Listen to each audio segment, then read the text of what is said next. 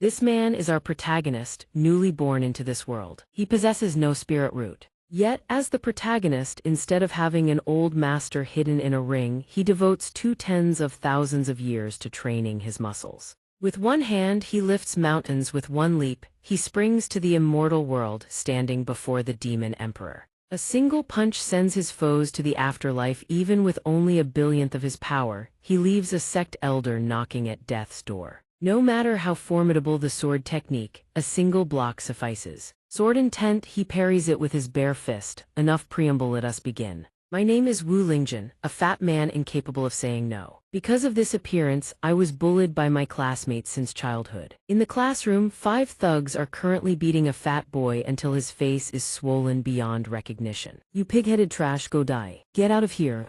They copy my notes, yet this only fuels my drive to study harder. I believe that in the future, people will judge others by merit and no one will call me a disgusting fat pig again. But expulsion notices and zero-score exams crash down, a cold slap from harsh reality. After struggling with my studies, I realize I am not just a fat man, I am an academic failure. Receiving a recruitment flyer from a muscular man in a tank top, I realize my only path is to become a sparring partner at a local gym. Reading the flyer, recruiting sparring partners, no education required, room and board included. Preference given to those over 100 kg. Back to the starting line it seems. Inside the building, a sign hangs on the wall, train hard. Wu Lingjun feels as if he has returned to his school days, beaten to a pulp by the 5 thugs once again. Can you even do this? At least strike back. Lingjun slams the table in frustration, releasing his inner turmoil. So hateful. Why does everyone bully me? A hand grabs his shoulder from behind, making him jump. It is his boss, my reincarnation. A man with slicked-back brown hair and a tight tank top.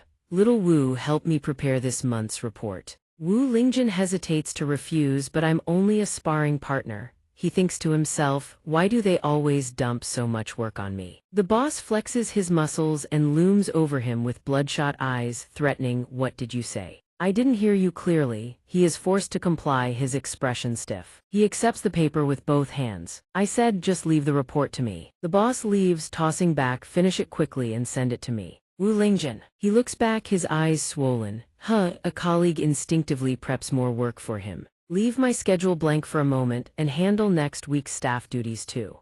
Mine too. Lingjun's face darkens, teeth grinding. Crunch, his temper is on the verge of exploding. He struggles internally, but eventually he submits. Just leave them all to me. 1200 a.m., streetlights flicker on and high-rises glitter like stars. In a dark room, Lingjun sits before his computer, weeping while he works. Why couldn't I just refuse clearly? I don't even get a raise. Suddenly he feels a jolt like electricity through his body, and a strange sensation grips his heart. He begins to foam at the mouth. He collapses, remembering the doctor's warning, lose weight or you'll easily suffer a stroke. Am I going to die from a stroke? He groans in pain, my heart, it hurts so much. Am I really going to die? Clutching his chest, he reaches for his phone, desperate to call an ambulance. But upon opening his phone, he receives a notification, your service has been suspended due to outstanding balance. Please top up immediately. He sighs, defeated, it seems I'm truly going to die here. Even at the moment of death, work stays on his mind. Lingjun grits his teeth and forces himself up, clicking frantically, no, before I die I must change something.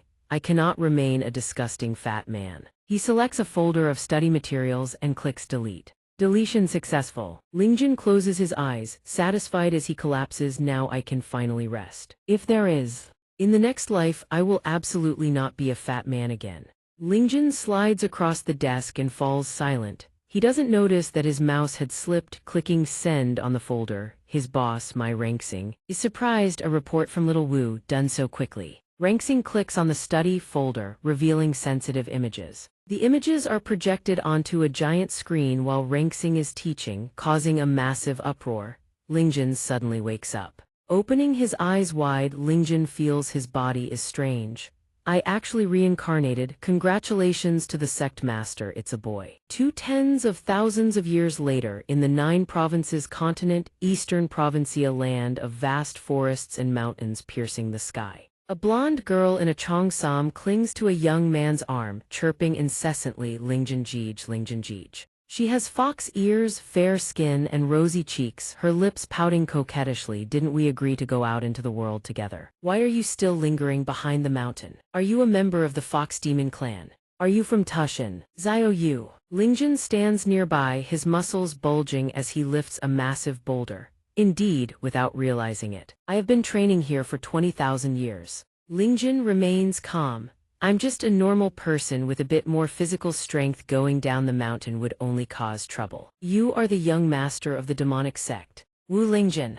Xiao Yu stares in disbelief. How can a mere mortal lift an entire mountain? As she speaks, he tosses the mountain behind him, making Xiao Yu jump in shock. That's right, I truly reincarnated, and as the young master of the demonic sect at that. However, the demonic sect couldn't protect me, so to avoid the pursuit of the righteous path cultivators, I have to hide deep in these mountains. Lingjun pats Xiao Yu's head. Training is over, let's head back. If I hadn't saved a little fox to keep me company, I would have gone insane from boredom. Xiao Yu smiles, having endured countless hardships, and thanks to the lessons from my past life combined with the experience of being hunted in this one, 2 tens of thousands of years have passed. Every day I persisted in my training, but after training for so long I suddenly noticed strange noises ahead. The two look back to see a massive serpent with gill-like flaps on its neck, snarling fiercely.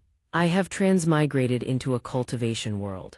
Lingjun gazes at the serpent, silent. Xiao Yu looks at him with wide eyes, full of expectation. My name is really Wu Lingjun.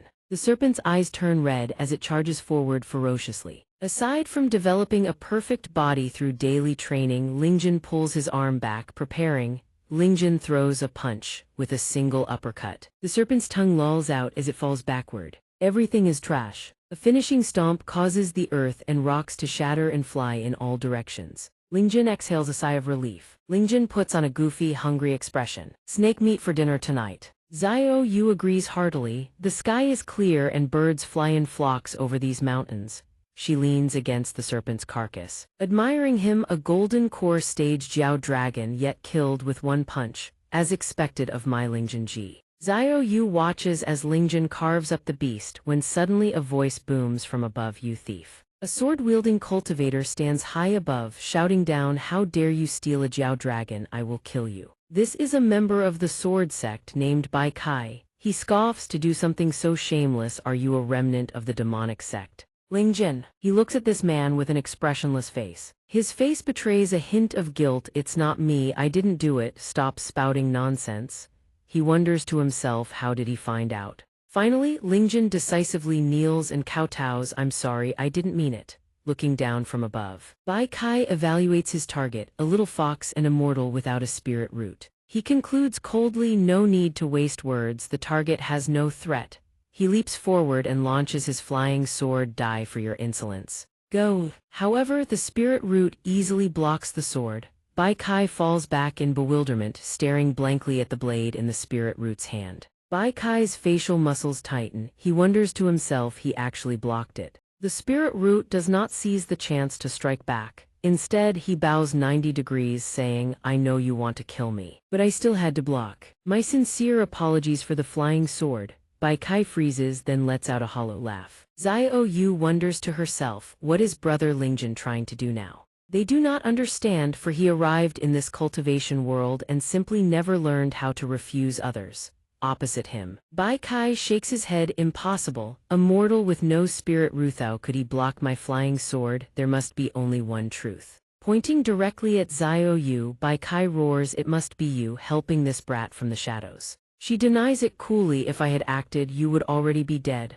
A sudden silence descends. Doubly so. Humiliated into a rage, Bai Kai unleashes 2 flying swords in an incredibly provocative stance and boasts shamelessly, then you and this brat can go to hell together. The second form of his sword art is blocked just as easily. Now the spirit root holds 3 swords in his hands. Bai Kai collapses in shock again. The silence returns for the 3rd time. Sweat pours down Bai Kai's face as he questions his life. The spirit root bows 90 degrees, agonot to apologize, but to plead that, you can kill me, but please do not harm Xiao Yu. Xiao Yu is deeply moved. Brother Lingjun is protecting me from the flying swords. He holds me in his heart. Unable to help herself, she assumes a maiden-like pose. Bai Kai snarls, "Stinking brat, I don't believe you can block this sword art Guanian's grace." Facing an infinitely weaker version of the 10,000 swords returned to sect, the spirit root stands as immovable as a tripod. In an instant he seems to sprout countless arms, catching every single flying sword that Bai Kai launched at him. "Sorry, I blocked them all again." Xiao Yu feels infatuated. Brother Lingjun is so bad, but I love him like this. She remains in her maiden-like pose. Bai Kai looks at the two before him with newfound gravity, his gaze firm. Bai Kai sulkily stands up, lowers his fists and adopts a genial, amiable expression. "So you are a senior from the Righteous Alliance. My apologies." This junior misunderstood.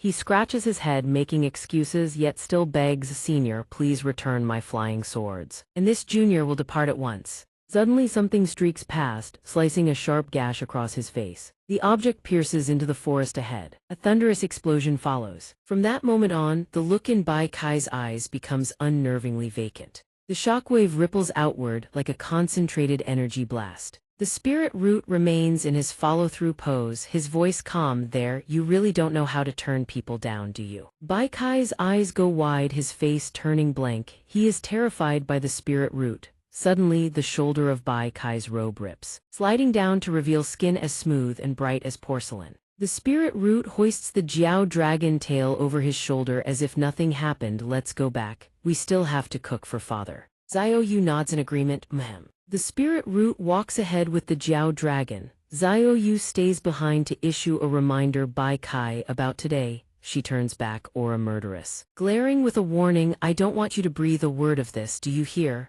Bai Kai nods frantically. He stammers just like the spirit root used to. "Understood. Understood. Understood." The spirit root calls from ahead. "Xiao Yu, hurry up." She turns on her heel, her voice instantly turning honey sweet. "Yes, I'm coming." No sooner do the words leave her lips than they vanish, leaving Bai Kai frozen in place. The two monsters are gone. Bai Kai collapses, trembling too much to breathe. One hand hangs limp, the other covers his exposed chest where his robes were torn. What kind of deities were those? But a moment later, a sinister smirk crawls onto his face. "Enjoy this moment while you can." He imagines an old man with a long beard and chuckles maliciously. "Wait until I report this to the patriarch of the Xianxia library. I'll make sure none of you demonic cultivators have a happy ending." On the small path, Xiao Yu chatters incessantly like a fan meeting her idol. He can even defeat nascent soul cultivators. And Brother Lingjun still dares to call himself immortal. The spirit root keeps a deadpan expression, waving his hand. "How could I be a match for a cultivator? He was surely just joking with me." Xiao Yu immediately denies it. "No, no, no, he clearly wanted to kill you." The spirit root pauses, still unconvinced. "I know for a fact I am a mortal without a spirit root, which is why I work so hard to train my body. Just as the saying goes." As he walks, he swings the Jiao dragon carcass. "Duan Yi, isn't taking this path also a form of training?" Saying so, Xiao Yu can't help but be charmed, but Brother Lingjun being this dense is also adorable. White clouds, rolling peaks, birds flying in flocks. Xiao Yu leads the way, and the spirit root carries the demon beastno and 3 pieces Sinto, the cave entrance. As they cross the threshold past the black wooden sign, signs of life emerge from within. Fire flickers, a crowd of bull-headed, horse-faced demons rushes out, emanating death and yin energy. Roaring in unison, "Let us see who dares to intrude here. Do you not know this is the territory of the demonic sect? Intruders die." The spirit root remains calm, holding up the Jiao dragon meat. "I brought snake meat today." The demon beasts go wild with joy. Their eyes glowing. "It's our little Lingjun, we've missed you to death." Behind the wooden bars of the prison, the beasts scramble and jostle. "Quick, put the snake meat in my mouth." He smiles as he passes it over. 3 pieces of meat. As he feeds the meat into the cell, he genuinely cherishes these people. Though they don't look like good people, they have all been very kind to him. Suddenly, he glances in one direction, having spotted something. Wu Dai sits in the corner, sighing at the spirit root's question. "Father, why aren't you eating?" He crosses his arms. His tone grave. "It has been many years. It is time I told you about our Wu family's seal." This is the spirit root's father, Wu Dai. As he recounts the history, the boy's expression turns somber. In the past, Wu Dai once played mahjong against 3 others. Perhaps because he lost, Wu Dai pouts. "This round doesn't count." The spirit root cuts to the truth, isn't it, because you owed the head of the righteous alliance mahjong money and that's why you were sealed here. You unfilial son, shut your mouth. Boom. His voice booms. Stick to the main point. The reason for the seal is irrelevant. What matters is that only a tribulation transcending stage expert can break this seal. He points at the spirit root, shouting, you are the last hope of the entire Wu family. The boy is startled, stammering while doing handstand push-ups. The spirit root protests, but I am just a regular person. Wu Dai screams, can a regular person do push-ups with one finger? Wu Dai covers his face, feeling helpless. Whatever, just keep trying. More importantly, the internal voice laments, does this dense brat still not realize his own uniqueness? He tosses a golden token out of the prison cell and instructs, hold this carefully. With this token, the boy's hand reaches out, speculating, this, could it be? Inside the cell, Wu Dai looks incredibly smug. His nose held high, though this item is difficult to obtain. You needn't look so surprised. Xiao Yu and the others watch, waiting for the spirit root to voice his guess. The spirit root innocently blurts out something shocking. A VIP card for the Xianxia Bath and Entertainment Center. Wu Dai falls over backward. Damn it. Wu Dai sits back up and clears his throat. This is the initiation token for the entrance exam of the Xianxia sect's Xianxia library. Rumor has it that once you enter, you are guaranteed to reach the golden core stage upon graduation, if you don't join a sect afterward. They even refund your tuition. It is a top-tier institution where the elites of all factions gather. That's right. That is the Xianxia library. Wu Dai grabs the spirit root's hand, pleading earnestly, I believe you can reach the tribulation transcending stage and save our Wu family. The boy turns away, clenching his fist to encourage himself. I will definitely cultivate hard and save our Wu family. Xiao Yu cheers alongside him. Yes, I can go on adventures with brother Lingjun. Wu Dai and the demons roar. Our Lingjun has finally grown up. Prepare the heavy packs. Probably just heavy weights. Not long after, the pack is filled with heavy weights. He waves goodbye and sets off. Xianxia library. Xiao Yu can't help but marvel, as expected of brother Lingjun. Wu Dai shouts a final reminder, remember, you must never reveal that you are from the demonic sect. Just as they depart, Xiao Yu wears a serious expression. Speaking of which, old man Wu, why would you send brother Lingjun on such a dangerous task? I am worried. Wu Dai looks calm. Worried? So what? His eyes brighten as he lays out his logic. The righteous and demonic paths are always plotting, fighting, and killing each other. For thousands of years, the righteous cultivators have hunted us to extinction, all because they fear our demonic sect. We possess the power, but for that very reason, only Lingjun who cannot cultivate can break this stalemate. Meanwhile, the spirit root frowns, staring at a map to find his direction. It must be this way, he says, looking toward Xiao Yu. Wu Dai is even more confident. Besides, there is also that nine-tailed fox of near-emperor rank following him. Xiao Yu pauses, deep in thought. She reaches out. She signals the issue. I am not talking about that. If brother Lingjun and I leave, who will bring food for everyone else? The crowd of demons blinks in realization, their eyes shimmering with sudden clarity. The bull-headed and horse-faced beasts scramble. Eat quickly, Lingjun is leaving. This is the last good meal. Wu Dai immediately turns back and screams, stop, save me a piece. Xianxia Academy boasts a towering edifice. On its walls hang two lines of text, reading from left to right, Xianxia Academy welcome, one and all. A man stands atop the tower, his hair swept back against the wind.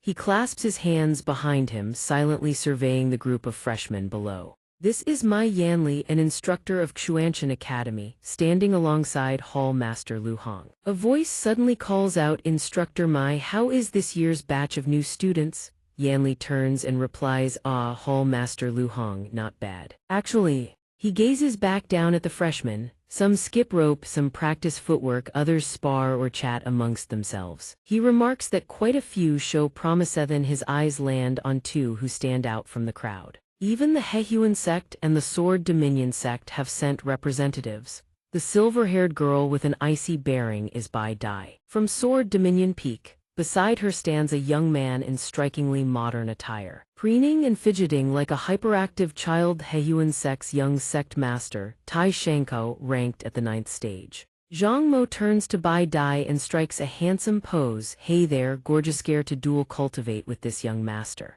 All he receives in return is Bai Dai's icy snarl. Scram, he bolts. Out. He runs off in tears, but every last pair of eyes remains locked on Bai Dai's beauty. Not a soul spares a glance for the fleeing buffoon. Some are practically drooling. That girl is absolutely stunning. Does anyone know who she is? She must be the only daughter of the Sword Dominion Peak Master. A peerless genius broke through to Foundation establishment at just 11. Bai Dai gazes down at them all with undisguised contempt. These peacocks putting on a show. Father was absolutely right. Among the freshmen of Xianxia Academy, not a single one deserves my attention. Watching from above, Yanli mutters, this year's freshmen aren't bad in quality, but Lu Hong asks, puzzled, but what? Down below, a youth named Wu Lingjun juggles 4 heavy training weights. The people around him stare, utterly dumbfounded. Yanli's brow furrows. Why do I sense something strange has slipped in among them? Lu Hong chuckles. He probably just broke through to the qi refining realm and wants to show off his strength a bit. Yanli is thoroughly unimpressed. This sorta shameless show-off, I'd wager he won't even survive the first round. Prepare to launch. Go, he rockets outward, standing upon empty air, spinning as if wreathed in divine radiance. He thunders, everyone eyes up here. Looming above the masses with absolute authority, he raises his voice. I am my Yanli, the instructor responsible for this year's entrance examination. Next, I will conduct your entrance evaluation. He continues, in short, while you demonstrate your strength. I will observe and assess every one of you. Those who pass all trials will earn the qualification to become disciples of Xianxia Academy. After watching for a moment, Wu Lingjun thinks, doesn't this person remind me of someone? This instructor, why does he look so familiar? Perhaps annoyed by the staring, Yanli jabs a finger straight at Lingjun and shouts, hey you, the brat who loves showing off, why are you gawking at me? What did I do? Lingjun, still holding his weights, hesitates. Sir, that silk thread you're hanging from, it's a bit obvious behind you. You've got a string expostrix been revealed. Yanli's face turns green. The entire clearing falls deathly silent, making the sound of Lingjun setting the weights down ring out like thunder. Several people crane their necks behind Yanli to check for themselves. The rigging suddenly loosens and drops thicker than anyone expected. Yanli slaps his hand onto the shoulder of the one he loathes. Veins bulging across his face in fury. Brat, I am very much looking forward to your examination results. Lingjun remains utterly clueless. Thank you, instructor. He barely gets the words out before Yanli is yanked back up into the air. Unable to hold back, Yanli flails wildly, screaming at those above, you idiots. Didn't I tell you to stop once we reach the position? The freshmen are speechless. Representing them all, Bai Dai's face has turned purple. What the hell is this? How can an instructor at Xianxia Academy not even know how to fly on a sword? And how does this freshman have the nerve to call him out on it? Up on the tower, Lu Hong laughs smugly. Looks like he's offended that petty man. This kid's prospects are grim. Yanli flexes his muscles and tears off his shirt, revealing a powerful physique as he stands center stage. Shreds of fabric rain to the ground. A burst of qi momentarily blinds the onlookers.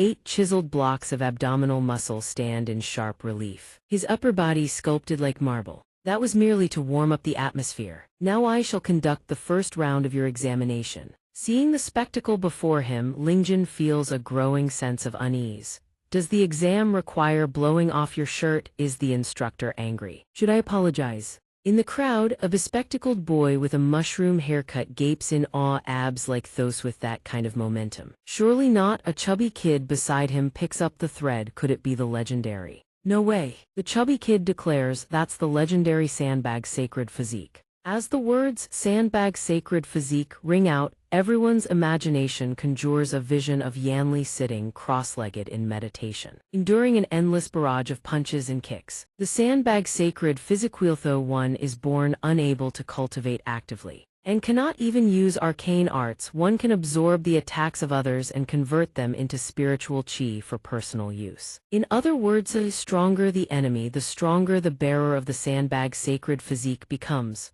Nearby, Yanli appears to grow even more massive. Purple qi swirls around the cultivator. Attacks from anyone at the same realm or below are rendered completely ineffective. To possess such a heaven-defying ability, no wonder he's been able to teach in peace for decades. While the others fantasize about Lingjun's mighty physique, all he can picture is Yanli hugging a pillar with a blissful expression while 3 men beat him senseless. Getting beaten makes you stronger. Could it really be that only Only a masochist could become a cultivator. Yanli grins confidently. He points confidently at his own chest. Next, each of you will channel all your spiritual chi into a single punch and strike me, based on your attacks. I will assess your strength, potential, and future aptitude. He glances at the only blank-faced person among the group and pauses. He can't help but smirk. I've scared that brat witless, which means in the first round I won't hold back. You dare defend this instructor, regardless of your strength or talent, I will eliminate you. Unable to wait any longer, Yanli points straight at Lingjun. Yao, you'll go first. Brat, get ready. Lingjun offers a warning that leaves the instructor bewildered. Sir, perhaps brace yourself. My strength is a bit excessive. Yanli nearly laughs himself to tears. Even if you were a deity transformation cultivator, you couldn't harm a hair on my body. He jabs a finger forward, his grin becoming utterly punchable. You, excessive strength, looking down on this instructor, what a joke. Lingjun throws a savage uppercut from below. Yanli rockets backward, his face warped by the sheer impact force. Tower walls shatter clean through. The explosion reverberates across the grounds. Everyone stands frozen, eyes bulging out of their skulls. Some even draw their swords on pure reflex. Lu Hong is also stunned, completely losing his composure. Lingjun stands before the devastation, fist still extended in the follow-through of his punch. A random bystander stands stock still. A man just rocketed past his face out of nowhere.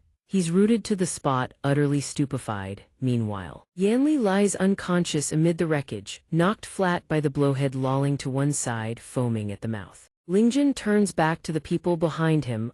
Does this count as passing the examination? But everyone retreats in unison, as if terrified they'll be the next one punched. On the rooftop, a three-tailed fox leaps back and forth. The fox transforms into Xiao Yu, gazing at Lingjun's handiwork with an utterly speechless expression.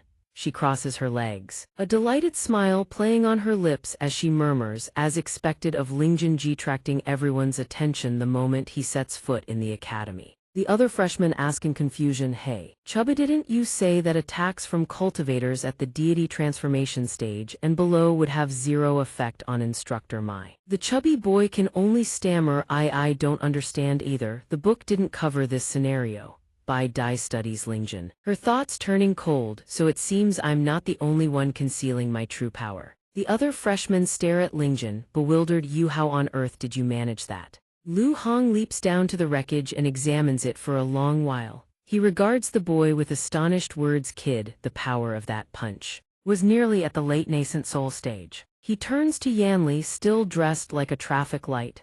Yanli suddenly snaps awake, vision blurry. He lurches to his feet, battered and bruised, and staggers toward where Lingjun stands. His face darkens by the second, embarrassment fueling his rage. He erupts, you wretch, you actually struck while I wasn't ready. That was an ambush. Lingjun can only stammer apology after apology. And I told you to strike the belly, not the face. How mortifying. The chubby boy has a sudden revelation and explains to the group, making everyone see the light. So that's it, instructor Mai simply wasn't prepared. No wonder even the legendary sandbag sacred physique couldn't withstand a single blow.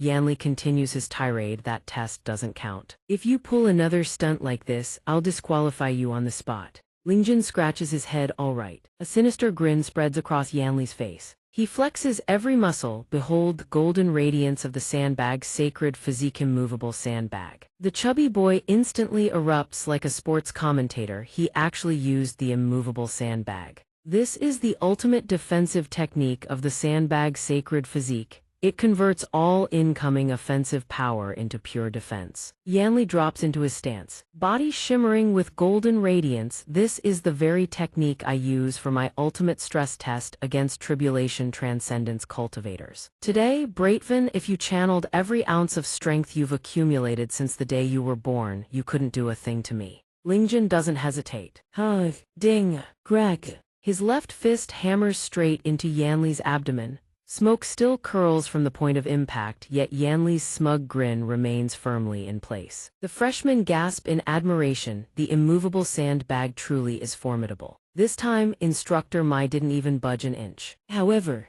Lu Hong, standing off to the side, observes more closely. He thinks to himself, what do you mean, didn't budge? His legs are locked in his stance, and his eyes have gone completely white. Instructor Mai has fainted standing up. Lu Hong awkwardly drags him away, laughing it off. Instructor, my isn't feeling well today. We'll count the first round as everyone passing. The crowd erupts. Hooray, we all passed the first round. Someone murmurs in bewilderment, just what realm has he reached to be this absurdly strong? Zhang Mo steps forward, genuinely impressed. Well, I didn't expect to find another powerhouse at this entrance exam besides myself. Kid, what's your name? Lingjun answers, I'm Wu Lingjun. And you are? Zhang Mo strikes an annoyingly smug pose. The name's Zhang Mo, 108th generation heir of the Hehuan sect. Tai Shenkao technique, 9th stage. Interlocking blossom hand, 4th stage. Interesting, care to cultivate together. He reaches over and slaps Lingjun on the shoulder with exaggerated camaraderie.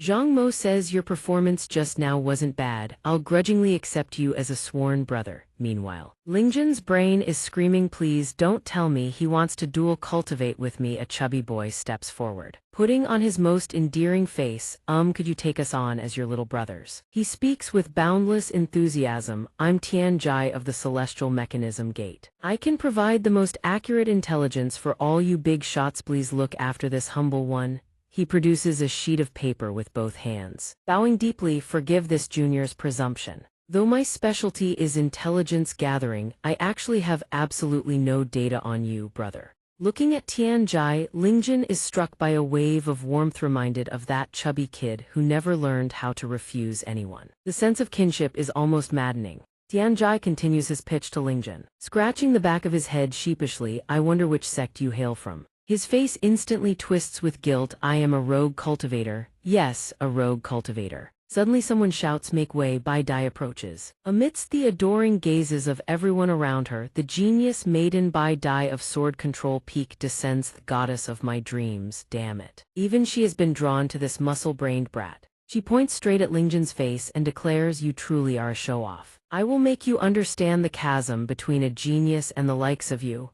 With that, she turns and leaves with cold indifference. Everyone around her is mesmerized by Bai Dai, yet a certain cloaked youth does not spare her a single glance. Lu Hong raises his voice, don't celebrate too early, everyone. He presses a hidden button behind his back. The ground begins to tremble, sending everyone into a panic. What's happening? An earthquake, the entire gathering area transforms into a massive cube, swallowing all the new students inside. A trap mechanism activates. Cannons loaded, eyes glowing crimson.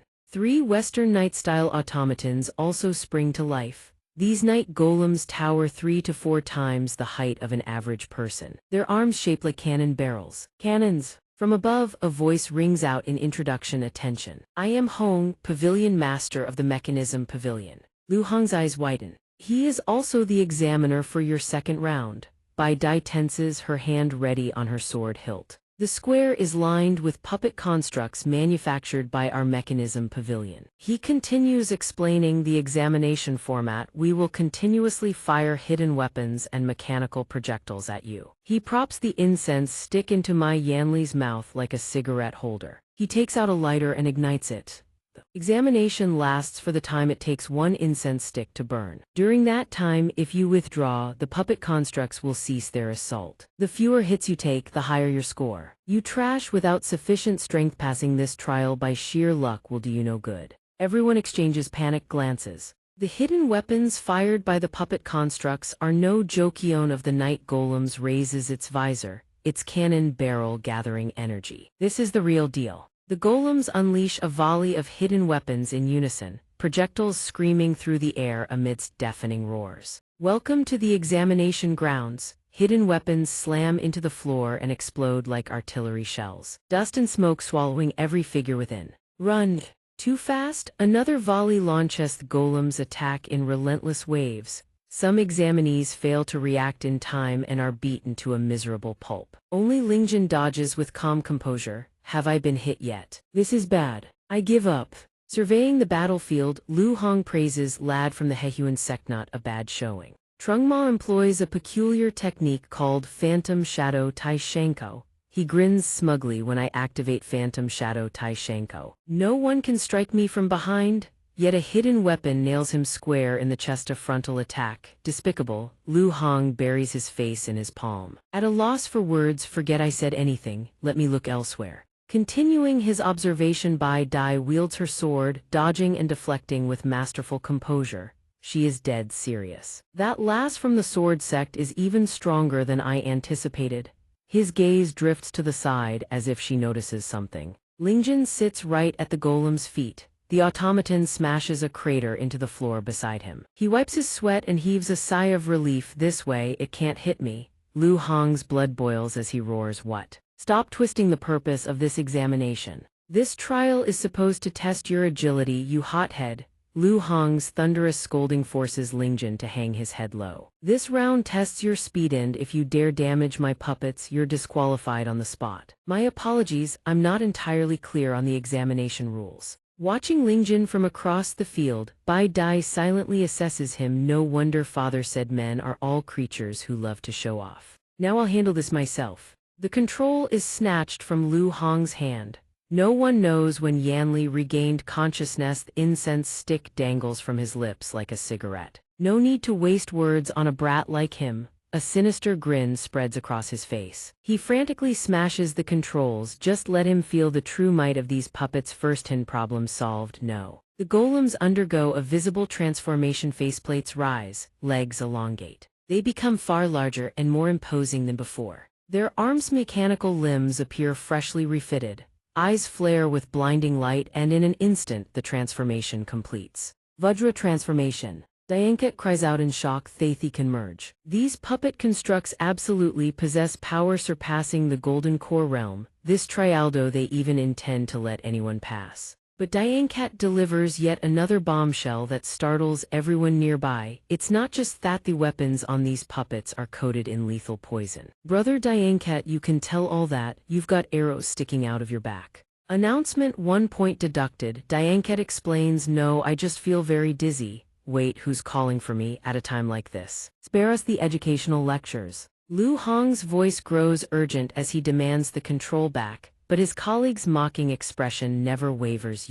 This goes too far, lives are at stake here." "So what?" Yanli claps him on the shoulder. His voice turns honeyed and coaxing. "Come, no, you don't actually want that arrogant brat to pass the trial, do you?" The puppets unleash another barrage of hidden weapons with cold, mechanical precision. Lingjin. He dodges with absolute calm, so fast he leaves afterimages behind. Screams erupt from behind him, and he curiously glances back. The new students behind him are all skewered by projectiles, their scores dropping point by relentless point. Lingjin looks somewhat awkward. "Looks like we've angered someone, sorry for dragging you all into this." Yanli's face twists with glee as he hammers the controls without pause. Still dodging, then let's throw even more puppets at him. Colossal puppets encircle him from all sides, cornering Lingjin into a dead end. He calmly channels his strength. "Ready. Bring it on, I'll smash every last one of these tin cans." Ordinary fist, but from above. Yanli stands on the platform, cackling with provocation. "Stinking brat, if you wreck any more of my puppets, I'll disqualify you on the spot." Witnessing this spectacle, the group of new students stands dumbfounded. All the puppets are focused on Boss Lingjin's side. Just got a whole lot easier. Surrounded by so many puppets with no way to fight back, isn't that basically? "Boss Lingjin, I'll burn incense for you next year." Meanwhile, Bai Dai continues deflecting hidden weapons with her sword, watching him to glean some experience. "This is exactly what happens when you love to show off. Father was absolutely right." Lingjin. He remains calm, lowering his gaze to reassess the situation. One sweep of his eyes and he reaches a decision. This is the only way. He slams his foot into the ground while simultaneously channeling his energy, his entire body shifting into a combat stance. Lingjin leaps skyward and the puppets all lunge after him. Just now they crashed headlong into each other. Yanli's eyes bulge in disbelief. "Lu Hongmi puppets gone just like that. My puppet constructs can they possibly?" The new students below are frozen stiff by the counterattack, stammering, What realm has he even reached? Sword flight requires at minimum the Golden Core realm, doesn't it?" Dianket, lying on the ground, refutes, "Nah, that's wrong. He isn't using spiritual chi to fly." Watching Lingjin dodge the attacks with rhythmic precision, He blurts out he's relying entirely on the force of his legs to launch himself. Diancat rants until he's practically foaming at the mouth. Alarming the female students behind him even further, he's even exploiting the recoil from each stomp to negate gravity midair. The way he lands it's completely unfathomable. Just how immense is the fortitude of his physical body. Perhaps you should rest for a while, someone says, heedless of Lu Hong's screaming. Enough! Yanli furiously hammers his fists into the control panel. No matter how powerful the body, it has limits. He can't sustain staying airborne for long, from a distance. Yanli barks his order, target his landing position. Lingjun falls into a dial destroying the puppets is forbidden, yet taking hits deducts his own score. What on earth should he do? His eyes land on the girl calmly deflecting hidden weapons. And Ling Zhen, who had already figured out a solution, mutters to himself, got it. He stomps off a hidden weapon mid-flight and rockets through the air. He hurtles straight toward Bai Dai below Somyeon, lands right in front of her. Bai Dai looks up in surprise only to find a certain someone grinning slyly at her. A chill runs down her spine. Yeah, what are you doing? Her face flushes crimson, thoughts scattering in every direction. Why did he suddenly get so close to me? Could it Bethai's guy is a lustful wolf? She starts to speak, but then Lingjun. He slips behind her back. A hidden weapon strikes from the left. He dodges right. A projectile comes from the right. He dodges left. Using Bai Dai as a temporary shield, Thai's act sends her into a fury. Stop using me as your bullet sponge. Sorry, it's the only plan I could think of. She slashes a vicious sword strike behind her, but Lingjun swiftly evades.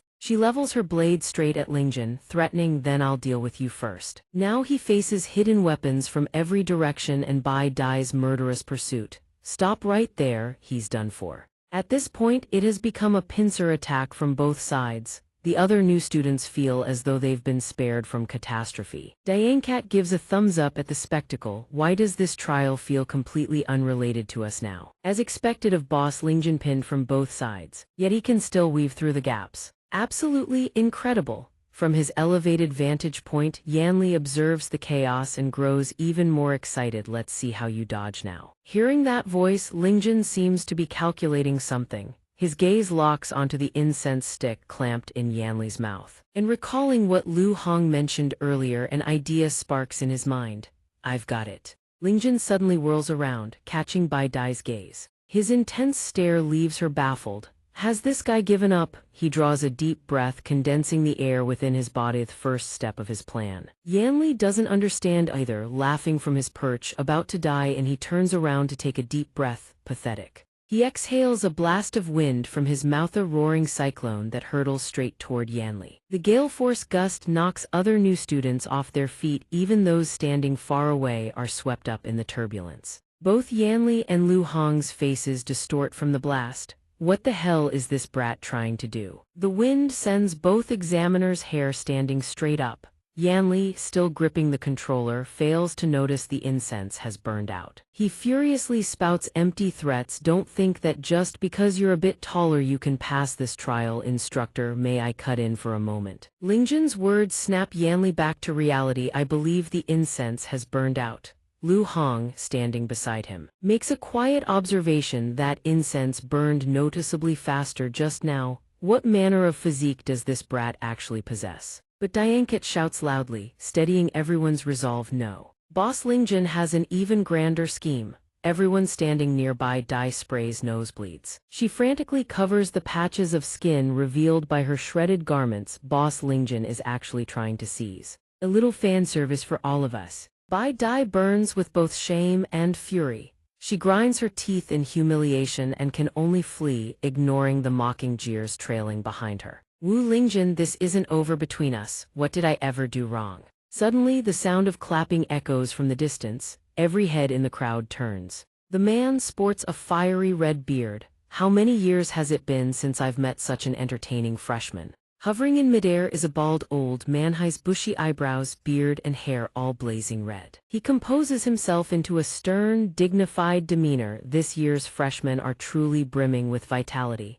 All creation vies for supremacy. The Dean of Xianxia Academy, Wu Tianxing. Everyone shouts in unison, Dean Wu. Tianxing ascends the stage. His arrival sends a wave of commotion rippling through the crowd. Is that really the Dean of Xianxia Academy? At first glance, he doesn't look remotely credible. He's even wearing a wig and it's about to fall off. Suddenly, a chubby student among them shouts, "Watch your tongue." This is the legendary Red Flame Usra Wu Tianxing. Those standing nearby hear the name and gape in shock. Wu Tianxing you mean the one who never goes out on sunny days? Tianxing's eyes once brimmed with killing intent, blade in hand. The scene before him absolutely terrifying. The chubby student continues, legend has it that 20,000 years ago, Wu Tianxing slaughtered countless demonic cultivators. He is an existence of absolute terror. His decisive carnage left even righteous cultivators trembling with fear. His hair was stained red by the blood of demonic cultivators.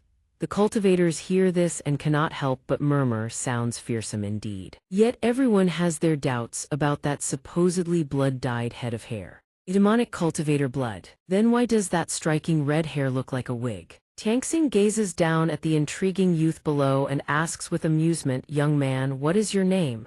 The youth replies, "Wu Lingjun." Meanwhile, Xiao Yu observes the situation from a rooftop. She gnaws on her fingernails, worry gnawing at her heart. Why did the dean of Xianxia Academy suddenly show up? And Lingjun already offended him the moment he arrived. I need to do damage control.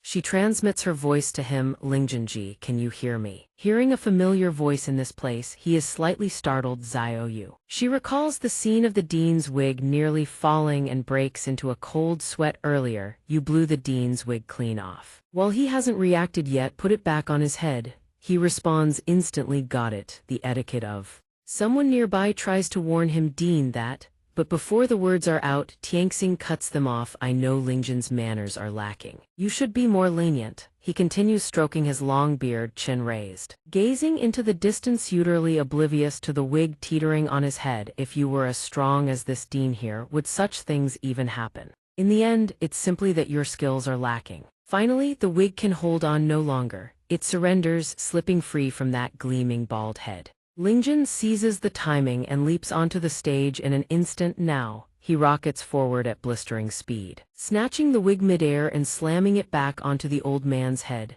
Tianxing is utterly stunned. What just happened? His speed is incredible. Had my eyes not been sharp, I wouldn't have detected it at all.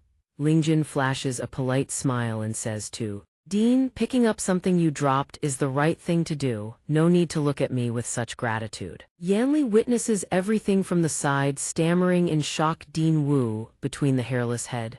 A sharp iron hidden weapon is embedded. Blood is streaming everywhere. "It appears you are injured, sir." Xiao Yu is speechless, screaming internally, heavens above, at least distinguish between a wig and a hidden weapon before acting. Yanli is so furious that veins bulge across his entire body. He seizes Lingjun by the collar. "You insolent brat, you dare ambush the dean." Lingjun's face is drenched in sweat. "Sorry about that. That one was entirely my fault." Tianxing puffs himself up with pride, the wig lying pitifully ignored on the ground beside him. "Do you truly believe something this trivial can injure this old man?" Yanli replies anxiously, "But Dean, your blood is still flowing." He forces himself to stay strong, refusing to admit the truth. "Enough nonsense. This is merely a test for this dean." Hearing this, Lingjun immediately sends him an admiring gaze, truly worthy of being the dean of Xianxia Academy. Not even this phases him. Xiao Yu is about to lose her mind.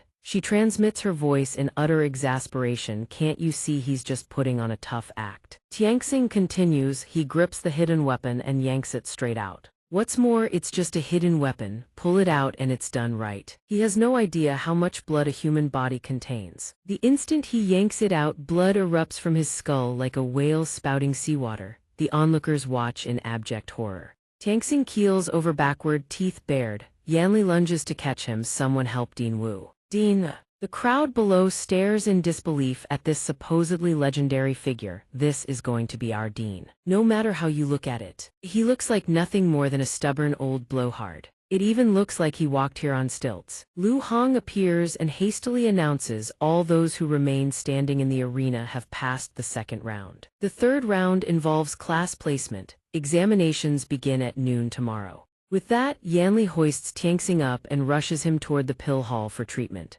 As the dean is carted off to the pill hall, the crowd exchanges bewildered glances. "So, we passed the test, right? Yeah, but something feels off, like we've forgotten something. A few people casually glance behind them and the puppets casually enter their line of sight. A barrage of hidden weapons erupts. Only now do they remember Hall Master Huang, you forgot to turn off the puppets. Bai Kai stands in the corner, silently observing everything. He smiles sinisterly. I didn't expect you to deliver yourself right to my doorstep.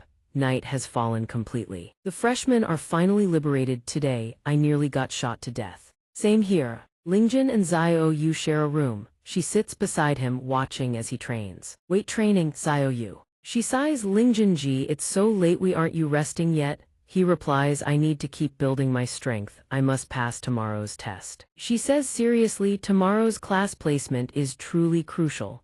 Only by being assigned to a good class can you access more cultivation resources. But balancing work and rest is equally important. She produces a small bottle from seemingly nowhere and explains with excitement, let me apply some rose wine and help open up your meridians. But that look on your face doesn't exactly scream meridian therapy. He startles, give it here. Xiao Yu stands up, hearts practically shooting out around her, sparkling everywhere. Lingjun, you really are so forward. A massive stone appears out of nowhere on the ground, causing her to trip. She tumbles straight into his arms. Lingjun gallantly reaches out to catch her, careful. Everything goes according to plan. She beams with joy, mission accomplished. Night deepens, the world around them falls utterly still. Bai Dai, stationed outside for the assessment, cannot stop replaying Lingjun's image in her mind. She sneers with contempt, that scoundrel Wu Lingjun, I will make him pay dearly. Suddenly, a female scream erupts from within. Don't. She follows the sound and peers into the room. She draws closer, opening her eyes wide to observe more carefully. Before her is a door reflecting shadows, a gruesome, blood-soaked scene. Lingjun drives something straight through Xiao Yu's belly. Bai Dai screams in horror. What is Wu Lingjun doing in there? She shakes her head in doubt. No, Wu Lingjun just arrived at Xianxia Academy. He can't possibly be killing someone in his room. She frowns and forces herself to look again once more. Clear mind, calm yourself and look carefully. Her eyes bulge. Her jaw drops as she sees through the crack in the door the dark silhouette of a man stabbing a girl to death. The evidence is irrefutable. Inside the room, however, the actual scene is something else entirely. Lingjun holds a dark iron jump rope weighing 3,000 jin. We left in such a hurry I even forgot my jump rope. Xiao Yu beams, holding a bag of supplies, ready when you are. Lingjun, good thing our uncle found it. Xiao Yu looks at the spilled wine pooling on the floor. A tinge of regret in her voice. What a pity, red flower wine big sister brought from the outside. I've gone and spilled it all. Hearing this, Lingjun simply advises, wipe up the wine first. The moment the words leave his mouth, Xiao Yu immediately slips on the pool of blood-red wine.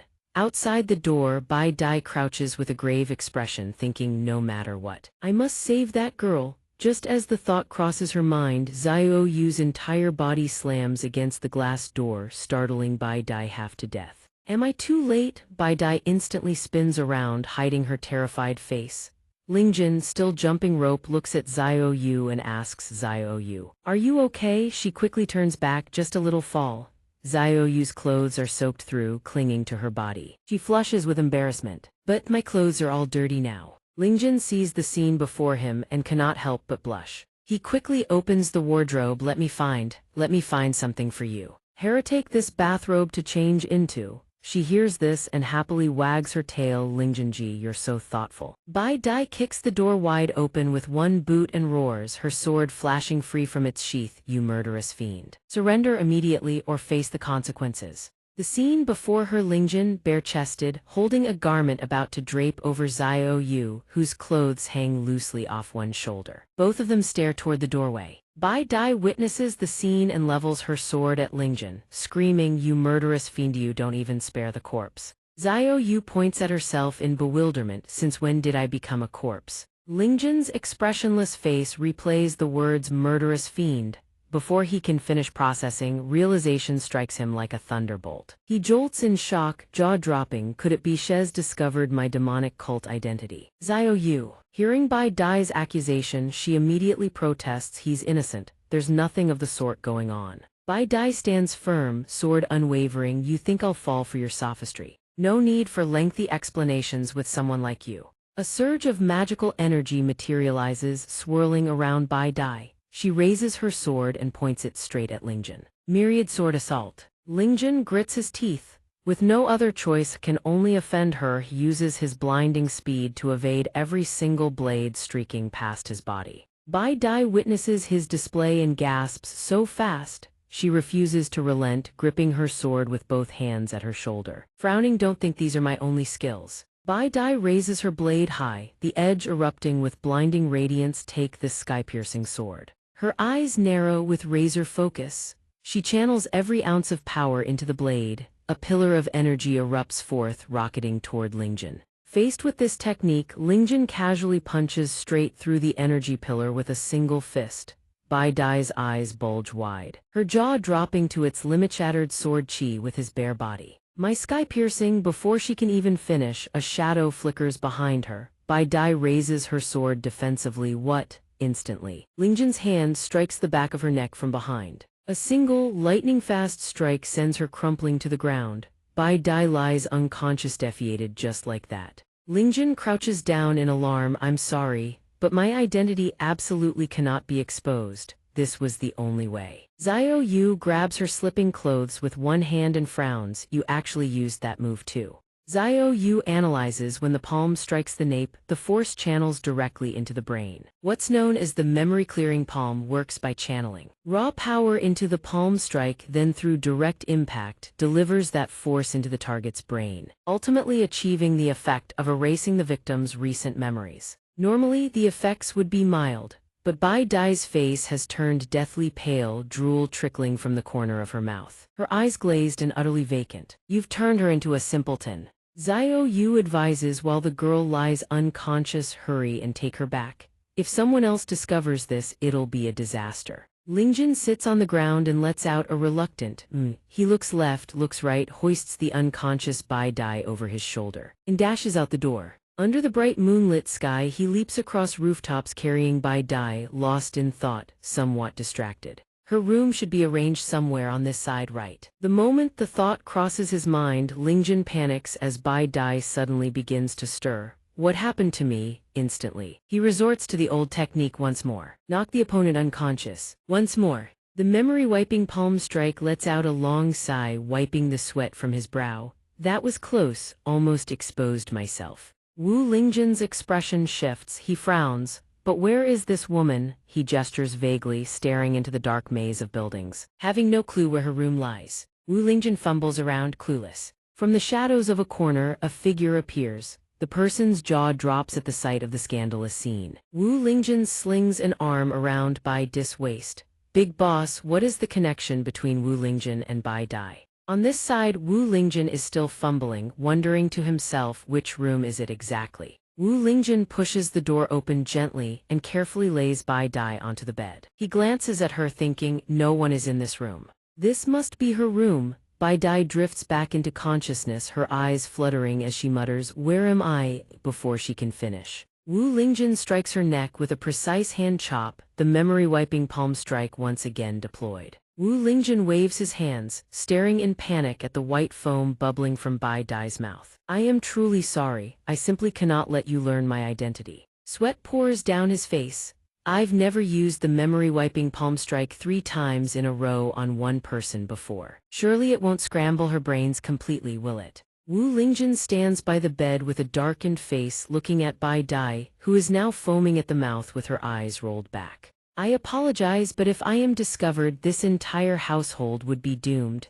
He looks around the room, littered with clothes strewn everywhere. He stares at the figure on the bed, the only daughter of Bai Dai, expecting her to be so careless in her defenses. Wu El. He looks down, muddy footprints mar the floor. He instantly grabs a mop, putting his full strength into scrubbing away his tracks. I cannot leave a single trace behind. In the lit room, a figure darts back and forth, frantically mopping the floor. Wait, there seem to be footprints here as well. I suppose I have to clean the whole room. In the deep forest, a pavilion sits surrounded by dense foliage. A figure in black sits inside, back turned to the world. Suddenly, a mysterious sound rustles the bushes. Xiao Huo, holding a teacup, frowns. Since you have arrived, stop skulking about. He sips his tea. A black cat leaps from the bushes, meowing. Then Bai Kai suddenly rises from the pond, declaring, as expected of a talent, the pride of our Xiao clan's younger generation. I was hidden so well, yet you found me. Xiao Huo frowns and wipes his mouth. Nothing escapes my sight. He eyes Bai Kai with suspicion, thinking, if you were going to come out and meet me, why bother hiding like that? Bai Kai is soaked to the bone, a leaf resting on his head, holding a snorkel, looking utterly miserable in the water. No more idle talk, I came for you in the middle of the night. Truthfully, I need your help to handle the new recruits. I know you had your own agenda for calling me. Xiao Huo wears a devious smirk, and why exactly should I help you? Bai Kai grips his snorkel underwater, responding aggressively, when the next family head election comes, I will support you with all my might. Xiao Huo stands up, turning his back to Bai Kai, satisfied to finally learn who he truly is. You have already met this person, it is that Wu Lingjun. He recalls the clash with Wu Lingjun, his expression sinister, so it is that arrogant brat. Soaked from head to toe, Bai Kai spits out venomous words, I will make sure to twist things in our favor. During the drawing of lots, you just need to wait for the examination. When he lets his guard down, strike and kill him. Hearing this, he tilts his head and responds softly, very well, but do not forget your promise. As he turns to leave, Bai Kai suddenly shouts, wait. Xiao Huo frowns, what is it now? Bai Kai's face turns black, he folds his arms, there is one other thing, I need your help. At the bottom of the pond, his leg is wrapped tightly by a massive python. It flicks its tongue in front of Bai Kai, my leg is caught by a green water python. With those words, the massive green python uses its tail to coil around him, hoisting him into the air. Can you save me? Xiao Huo sits by the pond, leaning on his hand, rubbing his forehead in frustration. How on earth did a man like this become an elder of the Xiao clan and an instructor at the Xianxia Academy? He draws his sword, sighing helplessly, truly there is no other way, I have to step in. He leaps from the pavilion, glides across the water, flashes a few times and sheathes his blade in a flash. The giant python is sliced into pieces. Xiao Huo watches the aftermath with half-lidded eyes. Finished. He looks up to see Bai Kai falling from the sky in terror. He lands on the ground and Xiao Huo catches him in a princess scary. Bai Kai makes a fluttering expression, gazing at him with affection as expected of our Xiao clan genius, such power. Truly reassuring. Xiao Huo's face turns black. He frowns in annoyance, can you let go of me now? As soon as he speaks, he tosses Bai Kai into the pond, leaving him stuck headfirst in the mud, legs dangling in the air. A wisp of smoke drifts from his ring. Little Huo, he looks at the man floating out from the ring. Dan Lao, the elder, crosses his arms, that Wu Lingjun is not as simple as you imagine. The strength he displayed today, even in my golden age it would be difficult to rival him. You will not defeat him easily. Xiao Huo laughs with eyes closed, insisting, in this world no one can defeat me.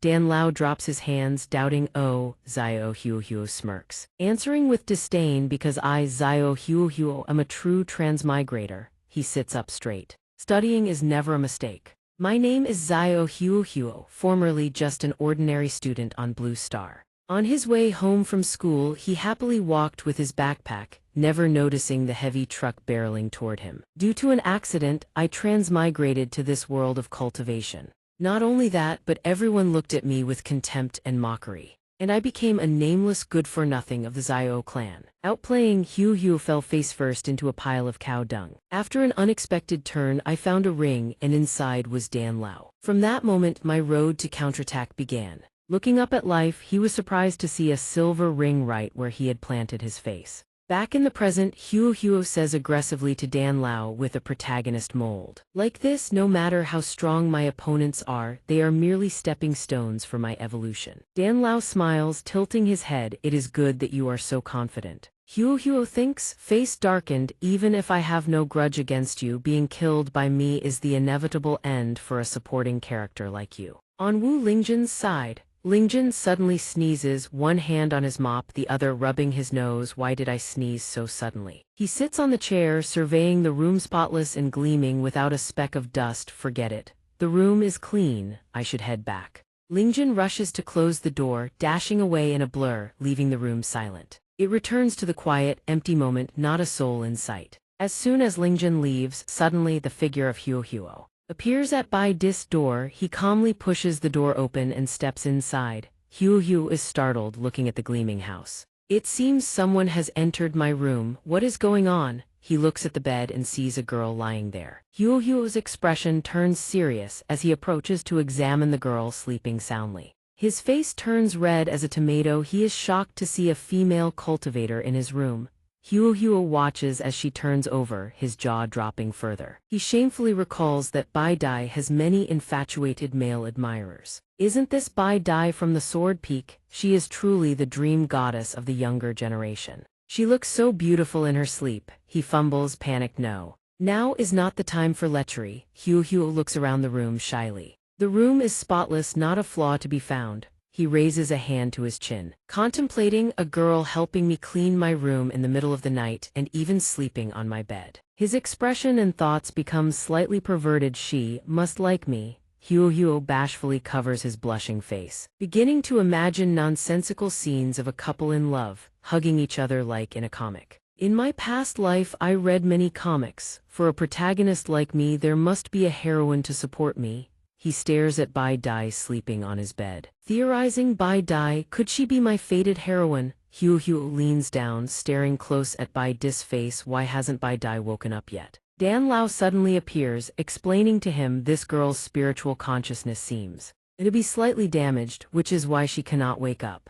With those words, tears and snot begin to stream down his face. Bai Dai exhausted so much of her heart and energy just to clean my room. Dan Lao is shocked by his logic. Kid, you truly are thick-skinned.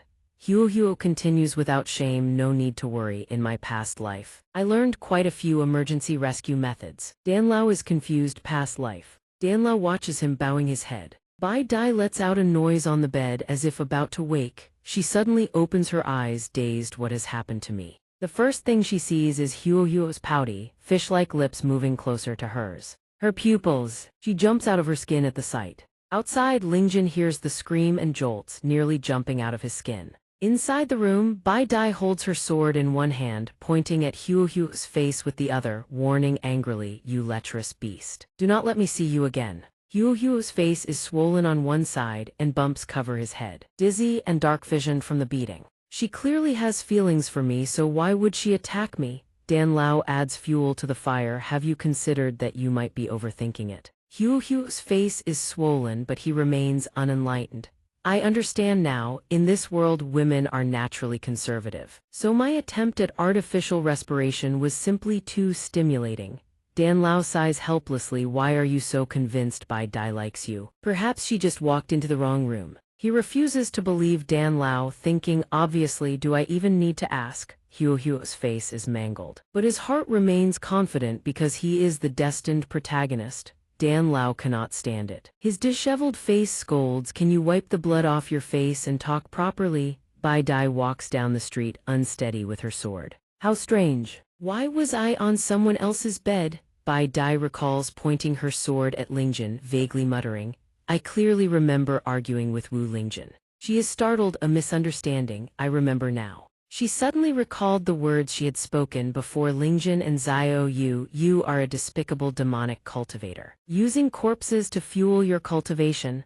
After piecing everything together, she understood it all and concluded Wu Lingjin is a demonic cultivator. Bai Dai furrows her brows, recalling the expressions on Lingjin and Hu's faces. She never expected to stumble upon such a monumental secret by pure accident. If that's the case, the person in that room earlier was very likely Wu Lingjin's accomplice. Bai Dai's lips curl into a sinister sneer, a bold thief, daring to infiltrate Xianxia Academy. I will find the proof that you are a demonic cultivator. In the silence of the night, Bai Dai shouts at the top of her lungs, Wu Lingjin, just you wait. Many are startled awake by her scream, each gripped by a different emotion. Who the hell is screaming bloody murder in the middle of the night? That sounded like Miss Bai Dai's voice. What happened between her and Wu Lingjin? The next morning, crowds gather around the grandstands, chattering amongst themselves. The onlookers shift restlessly, both curious and anxious. The examination still hasn't started. We've been waiting forever. And not a single instructor has shown up. Lingjin appears from seemingly nowhere, hoisting enormous weights with both hands. He pumps them up and down. Gotta keep the training going. Everyone around stares in stunned silence, jaws on the floor. Xiao Yu stands beside him, worried. Lingjin, there's no need to push yourself this hard. With your strength, you'll definitely make it into the advanced class. Lingjin's face remains expressionless, his hands still pumping the weights. He dismisses her words, advise me. I can't afford to slack off. Bai Dai appears, radiating killing intent. Every man standing nearby fixes his gaze squarely upon her. That detestable Wu Lingjin is still here, putting on airs. Seeing the murderous look Bai Dai directs at Lingjin as if she wants to devour him, Holith crowd erupts in gossip. Why is Bai Dai staring at boss Lingjin so intensely? Could they have already? Last night Bai Dai was shouting Wu Lingjin's name. What exactly happened between them? Tianjai crosses his arms, grinning gleefully, looks like you lot don't know the inside story. A man standing nearby grows curious, you know something. Tianjai waves his hand and begins to spill. The relationship between Bai Dai and boss Lingjin runs far deeper than you can imagine. Last night before he can finish, a sword suddenly presses against his neck. He freezes in terror. Huo's menacing glare accompanies the blade at Tianjai's throat. Her threat rings out, don't you dare slander Bai Dai. Tianjai, terrified, immediately yelps, yes, yes, yes. Huo sheathes her sword and turns to leave. Tianjai's legs buckle from sheer fright and he collapses to the ground. A brown-robed youth, oblivious to Huo's fury, asks, why did she suddenly get so angry? Another youth replies matter-of-factly, probably just one of Bai Dai's loyal hounds. Huo seethes, Bai Dai is mine. My chosen heroine, how could she possibly develop any sort of relationship with a mere background character? Immediately, Elder Dan appears beside him, you really are full of yourself. A commanding voice rings out, demanding silence. Everyone jumps, turning their eyes toward the source of the sound. 3 streaks of radiant light descend from the heavens, touching down upon the grand stage. Lu Hong, Wu Tianxing, and Mai Yanli appear before the crowd. Yanli speaks, the 3rd examination shall now begin. He frowns, gravely announcing the rules of this round, the life and death arena examination. Its purpose is to evaluate your performance in actual combat and arrange your classes accordingly, based on your display upon the arena. Furthermore, Academy Master Wu Tianxing will personally oversee and judge the entire examination process. At the mention of his name, Tianxing strokes his long beard with unmistakable pride. Lingjin spots Tianxing and remarks, it looks like the Academy Master has changed his wig again. Xiao Yu, hearing him speak so loudly, whispers anxiously, keep your voice down, haven't you offended enough people already? Tianxing strokes his beard while casting a meaningful glance at Lu Hong. Lu Hong understands at once and responds, understood. Lu Hong produces a control device, presses the activation button, then swiftly flies upward to announce to all fighters, the 3rd round is a combat challenge. All contestants may now draw their match numbers. A fighter in green robe steps forward and presses the button. Right after him, Lingjin follows in line. As he steps up and reaches in to press the button, Bai Kai, hidden behind a tree, looses an arrow, with a note impaled upon its tip.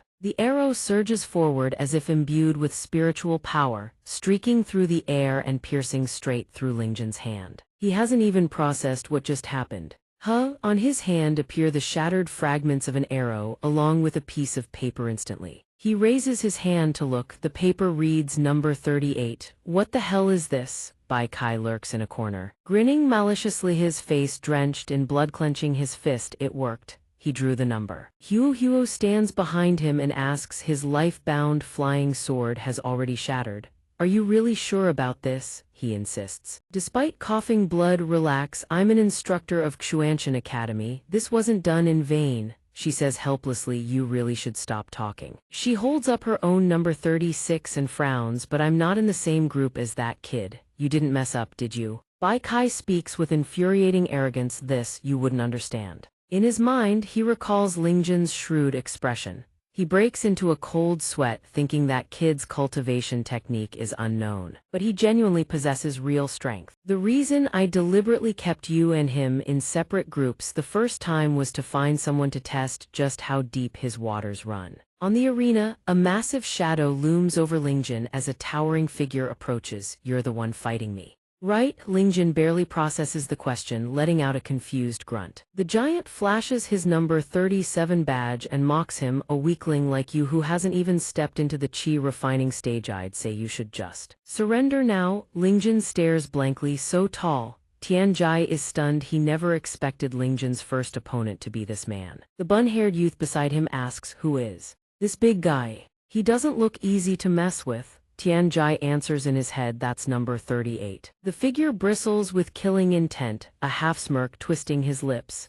His name is Wang Taizhu, a notorious assassin of the Jianghu. Rumor has it that anyone who has ever witnessed his strikes has never left standing. Against such a powerhouse, I wonder if Boss Lingjin can even hold his own." Back on the arena, Taizhu continues, "I watched your first 2 rounds. His face radiates undisguised contempt. "You're nothing but a born fool with a bit of brute strength." He pats Lingjin's face. "I'm at the peak of qi, refining just 1 step from foundation establishment. I wouldn't even need my full power to crush you like an insect." Xiao Yu, standing nearby, curses, "You scoundrel." Lingjin, who has stood motionless this entire time, suddenly raises his hand to stop Xiao Yu. She protests. Lingjin. He looks visibly uncomfortable, veins bulging at his temples. "What is it? You're not actually trying to fight me right now, are you?" The crowd below buzzes with excitement. Boss Lingjin is about to make his move. "If it were me, I absolutely couldn't hold back either." Tianjai worries. "Come on, Boss Lingjin." Lingjin scratches his head and admits it plainly, shocking everyone around him. "Sorry about that. My spiritual root really is pathetically weak." The crowd can only gape. Xiao Yu shouts, "Lingjin, he's your opponent. There's no need to be so polite." He replies, "But what he said isn't wrong." Taizhu throws his head back arrogantly. "Now that you see the gap between you and this great lord, kneel, and I might consider sparing your life." Suddenly Lingjin speaks again, his expression turning dead serious. "No matter how weak I may be, I still have a reason to fight." Taizhu's face darkens. He shoulders his club and stalks off. "Then wait for me on the arena. I'll kill you there." As he leaves, Xiao Yu praises him once more. "Lingjin, what you said back there was so cool." He replies, "It was nothing." Taizhu walks past where Bai Kai and Hu stand, not even glancing at them. He says coldly, "Don't forget, if I kill that kid, you'd better arrange my spot in xianxia Academy's advanced class." Bai Kai replies, "Rest assured, Lord Taizhu. We still have some standing around xianxia Academy." Taizhu departs, leaving behind a single sentence, "I'll make him understand what I'm capable of." Only now does Huo speak up, hoping that Wu Lingjin won't be eliminated in the very first round. Bai Kai lets out an arrogant chuckle. Yanli announces the draw is complete. First group newcomers take the stage. A confident foot steps onto the arena under the collective gaze of the crowd. Number 1 Bai Dai. The crowd below erupts in cheers. "The young miss is far too beautiful. I want to become Miss Bai Dai's dog. Don't you dare compete with me." The announcement calls for the next fighter, number 2 Zhang Ma. The moment he steps up, shameless words spill from his mouth. "How about reconsidering? Cultivate with me through dual cultivation, and both our strengths will advance by leaps and bounds." The same crowd that was just cheering now erupts in curses. "Get down. Don't you dare disrespect our Dai. Kill him." They hurl trash at him, but every single piece is effortlessly dodged. "How many times do I have to tell you, attacks from behind don't work on me?" Upon smacks him squarely across the face. Yanli, splattered with thrown food, roars in fury, "You can dodge. Everything landed on me instead." Zhang Ma doesn't dare push his luck any further and quickly apologizes to Hu below. Hu clenches her fists, seething that Zhang Ma actually dared to covet my woman. "I'll remember this." Hearing that, Bai Kai lightly taps him. "You two probably just met for the first time at this examination, right? How did you already start flirting so fast?" Zhang Ma boasts smugly. "You fundamentally don't understand what the protagonist's halo is." Tianxing clears his throat several times, settling everyone down. "Enough fooling around. Let the matches begin." Yanli, who has Zhang Ma locked in a headlock, notices him staring at Bai Dai across the arena and says, "Just my luck." Zhang Ma shouts confidently, "It seems you still don't grasp the true power of the Heiyuan sect. I'll have to use my true skills to win you over." He smirks. Phantom Iron Mountain. Shoulder strike. Zhang Ma darts back and forth at blinding speed, generating afterimage clones. Shadow decoys. She watches in admiration. He actually created clones through sheer speed of movement. The real and the fake are nearly impossible to tell apart. The martial arts of the Heiyuan sect are truly formidable. Lingjin frowns. "Is this really that impressive?" Zhang Ma declares from the stage to Bai Dai, "If you cannot distinguish my true body, you will never defeat me." She says nothing, her gaze dropping to his feet. No matter how fast he shakes, his feet remain planted in the exact same spot, without a shred of hesitation. She drives her foot straight into his groin. Do you take me for a fool? Zhang Ma lets out a shriek that tears through his very soul. He clutches himself, pointing a trembling finger at her, howling, you actually struck me there, how utterly shameless. Then he grins triumphantly, pulling a thick iron plate from inside his trousers. I've harassed people more than once or twice. I've long since prepared for this kind of move. Bai Dai screams, is that something to be proud of? Her eyes suddenly widen. He conjures a golden orb, swinging it up and down at considerable speed.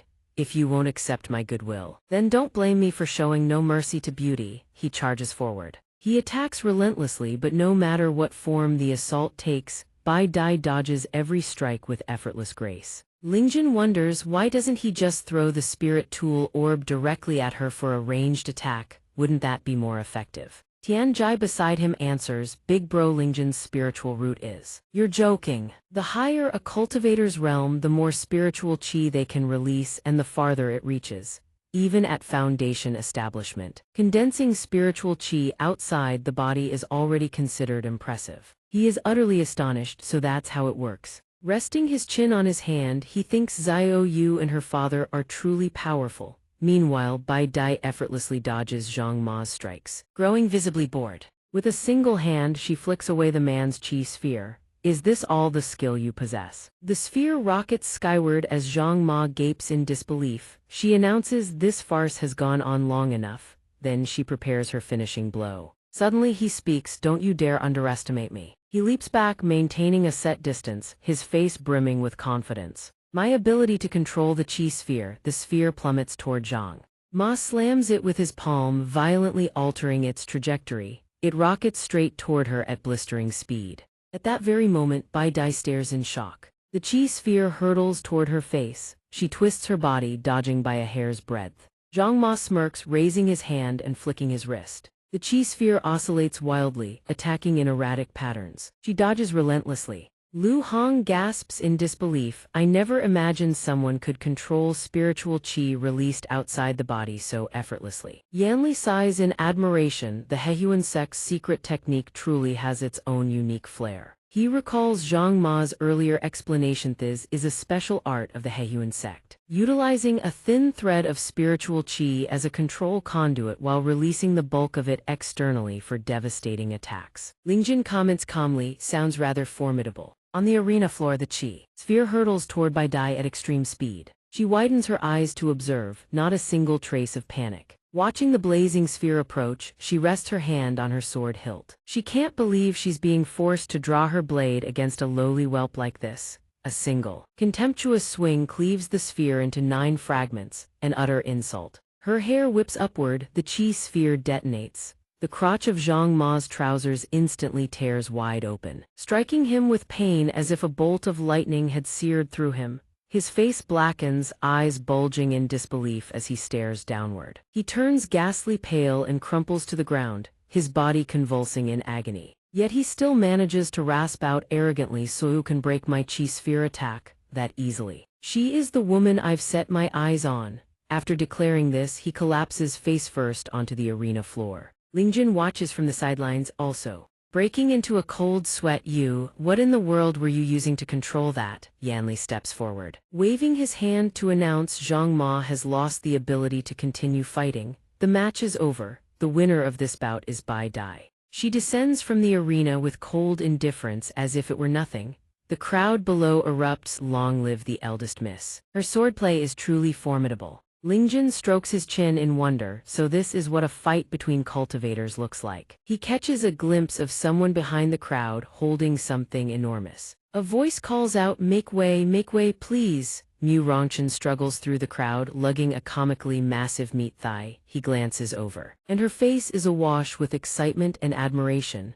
Is that really Miss Bai Dai? Truly worthy of being the foremost female cultivator of the younger generation. Gazing at Bai Dai, who stands with eyes closed, she shouts, if only I could be that strong too. Lingjun's attention shifts to Mu Rongchen. His eyes go wide, as if beholding something far too grand. Xiao Yu notices, stunned by the sheer size. She blushes, smiling as she hugs her own and compares. Does Ling Junji like them big? Mu Rongchen catches him staring at the meat thigh, drooling. She turns around and asks, you look really hungry, want some? Xiao Yu realizes in shock that he was lusting after the meat all along. His hand has already snatched the meat thigh. Yet his mouth still mutters polite refusals. How could I possibly making excuses all the while? But I did train intensely last night, so I really am a bit hungry. She goes pale with shock. He's actually hungry for meat. She bites her nails in distress. What do I do? What do I do? Lingjun munches away happily amid Mu Rongchen's amused smile and Xiao Yu's frantic anxiety. I can't believe I don't understand Lingjunji as well as some strange girl does. Meanwhile, Yanli orders carry Zhang Ma off the stage. Next competitor prepare. He's being stretchered away, still clutching his crotch and groaning. Lingjun eats while asking, right, I still haven't asked your name. Mu Rongchen points at herself. Oh me, she raises the half-eaten meat thigh, scratches her head and introduces herself. I'm Mu Rongchen, a student who passed into Xianxia Academy last year. Xiao Yu exclaims, a student from last year. Then wouldn't that make you a senior sister? Did you come to watch the freshman tournament? She gnaws on the thigh and says, well, it's not exactly. She lightly taps her own head and explains, actually, my grades were so poor I had to repeat a year. So I'm here to take the third class placement exam. Lingjun answers between bites, so that's how it is. Suddenly, she grits her teeth and tears into the meat with visible veins popping on her forehead. If my results this time are still not satisfactory, I'm afraid the academy will expel me outright. Xiao Yu narrows her eyes, thinking your eating manners don't exactly scream desperately stressed. Tianjai beside them chuckles and speaks up about that. There's something you don't know, she exclaims as, following his narration, the silhouette of Mu Rongchen surrounded by floating pill elixirs materializes. Senior sister Mu Rong hails from a renowned alchemy clan. Members of such families command respect throughout the entire Jiazhu continent. She exudes the aura of a master refiner. The meat thigh before him as he continues his tales. Senior sister Mu Rong actually pioneered an entirely new path, refining pills into food. Building upon traditional pill refinement, in simple terms, she transforms the very ingredients used in alchemy into delicious cuisine without diminishing any of their efficacy when consumed. She humbly waves it off, it's really not that amazing. Lingjun's realization dawns, so what I just ate was actually spirit pills. He scratches his head, slightly bowing. I thought it was just regular meat. Eating your food like this, I'm truly embarrassed. Mu Rongchen beams, it's no trouble at all. Then she opens her eyes wide adorably and says, I just can't bear to see someone go hungry. He freezes in his tracks, a faint blush creeping across his face. Xiao Yu watches him anxiously in the face of Mu Rongchen's radiant kindness. Lingjun praises, she's truly an angel. Xiao Yu. Xiao Yu fumes until steam practically pours off her. There's no need to exaggerate that much. Suddenly, several figures rush over from the other side. They bear flowers for Bai Dai, drawing everyone's attention. The senior sister is here. Senior sister, I love you. Someone tramples others flat just to push through. Out of my way, I loved her first. Mu Rongchen lifts her head, sensing something. It's Mu Rongchen, clutching a sheet of red paper, head bowed. Miss Bai Dai, I've always admired you. Could you please sign this for me? Her eyes sparkle with dazzling pink radiance. Bai Dai merely stares past Herat, Lingjun and Xiao Yu, observing them in silence. Then Bai Dai strides right past without stopping. A signature won't be necessary. Furthermore, I advise you to be more careful about the friends you keep. Mu Rongchen blinks, bewildered. Finally, Bai Dai's face darkens. She whips around and points straight at Lingjun. What you did to me last night. I will get to the bottom of it. She stomps away in a single furious stride. In the stunned silence, those behind begin murmuring about what happened last night. This Wu Linggendo's he really have some kind of close relationship with Miss Bai Dai. Could what Tian Jai said about them having an unusual relationship actually be true? Mu Rongchen's eyes morph into gleaming stars. You're really close with Bai Dai? He scratches his head, glancing away. We're just acquaintances, that's all. She seizes his hand. Please. You absolutely must introduce me to her. I desperately want to become as strong as she is. He squirms. Well, that's... Meanwhile, Instructor Yanli has been calling the name who knows how many times. Mu Rongchen, Mu Rongchen. He bellows in frustration. Mu Rongchen, can you not hear me calling you? Get up on that stage and prepare for your match. She finally realizes and glances over. How embarrassing. I didn't hear you just now. She sprints toward the stage, not forgetting to turn back and shout, you absolutely must remember to tell her. This is extremely important to me. He can only reply, I'll try. Xiao Yu irritably picks apart the girl's flaws. This Mu Rongchen is seriously strange. And she's even a repeating student. Ling Jinji, you'd better keep your distance from her. He finds the hostility puzzling. But he answers honestly, she seems like a decent person to me, recalling how in his previous life he was beaten to a pulp. Lingjin rests his chin and ponders, someone who can show such warmth to a stranger surely can't be a bad person. Instructor Yanli announces sternly, remember, this is your last chance to retake the exam. Mu Rongchen scratches her head, I know, then she lets out a long, deep breath. She clenches her fist tight, eyes blazing with fierce determination, I must win. Even if I only win a single match, it'll be enough to keep studying at the academy. The memories surface, being bullied to tears by terrible people. She steels her resolve, I absolutely cannot go back to that place. Instructor Yanli shouts, number 36, take the stage. A figure draped in a black cloak ascends slowly. Her eyes fly wide open upon seeing who it is. The figure pulls back the hood, revealing Huo's arrogant face. I'm here. Instructor Yanli stands between the two. Mu Rongchen and Huo and declares, both sides prepare. Her eyes burn with unyielding determination, while his face radiates pure disdain. Wu Tianxing strokes his beard, watching from above. Seems to be the Mu Rong family's girl. How did she end up in the class placement exam for newcomers? Lu Hong furrows his brow and sighs, who told her to fail nearly every exam. He recalls how she cooked an entire table of meat and submitted it to the instructor, who bellowed, you're supposed to refine pills, not cook food. He lets out another long sigh, even the pill refinement exam, which should be her strong suit, that girl managed to turn into a complete disaster. They had no choice but to have her repeat the year. He looks up and adds, if she doesn't win a single match in this placement exam, we'll have no choice but to expel her and send her back to the Mu Rong family. Wu Tianxing simply responds, is that so? Meanwhile, Tianjai is sweating buckets on behalf of senior sister Mu Rong. Though she can refine pills into food, she possesses absolutely no combat techniques. This match is looking grim, far more likely to end in catastrophe. Lingjin merely says, is that so? Yanli lowers his arm. The match begins. A signal tugs at the instructor's robe. The instant begin is shouted. Murong Chan surges forward at full speed. I absolutely cannot lose this time. Huo smirks, leaning slightly forward with a wolfish grin. He never expected his first opponent to be this adorable girl. Imagining her kneeling in defeat, his confidence swells, bolstered by countless real battle experiences. This match victory is mine without question. His fantasies grow so vivid that blood starts trickling from his nose. After this match, this pretty girl will definitely be awestruck. Overwhelmed by my strength, she'll throw herself into my arms and soon become part of my harem. He daydreams of beauties flanking him on both sides as he sits in the center, laughing triumphantly. Murong Chan leans against Huo. Big bro is so amazing. Bai Dai seethes with jealousy, that wretched woman. Dodge it. From the stands, come on, our big bro, show them what you've got. But while he's lost in reverie, Murong Chan has already closed the distance.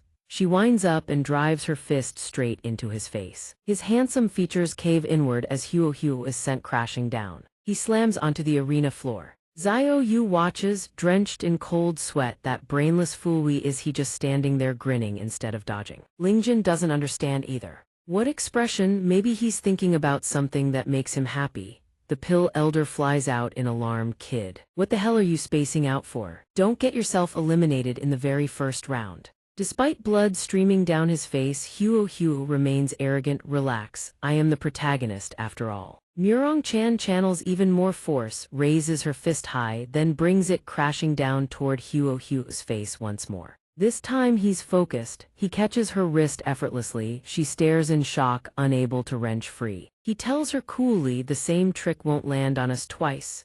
Then he casually flings her away. Murong Chan lands safely once more, and Huo is already back on his feet. Her face overflows with unyielding determination. She charges forward, unleashing a relentless barrage of strikes. Take this. But he weaves through every blow with ease, taunting as he dodges. Give up. With those ordinary fists of yours, you'll never defeat me in this lifetime. From below the stage, Lingjin cheers with clenched fists. Murong, go for it. Xiao Yu shoots him an annoyed glance. Murong-chan finishes her assault, heaving for breath then snaps with frustration. She pulls out two enormous drumstick-shaped pills and shouts, "Damn it, I absolutely cannot lose like this." She proceeds to devour both massive pill thighs, causing Huo's eyes to practically bulge out of their sockets. Tianjai cuts in, his expression grave. "I see now senior sister Murong is using the spiritual qi from food to amplify her combat strength." Lingjin's eyes widen in surprise, so it wasn't because she was hungry. His expression turns deadly serious, but every dish senior sister Murong prepares is a genuine medicinal pill. Consuming that much at Ansuhat would happen if he goes pale. It could, just as Murong-chan finishes swallowing the last bite. Golden light erupts violently from her body. According to Tianjai's analysis, she'll literally explode and die. Huo, standing right beside her, throws up his arms to shield the blast, and in a flash, Murong-chan emerges in entirely fresh attire.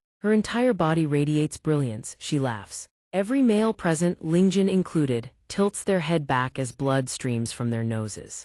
Xiaoyu rolls her eyes. Did her body just explode, or was it her clothes? Huo's blood has already been flowing freely, yet he still smirks, arrogantly reminding her through his own nosebleed, even with this last-ditch effort, "You still can't defeat me." Where? The pill elder watches with a pale, terrified face. "Maybe you should wipe your own nosebleed first." Murong-chan assumes a fighting stance, her eyes razor-sharp. "Even if I can't win, I still have to try." She stomps down hard, sending rocks and debris flying as she charges toward Huo. A thunderous punch slams into the arena floor, cracking the stone apart. He barely dodges in time. The pill elder rolls his eyes at him. "Stinking brat, stop messing around. This girl's current strength is absolutely no longer at the chi refining stage." Huo furrows his brow, gritting his teeth. "I know." She retracts her fist, preparing once more. "It's not over yet." Tianjai raises his hand, summoning a weapon. "I need to get serious too. Come." A massive black sword intercepts her punch, but his eyes suddenly fill with alarm, because Murong-chan's single strike sent both Huo and his sword hurtling through the air. Lingjin's face flushes red with admiration. Senior sister Murong is incredible. Xiaoyu responds calmly. She's merely forcing her cultivation to surge beyond its limits. Under his stunned gaze, she explains with a serious expression, "Moreover, at her current combat output, she can't sustain it for more than a quarter hour." Staring at the thick dust clouds ahead, Murong-chan heaves for breath. She's nearly completely spent. "Did I win?" Yanli is confused, blurting out, "That kid isn't beaten to death, is he?" Tianxing's eyes sharpen. "Don't rush, the match isn't over yet." As the smoke gradually clears, a silhouette emerges gripping a blade. It's Huo. He can't believe it. Here he is, a fellow transmigrator, pushed to this extent by a native girl, his face drenched in blood. He still grins with absolute confidence. "It seems I'll have to show you my true power." Smoke billows across the viewing platform. After her punch, Huo stands tall, his great blade slung over his shoulder. "It seems I must show you my real strength." He gently wipes the blood from his face. "This time I won't." His figure blurs, leaving behind only his words hold back anymore. Murong-chan gasps. Huo circles around her at horrifying speed. She thinks in shock so fast while she searches for his silhouette. He prepares a devastating strike from above. Below the stage, Xiaoyu grits her teeth with worry. Lingjin screams, "Watch out above." Murong-chan looks up. A devastating blow crashes down onto the spot where she just stood. Before she can even process it, Huo has already appeared, giving Murong-chan no time to breathe. A cyan lotus blooms in Huo's palm. He laughs maniacally. "Don't even think about running." He hurls the lotus forward. This technique is called Clear Heart Fire Lotus. Murong-chan has no time to dodge. She takes Huo's attack head-on. She screams in agony. Below, everyone tenses up. The flames have nearly incinerated every shred of her clothing. Murong-chan collapses onto the arena floor, desperately covering herself with her arms. Everyone erupts in nosebleeds at the sight. Someone stammers, "Pervert, no wait, that's an incredibly powerful technique." Xiaoyu frantically covers Lingjin's eyes. "Lingjin, don't look." He hasn't even figured out what's happening. Why is it suddenly all dark? Observing the match, Huang Luhang remarks, "I didn't expect this young man could actually wield the blue lotus strange fire." Wu Tianxing responds, "It seems this match's outcome is no longer in doubt." taking a blow of that magnitude head-on. Murong Chan's strength wanes. Xiao Huo stands across from her, watching. She can barely breathe. Well, he smirks mockingly, still won't surrender. Murong Chan's face twists with fury.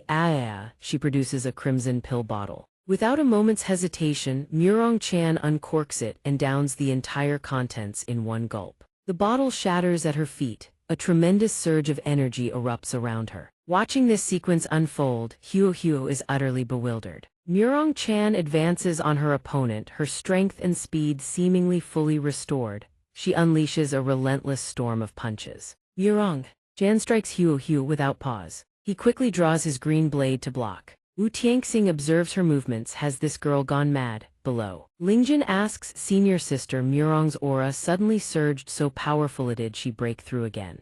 Xiao Yu refutes. How could that be? She explains she used pills to forcibly stimulate her body's potential. Having already used pills to push past her limits, she'll now be even stronger than before. Her gaze turns razor sharp. Right now, she's completely burning her life force on this arena. Murong Chan attacks without relent, driven by a single obsession. I cannot lose. I will not lose. Huo tries to evade the onslaught. He smiles grimly. If you refuse to come to your senses, then don't blame me. The instant those words leave his lips, he channels power into his move Blue Lotus. Explosion. A deafening boom tears through the air. Murong Chan is blasted backward. Huo raises his blade, ready to deliver the finishing blow. Seeing the match turn lethal, Huang Luheng surges forward. Stop this at once. This is about to become a death match. Wu Tianxing can stand idle no longer. Halt this match immediately. Now. Mai Yanli stands frozen, still dazed. Alright. Huo unleashes his killing technique, Youth Annihilation Tempest. The saber in his hand flies toward Mu Rongchen. Having exhausted all her strength, her body can no longer move. Mai Yanli shouts to stop him. Halt. The match ends here. His face darkens. Damn it, too late. Watching the blade hurtling toward her, Mu Rongchen's heart fills with defiance. Is this truly where it ends? She recalls the pasta slab of meat slapped hard onto a plate, shattering it to pieces. Her father's furious scolding rings in her ears. Pathetic. Our Mu Rong family is a noble house of alchemists. Studying these trash recipes, what utter disgrace. She protests, but the food I cook carries the same effects as pills. Why can't our Mu Rong family break through the boundaries of alchemy? Her father strikes her across the face in fury. Girl, alchemy is alchemy. Cooking is a deviant Patan evil road that will only tarnish our Mu Rong family's reputation. Her siblings stand behind, chiming in. Father, why not just send her to Xianxia Academy? If even Xianxia Academy cannot straighten her out, then she is truly beyond all hope. When the time comes, we can still arrange a marriage alliance with the young master of another great family. They all sneer in contempt. Get lost. Truly, you bring nothing but shame to our Mu Rong family. Don't let me see your face again, you good for nothing. Tears fall upon trembling hands. She tells herself, I must prove that the food I cook is no less than any pill. Back in the present, Mu Rongchen lets out a bitter laugh. Ever since that day, nothing has changed. The corners of Mu Rongchen's eyes glisten with tears. She closes her eyes and accepts death. A single finger suddenly appears, gently blocking the killing blow. Startled, Mu Rongchen feels no pain. She slowly opens her eyes and sees the one who shielded her. Wu Lingjin holds the blade at bay and says, Senior sister Mu Rong is a good person. You will not harm her. Xiao Huo raises his hand, questioning. You want to stop me? So what? Wu Lingjin speaks. If you intend to kill senior sister Mu Rong, then I will stop you. Xiao Huo tries to recall his blade, but it won't budge. He thinks Hai Kai won't retract. This kid's strength is truly monstrous. Xiao Huo grins provocatively. Kid, you've got some nerve. Mai Yanli descends and intervenes. Enough. The match is over. Step down immediately. He points and declares, the winner of this match is you, Xiao Huo. Xiao Huo rubs his nose smugly and lets out a cold snort. The moment Lingjin releases the blade, Huo yanks it back and turns to leave. He tosses over his shoulder, you'd better win the next match. Otherwise, I won't get the chance to settle things with you personally. Lingjin scratches his head and replies, sure, I'll do my best to pass the first round of assessment. Xiao Yu bristles with indignation. That guy was clearly threatening you and you're still being this good-natured about it. He turns and asks, how was he? Mu Rongchen sways behind him, on the verge of collapsing from exhaustion. Lingjun supports her and asks with concern, "Senior sister Mu Rong, are you all right?" She looks at him gratefully, "Thank you for saving me just now." Mu Rongchen's voice turns melancholy. "What a pity, all that effort and I still couldn't win a single." Before she can finish, she breaks into a fit of coughing. Blood spills from her lips, startling Lingjun. "Senior sister Mu Rong. Senior sister Mu Rong is injured. Xiao Yu, hurry and fetch some healing pills." She responds at once right away. Mu Rongchen stops her. "No need to worry, I'm fine now," she explains. "I just ate too much earlier and threw up, that's all." Xiao Yu stares at the mess on the ground in horror, her hair standing on end. "Could you not make it look like you're coughing up blood?" Lingjun rises and steadies Mu Rongchen, then says, "Senior sister Mu Rong, let me take you below to rest." Though covered in wounds and her robes torn in many places, she still answers, "Thank you." Mai Yanli steps in front and asks, "Kid, where do you think you're going?" The three of them turn in surprise. He continues, "It's your turn for the next match." At his reminder, Lingjun realizes it's his turn to fight. Mai Yanli instructs, "You're facing Wang Taizhu." Then, turning to Xiao Yu, "Take senior sister Mu Rong down first." Xiao Yu nods, "Understood." Mu Rongchen turns and cheers, "Do your best." Xiao Yu gives her an annoyed glance. She wonders why she even bothers looking after this foolish woman. Mai Yanli signals both sides to prepare. Lingjun turns to face Taizhu. The latter sneers, "You're still standing there. This is your last chance to forfeit and survive." Wu Lingjun ignores his words. Mai Yanli ascends into the air, raises his hand, and declares the match begins. The instant the words leave his mouth, Wang Taizhu drives his weapon into the ground. He speaks with menace, "Since it's come to this, I'll have no choice but to kill you." What truly terrifies everyone is Wang Taizhu's sheer, bone-crushing weight. A single strike from Wang Taizhu sends everyone staggering absolutely beyond imagination. Mu Rongchen worries aloud, "Will Lingjun be all right?" Xiao Yu glances over and replies, "You truly don't understand how strong Lingjun Ji is." Hearing this, Mu Rongchen turns back toward the arena. Xiao Yu continues, "No attack will ever bring Lingjun Ji to his knees on this stage." Both fighters stand motionless. Lingjun waits, but Taizhu makes no move. He wonders what kind of technique is this supposed to be. Taizhu takes a deep breath. His clothes explode off his body, revealing his true form as he bellows. Before Lingjun's eyes, Taizhu's aura surges violently, shrouding his figure from view. A pair of powerful, muscular legs clad in pink socks step forth, followed by his gleaming, radiant body. He strikes a pose wearing a floral-patterned pink bikini of decidedly feminine design. Taizhu, Jingwu, Wu Lingjun stands frozen in shock. The eye-searing spectacle before them, the spectators in the stands try to process the horrifying sight. Hands fly to cover their eyes. The verdict is unanimous, so nauseating it could bring a man to his knees. Above, Lu Hong covers his mouth and begins his critique, though using such a sight to assault people's eyes is certainly beneath the dignity of our xianxia. Academy.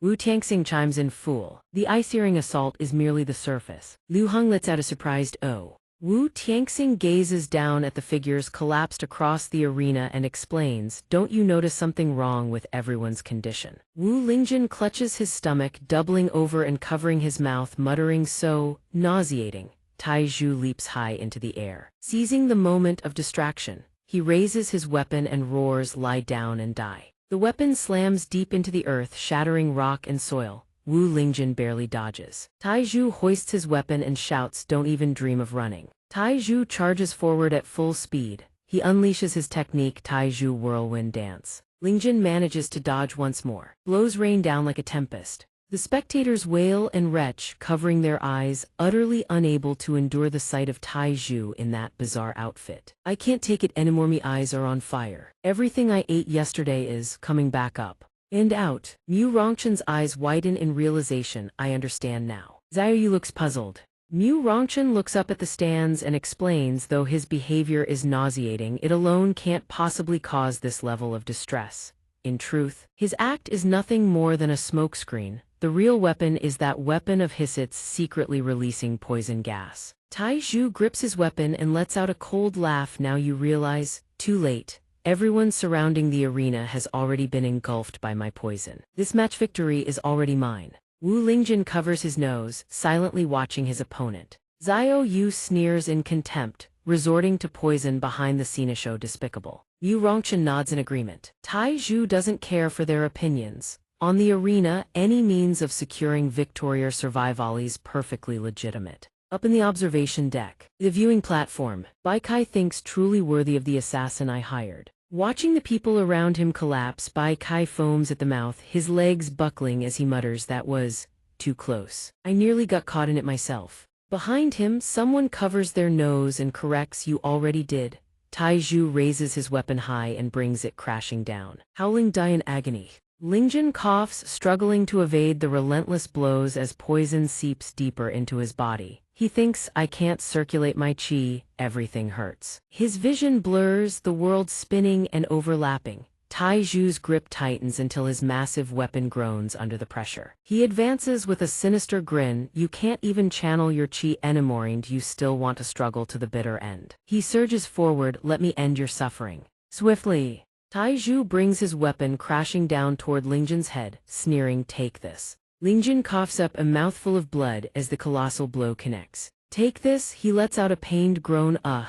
Tai Zhu stares at his battered form and sneers coldly. He unleashes a relentless barrage Tai Zhu chaotic dance. Tai Zhu roars with manic glee, "Take this and this." The unceasing blows batter Lingjun without pause. Below, watching Lingjun endure the endless onslaught, Mu Rongchen cries out in terror, "Lingjun, stop, don't fight anymore. This is insane." Who would have thought that Lingjunji could be defeated so catastrophically? Xiao Yu bites her lip, unable to voice her worry. She can't bear it anymore. She shouts at those above, "Hey, stop the match already." Hearing her plea, Mai Yanli responds coldly, "Wu Lingjun still has the capacity to counterattack. The match cannot be stopped." On the arena floor, Wu Lingjun continues to endure the relentless barrage of blows. In the distance, Bai Dai watches the match unfold. Her expression carries a hint of disappointment. "With only this much strength, you have truly let me down." Tai Zhu raises his weapon high and grins the final blow. The massive iron pillar crashes down upon Wu Lingjun's head,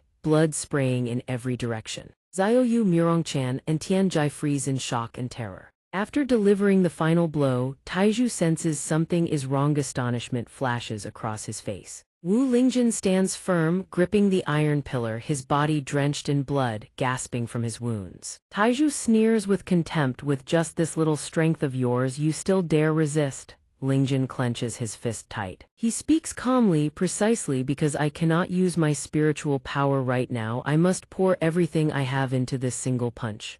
Hearing this, Tai Zhu erupts into laughter. "With such a puny little fist, do you really think you can hurt me?" Wu Lingjun's fist lightly grazes Tai Zhu's abdomen. Beads of sweat instantly drench his face. After that gentle touch, his entire body locks rigid, letting the force pass clean through him. A single touch unleashes a thunderous, earth-shaking aftershock. The impact is so devastating that he is sent hurtling several miles away. The three spectators below stand frozen before the tremendous force, utterly speechless. The blow is so violent that the clothes on his upper body are shredded to ribbons. Tai Zhu's mouth foams, he speaks with impossible difficulty, "How is this?" His eyes roll white from the sheer agony. Barely managing two words, "It's possible." Wu Lingjun watches Tai Zhu collapse into unconsciousness. He wipes the blood from his face and declares, "I win." Tai Zhu lies on the ground, foaming at the mouth, his voice laced with disbelief. "Impossible."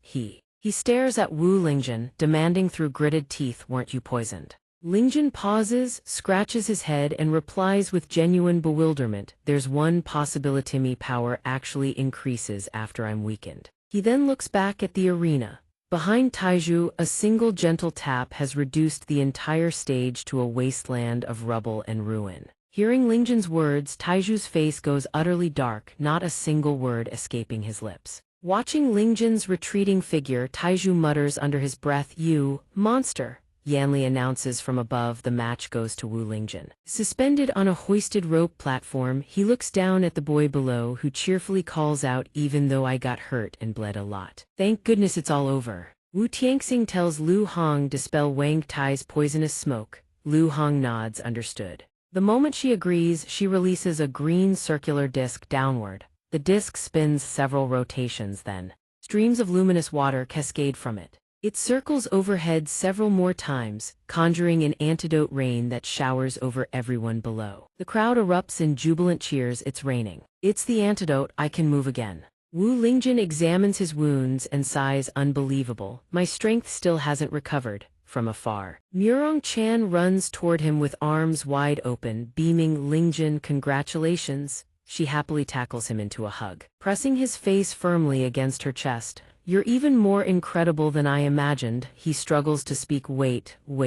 At this moment, Xiao Yu is absolutely furious. Every strand of hair on her body stands on end as she watches the two embracing so intimately. Everyone around them recoils in alarm. She sprints over, hearing the approaching footsteps. Murong Chan turns to see Xiao Yu about to pry them apart. Xiao Yu glares at Murong Chan with blazing fury. Don't you dare. Stay away from Lingjun Ji. Murong Chan explains, I merely wanted to express my admiration. Xiao Yu cuts her off with a shout. No. You're just taking advantage. In the distance, Huo watches the scene of two girls fighting over Lingjun, his face darkening with jealousy. He sees that damn guy, the one surrounded by beauties should obviously be me. Bai Kai raises an eyebrow. Why on earth would they surround you? He glances at Huo and continues, truly, that fellow's strength defies all imagination. Looking at Lingjun's blood-soaked body, Bai Kai asks, how about you and him? Huo blinks. Huh. He snaps his fingers, scorching heat radiating outward. Huo declares with absolute confidence, the word defeat doesn't exist in my dictionary. Mid-sentence, someone claps a hand on his shoulder. He turns around in confusion. Tide stands behind him, holding up a citation slip. Setting fires within the academy grounds. Fine 500 spirit stones. Huo stares at the slip, stunned. He protests indignantly. Who do you think you are? Dare to find me? Bai Kai quickly pulls Huo back, whispering urgently, calm down. Huo snaps Bai Kai. What are you? Bai Kai grabs his shoulder and introduces in a hushed voice, you don't want to mess with this man. He's the academy's disciplinary enforcement officer and the dean's own son. Tai eyes the two of them with undisguised disdain, always causing trouble, the lot of you. Bai Kai glances up at Tianxing and murmurs, I can't believe the dean himself came all the way here. Huo, still not fully grasping the situation, just lets out a confused oh. After hearing the explanation, Huo finally understands the gravity of the situation. He clutches a bag of spirit stones and, through gritted teeth, pushes it forward. It's only 500 spirit stones. Here, take it. Without warning, Taida slaps yet another citation slip right on top, leaving Huo utterly stupefied. Malicious insults directed at academy management staff. Additional fine 1,000 spirit stones. Huo cries bitter, suppressed tears inside his heart. Bai Kai stands behind him, trembling with fear, his hand shaking. He reaches out. Fine. I'll pay. Having collected every last spirit stone, Taida departs. Huo stares at his emptied money pouch and sits there sobbing, muttering through his tears, 30 years east of the river, 30 years west of the river. Dean, and you old man, remember this. I swear I'll get it all back tenfold. He lifts his head to glare at Lingjun's group in the distance, trembling with resentment as he mutters, and you, Wu Lingjun. Meanwhile, Lingjun suddenly shivers as if sensing someone cursing him. Muttering what they, his whole body trembles. Xiao Yu immediately asks, what's wrong Lingjun Ji? He answers, I suddenly felt a chill run down my spine. Tian Jai's eyes are filled with pure adoration. Boss Lingjun is incredible. Even a 5-star king-level assassin was defeated effortlessly. Lingjun scratches his head modestly. It wasn't exactly effortless though. But Tian Jai holds up a notebook with starry eyes. Following boss's orders, I've compiled extensive intelligence on Taiju. Cost me a fortune on the black market. Lingjun replies, then you deserve praise. From afar, Yanli calls out to the chubby boy, what else are you planning to stir up over there? Tian Jai startles with a yelp. Yanli continues, you're up next for the first match. Only then does realization hit him. His eyes widen. Oh. Right. 2 fighters and a referee take the arena. Tian Jai's red-haired opponent is named Wu Jiaxu. Lu Hong murmurs in surprise, isn't that young man, Dean? Wu Tianxing replies flatly, correct, he is my grandson.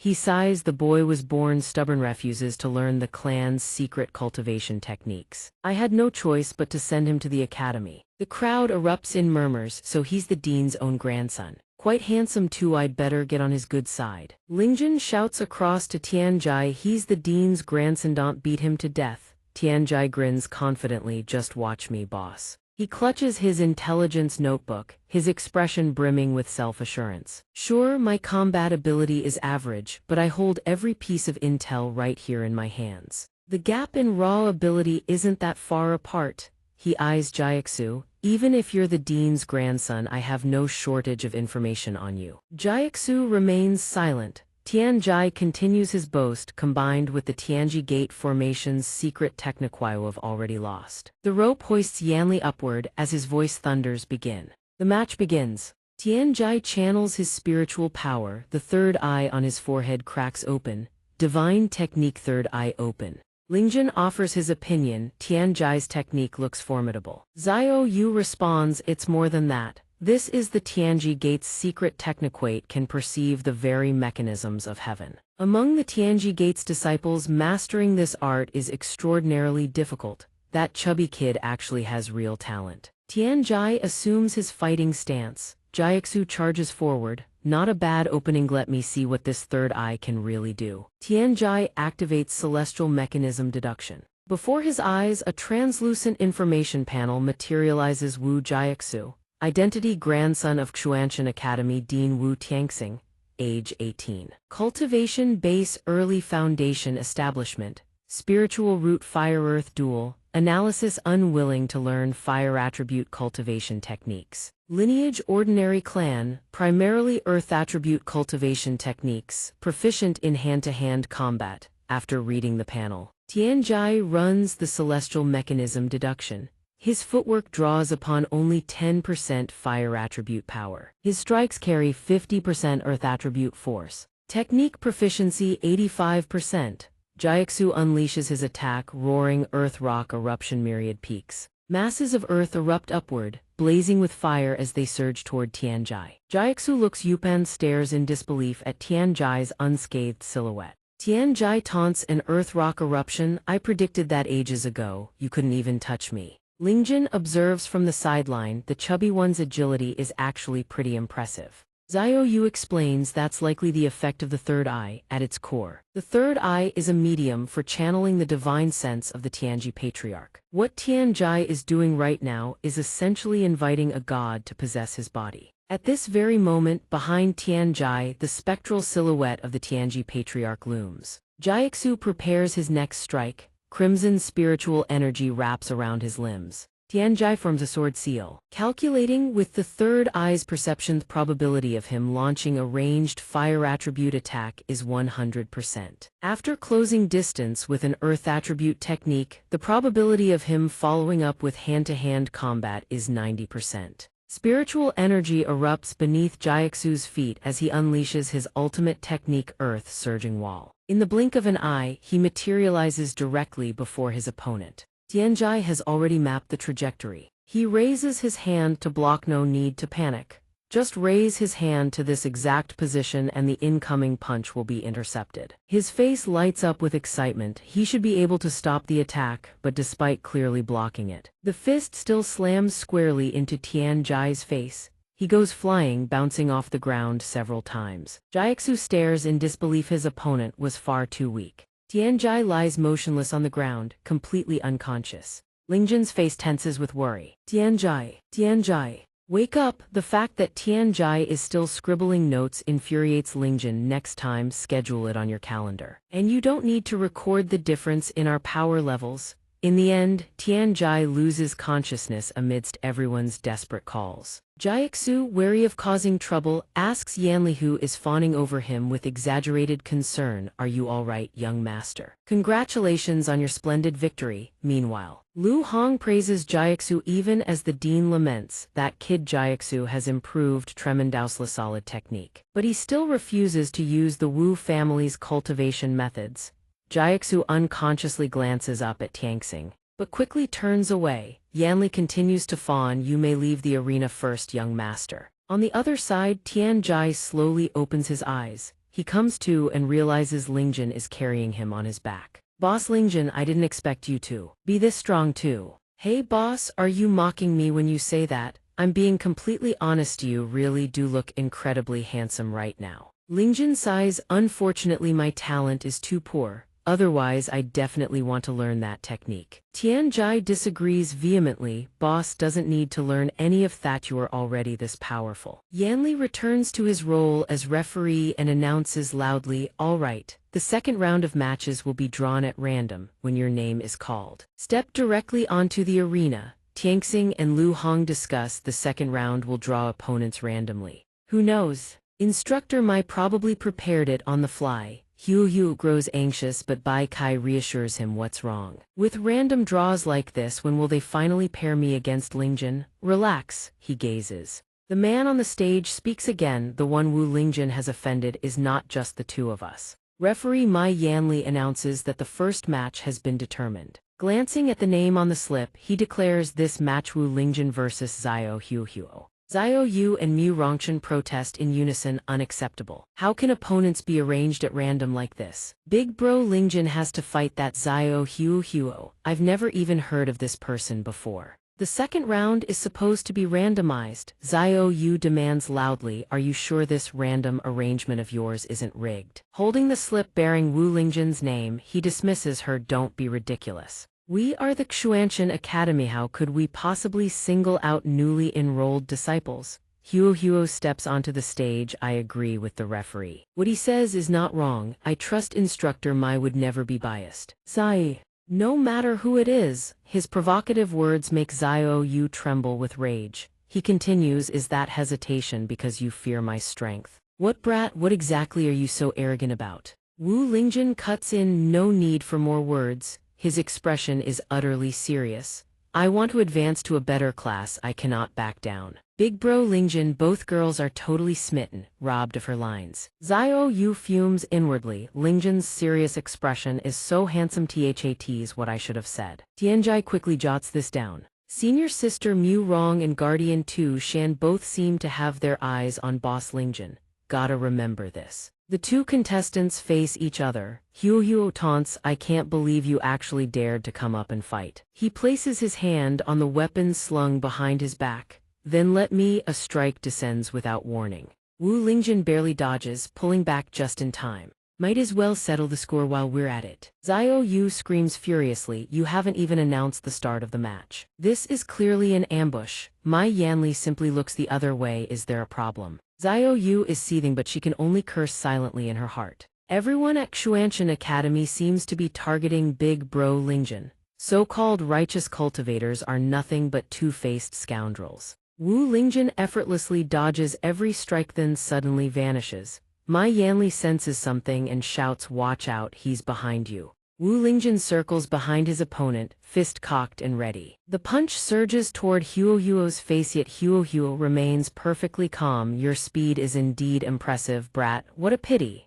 Azure flames erupt. Even Mai Yanli is caught in the blast. Wu Lingjun leaps clear, his striking arm still ablaze. He stands amid the ethereal blue flames, facing Huo. Huo looks incredibly composed. I have completely figured out your fighting style. As long as I don't let you close the distance, you have no answer. Wu Lingjun finally extinguishes the flames on his arm. Wu Lingjun thinks to himself, it's so hot. Burning. He stares at his opponent. The flames in Huo's hands shift and transform, dropping into a horse stance. The azure fire condenses into two serpentine dragons, their blazing eyes locked on the enemy. Azure Flame Dragon King. Wu Lingjun dodges one dragon, but the other lunges from a different direction. The temperature of these azure flames is unbearable, even his hardened body cannot endure them. Mai Yanli shouts with excitement, that's it. Corner him. Bai Dai watches the scorched arena floor with narrowed eyes. I suspect Wu Lingjun is about to reveal his demonic cultivation methods. Wu Lingjun's back reaches the edge of the arena. He murmurs, dead end. Huo thrusts both palms forward. Dai. 2. The intertwining dragons charge forward as one. Twin dragons entering the sea.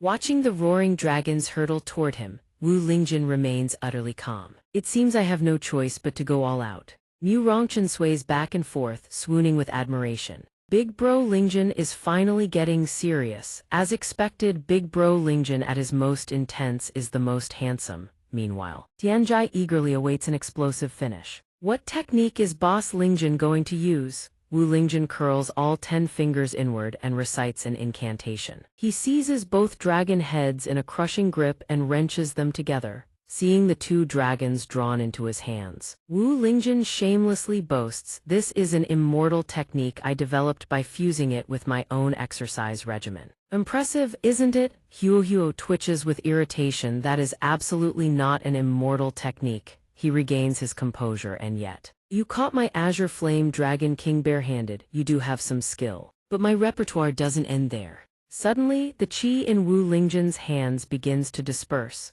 Before he can even react, Huo unleashes countless fire lotuses that swarm around him, then detonate into a blazing sea of liquid flame. With this density of attack, let's see you block with your hands now. Wu Lingjun dodges the incoming lotuses one after another. He has no choice but to employ a stronger immortal technique, landing firmly. He unleashes a technique named left-right horizontal leap. He rockets left and right at blistering speed, simultaneously evading the demon-sealing fire lotuses. Someone watches in disbelief, nearly weeping. Impossible. How does he know the phantom shadow Iron Mountain Lean of our Hehuan sect? Another observer snaps to attention. Wait, that's not high-speed movement, nothing at all like your phantom shadow Iron Mountain Lean. Getting roasted again? You should rest a bit more. Wu Lingjun continues his steady left-right footwork, evading every attack effortlessly. All that's visible are afterimages flickering back and forth. Huo seethes inwardly. He actually used the wind pressure from his high-speed movement to blow away my fire lotuses. What a troublesome native. I see it's time for my next move. Besides, the area around you is already saturated with fire spiritual chi. Hold my technique. With Wu Lingjun at its center, the ground beneath his feet splits apart.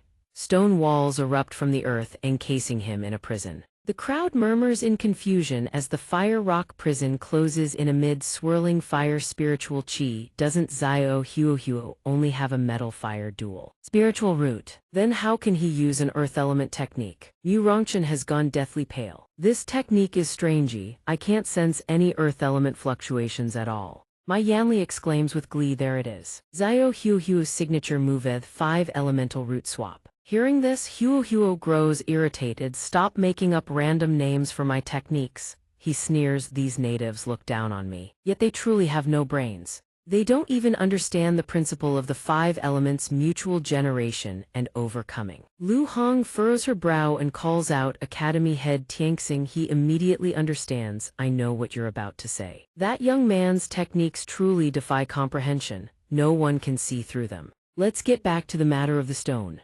Unfortunately, you've guessed wrong. That's not what I meant. He blinks in confusion, gazing at the destroyed arena floor. Lu Hong reminds him gently, if I recall, that spirit rock is a crystallization of stone essence. Its value is at least. Wouldn't you need a spirit grinding stone to replicate it? The academy head nearly coughs up blood on the spot. Huo calmly gazes at the earthen prison before him. I have already grasped the principles of this world, even though I possess only a dual-element spiritual root. My unawakened roots contain 10,000 transformations.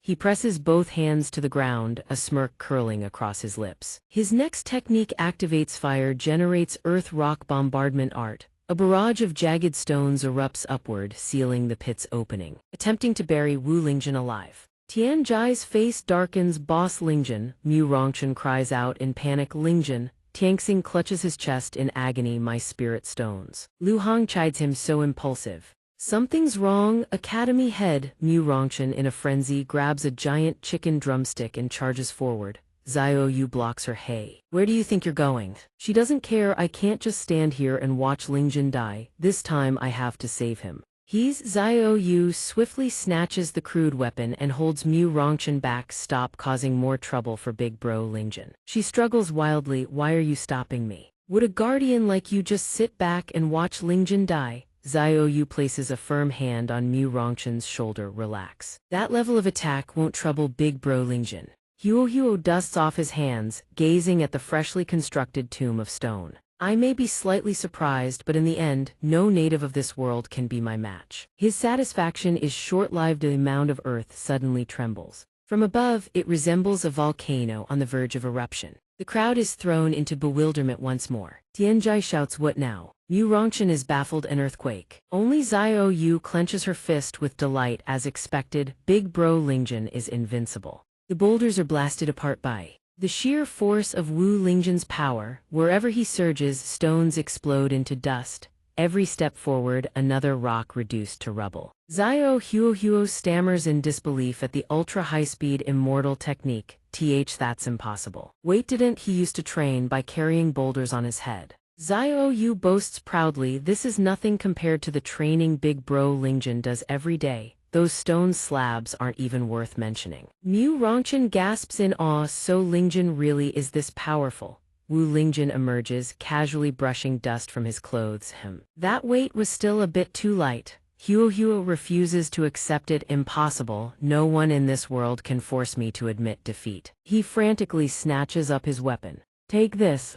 As a child of heaven, I will never lose to anyone. He channels spiritual chi into the blade and raises the azure saber high. Metal borrows earth's might. Earth generates metal. Golden heavy Clifton 1000 Jun. The attack locks onto Wu Lingjun as Huo prepares to unleash his thunderbolt slash. Tianxing senses danger. Wait. Rage has completely clouded his judgment. Lu Hong hesitates. Oh, Tianxing adds, he's even forgotten what his opponent's greatest strength is. Wu Lingjun drops to one knee, fist clenched tight. As the technique closes in, he throws a bare-handed punch, cleaving the saber in two. The blade shatters, embedding itself deep in the ground. Huo recoils in horror. My black mysterious blade. But before he can recover, a fist hurtles toward him, filling his entire field of vision. The punch carries such devastating force that it tears through the air, dragging a massive shockwave of energy in its wake. It slams into the ground, sending stone fragments flying in all directions. Huo freezes. Wu Lingjun's fist had deliberately struck inches from his face. As Huo crumples to his knees, Wu Lingjun declares calmly, "You lose." Mu Rongchen erupts in cheers of victory. Lingjun is so strong. Xiao Yu is overjoyed. That punch from Big Bro Lingjun was so cool. I want to bear his children. Watching the scene, Mai Yanli grits his teeth. What trash. Don't tell me he can't even beat someone without a shred of cultivation. Wu Lingjun says nothing. He walks away, leaving Huo still kneeling behind. But Huo refuses to accept defeat. You bastard, stand still. He rises slowly, stubbornness blazing in his eyes. I will not accept defeat like this. Elder Dan, lend me your strength. Have you lost your mind? It's just an entrance exam and you want to burn through my remnant soul for this. Huo's face darkens. You talk too much. He turns back, gritting his teeth. If I can't even pass a simple entrance exam, did I come to this world for nothing? He sighed softly. Little Huo. On modern Earth, a kid with a backpack stood reading a comic book right out in the open. I was just a nameless nobody in school. To make things worse, my love for comics turned me into the butt of every classmate's joke, the laughingstock of everyone around me. Hey, isn't that little Huo reading out on the street like that, without a care in the world? Look at him reading comics. A real oddball, that's what they called me. But inside, I was cursing those good-for-nothings 100 times over. What right did those bastards have to mock me? Was it not enough to judge me by grades and test scores? Did they have to police my personality too? If only I had a golden finger like the protagonists in those comics, I'd make every last one of them eat their words. A voice shouts, "Hey, watch out, kid." He freezes. A truck hurtles toward him at full speed. Fortunately, the heavens above hear his silent plea. He thinks my chance. The driver screams in terror, "Kid, get out of the way or you'll be killed." Then blood everywhere. He wakes up, face blank with confusion, staring up at two golden oxen looming over him. He's covered head to toe in filth. It hits him, he's truly entered the world of a comic book. And worse, he's become the clueless young master of the Xiao family. 3 young masters stand before him, using him as a target for their bullying. Huo looks at the ring on his hand with newfound satisfaction. But now that he's here, he swears he will never let anyone look down on him again because he possesses a ring. An old man materializes from within it, his lower body trailing wisps of ethereal smoke, like a genie emerging from a lamp. Just like in the comics, the ring contains the remnant soul of a mighty immortal cultivator. His name is Elder Dan. He watches Huo train with quiet satisfaction. In life, Elder Dan was not only a cultivator of immense power but also a grandmaster alchemist. With Elder Dan's guidance, Huo swiftly breaks through to the chi refining stage. He hunts down every last one of those bastards who bullied him and beats them until their asses are sky high. Once he seizes overwhelming power, every single person who ever wronged him pays the price. The cheers of others fill Huo with joy. He rises to become the most promising junior in the clan, earning the reverence of all around him. He lays out his plan to become the clan leader. He needs more supporters. He must prove to everyone that Huo is no ordinary weakling. The flashback ends. Huo speaks to Elder Dan with absolute confidence. With this golden finger in my hand, I cannot lose to anyone. Elder Dan sighs helplessly. Truly, there's no reasoning with you. Spiritual chi surges. Whoosh! Elder Dan's hair stands on end. My remaining spiritual chi is only enough for half an incense stick's time, you brat. Golden light engulfs Huo's entire body as the spiritual chi floods into him. Elder Dan warns, use it sparingly. Huo replies, just leave it to me. Spiritual chi erupts from his body as if a Super Saiyan undergoing a transformation. Lu Hong takes notice. Dean, the spiritual chi on that Huo kid is no ordinary thing. Wu Tianxing nods indeed. Elder Dan's final words from when he still lived echo in Huo's mind. Although I possessed the power of the deity transformation realm, the strength I can lend you now is only at the golden core realm. Huo couldn't care less. That doesn't matter. What matters is that he can wield Elder Dan's 5 elements exotic flames. 5 flames of 5 distinct colors fuse together, merging into a brilliant azure. Metal generates water. He hurls a torrent of water straight at Lingjin. It wraps around him like an inescapable death cell. Water prison. Trapped inside the water bubble, Lingjin cannot speak, cannot breathe, only gurgle helplessly. Dongchan gasps, what's going on? How does he suddenly have this kind of combat power? A student nearby turns pale, not only that his cultivation has reached the golden core realm. Xiao Yu shouts at Yanli, he's a brand new student. How could he possibly have golden core realm power? He must be cheating, but an elder dismisses it coldly. Without evidence, don't spout nonsense. Huo stands outside the water prison, smirking triumphantly. Even if your raw strength is formidable, inside water you're at a disadvantage. 5 razor-sharp black objects condense in his palm. Earth generates metal. He hurls them forward, targeting Lingjin, who's desperately pinching his nose shut. Black mysterious shattering iron thorns. To evade, Lingjin resorts to his ultimate immortal technique. Hyperswim. Huo extends a finger and roars, trying to run. Water generates wood. Countless vines erupt outward, coiling around Lingjin and locking down his movement. Vine entanglement. He struggles violently but can't break free. He mutters to himself, these branches are sturdy as hell. Huo stands outside, radiating arrogance. Now do you feel it? This is the true power of a golden core realm technique. Lingjin bites down on his own finger until blood spurts out. Elder Dan erupts in fury. You actually used your essence blood for a technique. Don't you know it will damage your cultivation foundation? Huo ignores him. The remaining spiritual chi is only enough for one move. I have to make sure he can't escape. A star formation materializes behind his head. Each petal represents one of the 5 elements. Huo chants the incantation. Metal generates water, water generates wood, wood generates fire. Fire generates earth, earth generates metal. The 5 elements cycle in endless rotation. I borrow the power of mutual creation. Massive energy converges upon his palm. It solidifies into a weapon of pure destruction.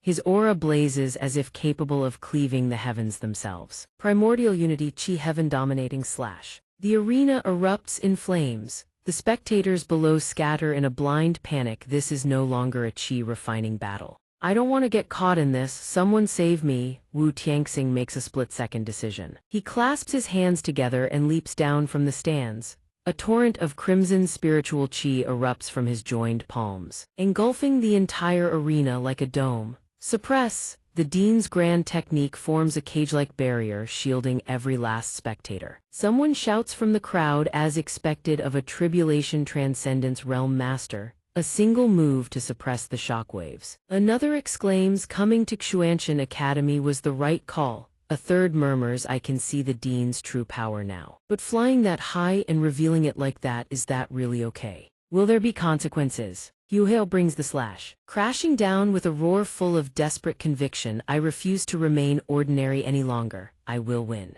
The colossal wave of spiritual chi cleaves forward, a blazing light piercing through the abyss. Lingjun reaches back, channeling force into his fist. Sorry about this, Huo. Huo's eyes widen in shock. He thinks of the simple-hearted men from his past life. So this is what a spiritual root can do. His resolve hardens compared to you. I have even less reason to lose. He swings his fist, a plain, ordinary straight punch. The two techniques collide, the water bubble shatters. Huo's face warps from the sheer wind pressure. The impact sends him hurtling across the arena. Only his scream echoes back, impossible. The collision continues, sending shockwaves ripping through the battlefield. Blinding light forces every spectator to shield their eyes. Thank heavens the dean protected us. Without his barrier, we'd all be dead. Against an attack this terrifying, even Xianxia Academy itself would be caught in the devastation. Wu Tianxing watches as dust and debris continue to billow upward. He remarks that punch had no spiritual chi fluctuation whatsoever. With mere physical strength, a human can unleash a technique of this magnitude. This kid, where on earth does he come from? A foot lands on the arena. Huo sits slumped on the ground, utterly spent. Elder Dan materializes and says quietly, "Little Huo, we lost." Huo's face darkens. Impossible.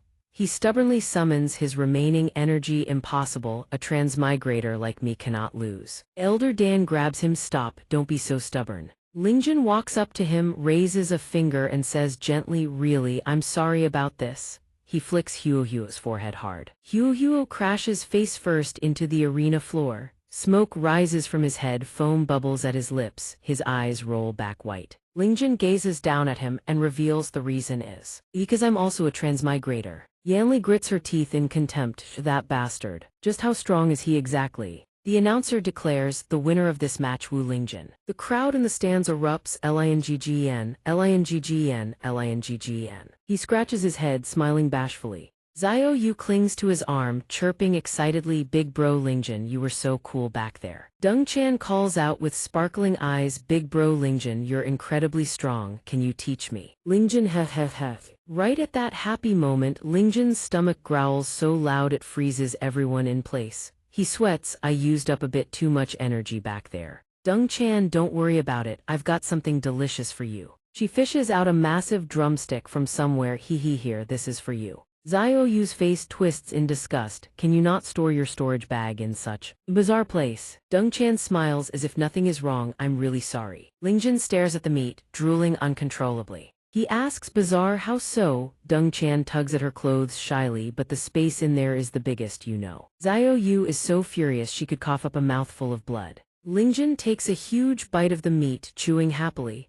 Dongchan watches him with fond eyes. "If that's not enough, there's more. Where that came from." Xiao Yu bites her nails in a jealous rage. "That green tea bitch definitely has the hots for big bro Lingjun. I need to learn how to cook. I can't give her any excuse to get close to him." Yanli cuts in irritably. "The match is over. Are you lot going to come down from the arena or not? Other contestants still need their turns." Lingjun apologizes sheepishly. Sorry, we're coming down right away." Xiao Yu snaps back angrily. "What's the rush? How come I never see you rushing the other people off the stage?" Lingjun is eating happily when something suddenly occurs to him. He hops down from the arena in a flash, still holding two chunks of meat in both hands, leaving Huo utterly bewildered. He offers Huo a large piece of meat and asks kindly, "You must be starving too. You should eat something." Huo stares at the greasy slab of meat and clenches his jaw. He slaps it away, saying through gritted teeth, "I don't need your pity." He turns his back and storms off without another word. Xiao Yu shouts furiously, "How dare he disrespect big bro Lingjun like that? Today I'll make sure to." Lingjun stops her. "Forget it. If I'd lost, my mood wouldn't be any better." Dongchan gazes at him with admiration. "Big bro Lingjun, you're so magnanimous." Lingjun waves it off. "Not really. It's just that we're fellow countrymen, you know. I really didn't want to fight him in the first place."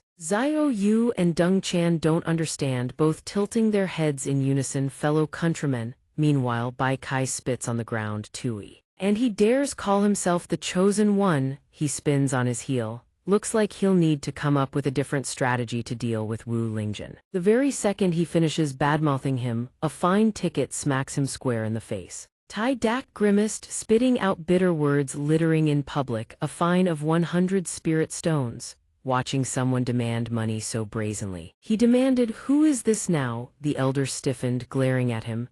Bai Kai instantly turned docile as a puppy. "Yes, yes, I shall pay, my lord." Clenching his hatred spirit stones, he cursed Wu Lingjun silently. "This fine, you will pay it back, I swear." Slandered by others, Lingjun suddenly sneezes loudly. Xiao Yu asks with concern, "Brother, are you catching a cold from sweating too much?" Deng Thien pulls out a medicine vial and says, "I still have this cold-expelling pill." Lingjun rubs his nose and replies, "It is nothing. Someone must be missing me." As the three of them chat, a voice rings out from behind Wu Lingjun. He blinks in confusion. Lingjun turns to look Bai Dai. She stares at him coldly with a sharp snort. Seeing who has arrived, Bai Kai sidles up and says, "Big sister Bai, I recall you were not supposed to be in this round, were you?" She ignores him entirely, raising her voice, "I acknowledge you possess some strength." Bai Kai is baffled. She continues, "Are you really fine ignoring him like that?" Bai Dai sneers, "You actually dealt with Xiao Huo so easily, you truly surprised me." Huo feels a sharp sting in his heart.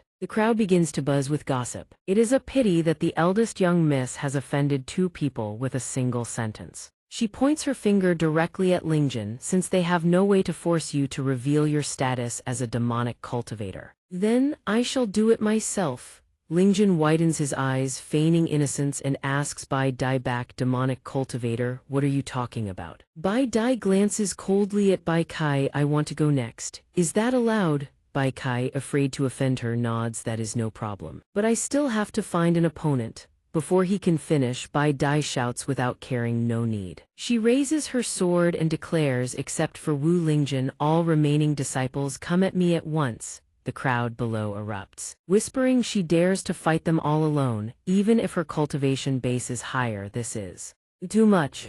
Sorry, even with a high cultivation base I wouldn't dare." Hu smirks, looking at his little wife, "As expected of the woman I chose. She dares to challenge everyone at once." Elder Dan reveals a cruel truth, "But the woman you chose has eyes only for that brat Lingjun." He barks a reminder, "Did you not hear clearly earlier? Lingjun, he is also a transmigrator. Stop daydreaming about being the son of destiny, practice with reality in mind." Hu ignores him, smiling coldly, his heart filled with defiance. Elder Dan asks, confused, why. Hu, possessed by arrogance, declares to his rival, since he is also a transmigrator, "Then the title of Son of Destiny is surely mine." Elder Dan sighs, "How did this brat get so twisted?" Hu sneers and challenges, "Just wait, the outcome will be different. I will cultivate hard and trample all of you beneath my feet." Lu Hong watches the combative youngsters from above. "Dean, this seems contrary to the rules." Wu Tianxing answers with understanding, "Very well, the young always have vigor to spare." He turns to Bai Dai, "Little girl Bai, you wish to challenge all the others?" She replies without hesitation, "Yes. I do not wish to waste any more time." Wu Tianxing declares resonantly, "Very well. Let me see what you youngsters are capable of." Bai Kai yells, the match begins. As the command falls, a mob of people charges with a flurry of techniques and colors. They roar, "We are the geniuses of our respective clans. Do not be so arrogant. Taste this." Bai Dai does not take them seriously, sweeping her sword coldly, "Child's play." She unleashes the 100-sword guardian technique, channeling potent spiritual energy into a barrage of strikes. One disciple, seeing the aura shielding her, leaps down, sword blazing with purple lightning. He screams, "Witness my brute force breaking all techniques." He slams his blade toward her, "Begone." Bai Dai sneers with contempt, battling with physical strength. Her sword erupts with brilliant light and ferocious power. The two forces collide, sending shockwaves across the arena. The sword arts clash, creating a massive explosion that sends the other disciples flying, howling in agony. The disciple who was just so valiant, challenging her, has been blown away. He collapses like a charred husk, foaming at the mouth. A bystander gasps, as expected of the #1 genius among the youths. One move, and the young master of the Wild Blade sect is sent flying. Dean Cat observes Bai Dai's majestic figure emerging from the smoke. The sword control art is not bad at all, is it? He notices Ji Hawk still standing still, surprised. Didn't you also level up? Why not join the fray? Ji Hawk sneers, are you trying to make me laugh? This young master does not bother with such petty brawls. Dean Cat darkens. Irritated, is there really such a type of arrogant person? A gap appears in the thick smoke, and Bai Dai senses it immediately. A figure lunges from behind, delivering a downward strike. Bai Dai reacts with agility, dodging effortlessly. She coldly unleashes a wave of sword energy, blasting him away. The remaining disciples close in, shouting, now is the time. It still does nothing. Two of them leap in simultaneously, everyone all together. Bai Dai springs backward, chanting, true heart connects to the mystery, using chi to command the sword.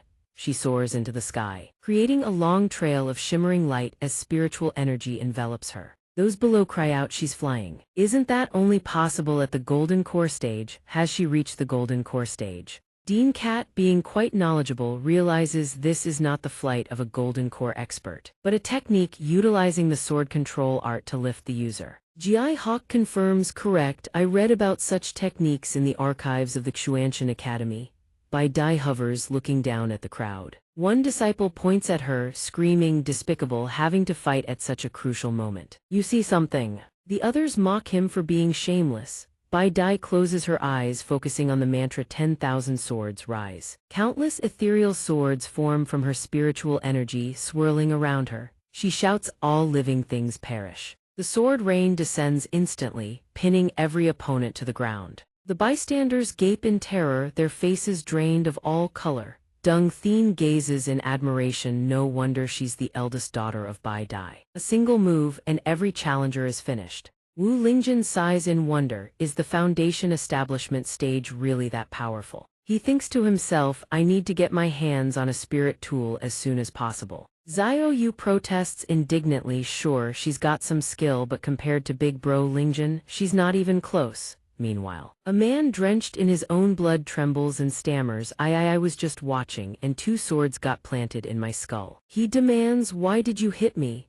A kind-hearted bystander chimes in, how could she not? That's the hostility of Miss Bai Dai herself. Another one pipes up, who told you to sneak peeks at her? Bai Dai descends gracefully into the crowd. A mysterious silhouette draws near. Sima Yue speaks in a low voice, the eldest miss has grown even stronger. Bai Kai points at Bai Dai on the arena platform and shouts, the winner is Bai Dai. She shows no surprise. Then her gaze lands on Wu Lingjun and two others watching from the stands below. Without hesitation, she levels her sword directly at him. Wu Lingjun's time has come to settle the grudge between us. He scratches his head, utterly bewildered. Sure. He approaches the stands casually, you just finished fighting, don't you want to rest a bit? She replies coldly, I don't need to. She casts a disdainful glance at the challengers she left sprawled across the ground. Dealing with them had barely cost her any effort at all, she simply made them cough up mouthfuls of blood. Wu Tianxing strokes his long beard, these two brats must be the strongest of the bunch. Let this old man see how their rivalry plays out. Lu Hong at his side answers, yes sir. He flicks his fingers and several dozen creatures resembling mechanical constructs zip out at blistering speed. He commands go. The constructs fly to the downed fighters pierced by swords, reach out and drag them by their hair into the air. My hair, it hurts. Meanwhile Wu Lingjun. He sweats bullets and stammers, hey. Seeing the blade aimed straight at his throat, he hastily says, there's no need to be so hostile toward me. Bai Dai ignores him entirely, shouting, enough talk. I will force you to unleash everything you have and expose your true identity as a demonic cultivator. Wu Lingjun raises both hands in surrender, you've definitely misunderstood. I don't even have a shred of cultivation base, how could I possibly be a demonic cultivator? He averts his gaze. Guilty-eyed, even if I really were a demonic cultivator, we don't have any grudge between us. Surely it doesn't need to come to life and death, right? Her eyes darken as she grinds out, not to that extent. Remembering everything from the past, you have no idea what I went through. Her spiritual power surges forth, even denser and more suffocating than before. Wu Lingjun inches backward, thinking, why does it feel like she's getting even angrier? Bai Dai gnashes her teeth, Jiang Nianyu sword art. She roars, sky-rending sword chi. An immense surge of spiritual power erupts. Forcing Wu Lingjun to stagger back several steps, the sword hurtles toward him. Wu Lingjin's eyes widen. This spiritual power is insane. I can't take it head on. He leaps skyward, relying on a basic primal evasion technique to dodge the incoming strike. A direct hit in the ground, he slams a palm strike downward, propelling himself clear. He thinks he's escaped. But the torrent of spiritual energy chases him straight into the air, catching him completely off guard. A moment of life and death. Wu Lingjin narrowly dodges the oncoming blade. His face turns ashen. Damn. A spectator watching from below exclaims, he can soar that high with just the strength of his legs. The crowd erupts in delirious cheers. No wonder he's Boss Lingjin. Watching the spiritual power dissipate harmlessly into the sky, Wu Lingjin mutters, I suppose that counts as dodging. Suddenly, Bai Dai attacks from behind with a flying sword. She screams, let's see where you can run in midair. She grips her sword and channels her will with fierce intensity, sword control art. Then she roars, one sword cleaves the heavens. Maximum spiritual power warps the blade as it cleaves straight toward Wu Lingjin. He whips his head up in shock, too late to dodge. This strike is even more devastating than the last. It tears the arena floor asunder, sending a massive cloud of dust and debris billowing into the air, swallowing Wu Lingjin whole. Lu Han grows worried, fighting like this isn't it too dangerous below. The dean watches with undisguised glee, testing these newcomers so entertaining.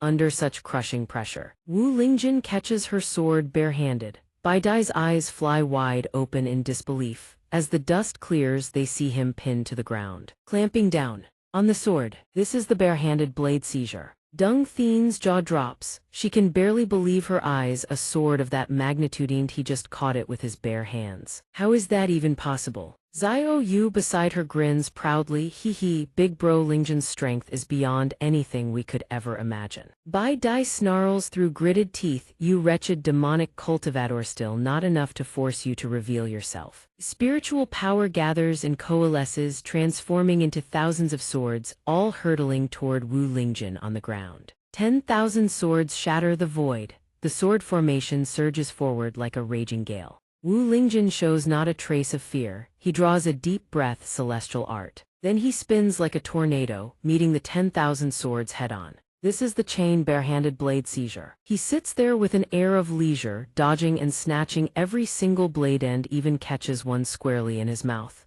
Bai Dai exclaims in disbelief, even that got blocked. Bai Kai watches the entire spectacle unfold. His expression turns ugly. He thinks, why does this scene feel so familiar? She leaps down with a heavy thud. Wu Lingjin scoops up every last one of her swords, crumples them together, and compresses them into a ball. Then he casually hurls it back. You're no match for me. Won't you admit defeat already? He even dusts off his clothes with leisurely ease. Bai Dai's face turns black as she stares at Wu Lingjin's handiwork. Damn it, Bai Dai suffers a crushing defeat, tears brimming in her eyes. Yet she speaks with fierce resolve, I will never surrender to the likes of you, demonic cultivator. Time rewinds to 10 years ago. At sword riding peak, a little girl's voice rings out, mother, mother. This adorable child is Bai Dai at 5 years old, her face beaming as she rushes to show off her spirit sword. Little one, you've already sensed the spiritual chi, her mother exclaims. My dear. Mother and daughter embrace warmly. The mother says, no wonder she's our little Dai, only 5 years old and already able to draw chi into her body.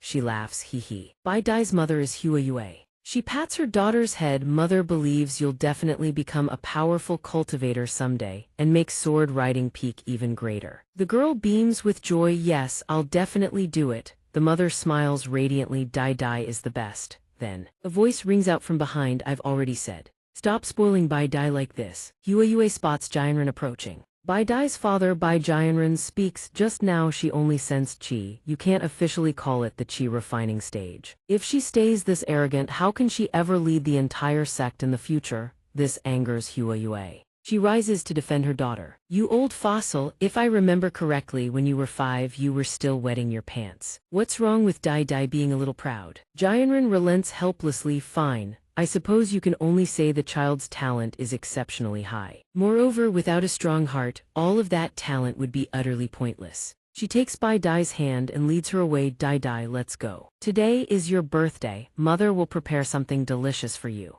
Bai Dai freezes. Mother. She speaks earnestly to her mother. Father is right. I'm a girl. I need to work even harder if I'm to take charge of the sect someday. Hua Yue gazes at her daughter Dai Dai. Bai Dai crosses her legs and exclaims, I must work hard. I'll break through to the chi refining stage as soon as possible. The innocence leaves Hua Yue utterly speechless. Meanwhile, Jianren watches from the shadows. Very well, father will be watching your cultivation progress too. Immediately, he ducks behind a wall, buries his face in his hands, and weeps. My dear Dai Dai, such an understanding child. Were my words just now too harsh? Hua Yue approaches with arms folded. Day. I heard every single word you know. This startles Jianren. Wife. Why are you here?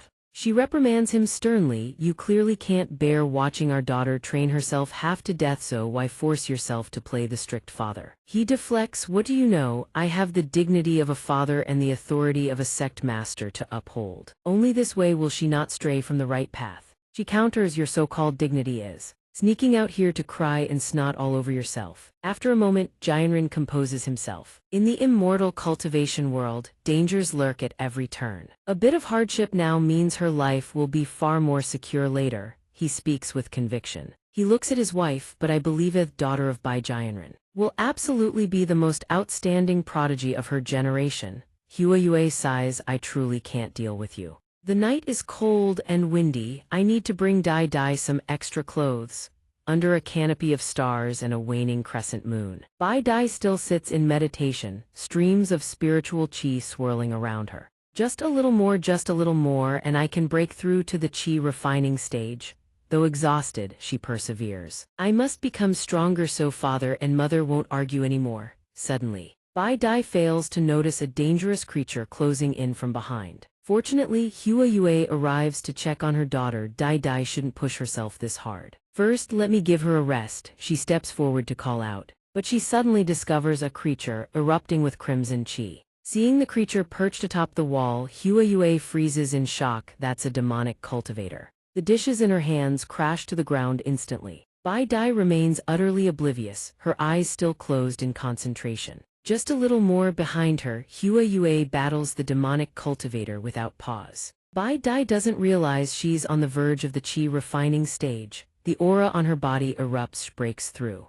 Hiya! The instant she opens her eyes, she sees Hua Yue gripping her shoulders. She exclaims joyfully, Mother, how did you know I broke through so quickly? Right behind them, the demonic cultivator charges forward.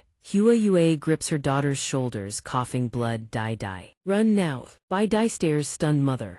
Hua Yue blocks the blow while shoving her away. Go find your father. Bai Dai is thrown back. Her mother convulses violently. Smoke billowing from her body. Jianren hears the commotion and rushes out. Everyone follow. What's happened? His eyes widen in absolute horror. The demonic cultivator has pierced clean through Hua Yue's body as she shields Bai Dai. He screams, Yuer. Chains of green chi surge forth with his shout, Heavenly Cycle Sword Extermination Chain. The demonic cultivator is instantly bound. Jianren soars into the air, executing the sword writing art. His blade cleaves downward. Single breath. Demon Slayer. The creature howls in agony. Jianren rushes to catch his wife. It's all right. I'm here. Bai Dai desperately calls out, Mother, seeing the wounds on her body.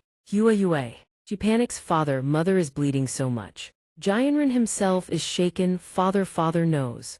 Hua Yue whispers weakly, I'm sorry. Her gaze drifts to Bai Dai's worried eyes. She trembles. It's because I couldn't take good care of Dai Dai. In the end, her wounds are too severe. Her eyes close and her hand falls limp. Mother, Bai Dai screams. Jianren fights to contain his grief as she cries, Mother, wake up. Please wake up. He lowers his head and asks softly, Today is your birthday, isn't it? She stares in confusion. Jianren clenches his jaw, then draws a sword, tears streaming down his face with trembling hands. He places the blade in his daughter's grasp. From now on, without mother by your side, you must use this sword to protect yourself. Bai Dai raises the sword before her. I will absolutely never surrender to the likes of you, demonic cultivator. Lingjin protests, I've already told you I'm no demonic cultivator. But she insists with iron resolve, I swear upon this blade I will slaughter every demonic cultivator in existence. This startles him. Why is she suddenly crying? I didn't even bully you or anything. Lingjin looks bewildered. Bai Dai declares, I know ordinary techniques won't work against you. But don't think this is all I'm capable of. She raises the sword before her. Although my father warned me never to use this technique before reaching the Golden Core realm against a demonic cultivator this powerful, I have no other choice. Xianxia blazes brilliantly, swirling around Bai Dai heavenly cycle chi convergence myriad demon annihilation art. Lu Hong frowns Academy Dean, this girl's dormant power. Wu Tianxing strokes his beard, if I'm not mistaken. This is her killing technique. The sword riding peak's ultimate technique to counter demonic cultivators. His expression grows deadly focused, but then Bai Dai coughs up blood. Lingjun panics, why is she spitting blood? Maybe I should go find a doctor. A chain of green chi wraps around him. She is stubborn, I don't need a demonic cultivator like you to care about me. Then Bai Dai launches herself skyward. Sword riding Arta devastating cleave crashes downward. Single breath demon slayer, a tremendous wave of energy erupts outward. Rongchen raises her hands to shield herself, such a powerful attack. Will Lingjun be alright? Xiao Yu says calmly, relax, an attack like that, big brother Lingjun doesn't even bat an eye. Thick smoke billows engulfing the entire arena. Bai Dai descends, the single breath demon slayer, technique specifically designed to exterminate demonic cultivators. One strike is enough to kill you. However, through the dissipating smoke, Lingjun's figure still stands, coughing slightly. Her eyes widen in utter disbelief. His body bears nothing but a thin layer of dust. Lingjun scratches his head. Are you done yet? Bai Dai's jaw drops, not a single scratch. She roars furiously, what manner of high-level demonic cultivator are you? Why aren't you hurt at all? Lingjun rubs the back of his neck. Well, there's one other possibility. He sighs, that I'm simply not a demonic cultivator. She grits her teeth and growls, there must be something wrong with my technique, recalling her father's teachings and the ancient texts. She shouts, stop ignoring what I'm saying. She glares, pondering, could it be because she hasn't reached the core formation stage? So her technique is incomplete. Is there some flaw in my execution? Bai Dai murmurs to herself, if I had the cultivation of the Golden Core realm, I could definitely kill this demonic cultivator. It's all because my strength is too weak. Wu Tianxing watches from afar. This girl, could it be? She raises the sword high, muttering, I must break through. I must exterminate every demonic cultivator.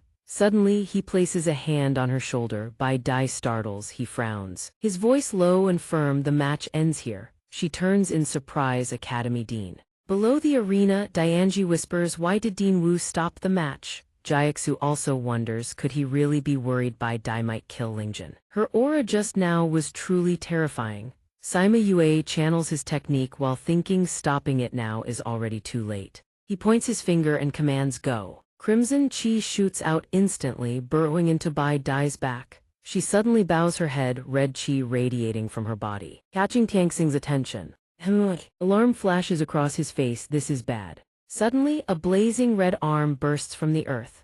A massive creature slowly rises, unleashing a thunderous roar. Uugh. Tianxing curses under his breath, damn it. Seeing the enormous creature, he exclaims in alarm, when did demonic cultivators infiltrate this place? He sweeps his hand in command, instructors. Escort all students to safety immediately. I will handle this demonic cultivator. Bai Kai, Yanli, and Lu Hong respond in unison, yes, sir. Bai Dai collapses to her knees, bewildered, what's happening to me? The massive creature raises its claw high. The image of a demonic cultivator flashes through her mind. Bai Dai stammers in terror, is that a demonic cultivator? Her body trembles as she stares, why? I swore to exterminate every last demonic cultivator. Then why is my body shaking so badly I can't even move? Tianxing blocks the blow for Hirsch's frozen in terror. The crowd shouts, get up, stay calm. Sima Yue smiles with satisfaction, the chaos here still isn't enough. He strips off his outer robe and erupts with crimson chi. Beginning his assault, go, a horde of demonic cultivators advances with sinister grins. Lu Hong gasps, there's more than one demonic cultivator. Yanli shouts, let me hold off these demonic cultivators. Get the students to Safatino. Lu Hong worries, but you, Yanli declares with confidence, I possess the sacred sandbag. These demonic cultivators can't do a thing to me. He tenses every muscle, executing the immovable Vajra art, roaring, come atme. Xiao Yu looks back in surprise, although Instructor Mai seems a bit rough around the edges when danger strikes, he's truly magnificent. Jiaxu chimes in, Xianxia Academy is the strongest academy in all of Jiuzhou. How could its instructors be weak? She glances at Yanli's explosive stance, then pauses, puzzled. Why do I feel like watching his bulging eyes and the smoke rising from him? She grimaces. He's fainted while still standing.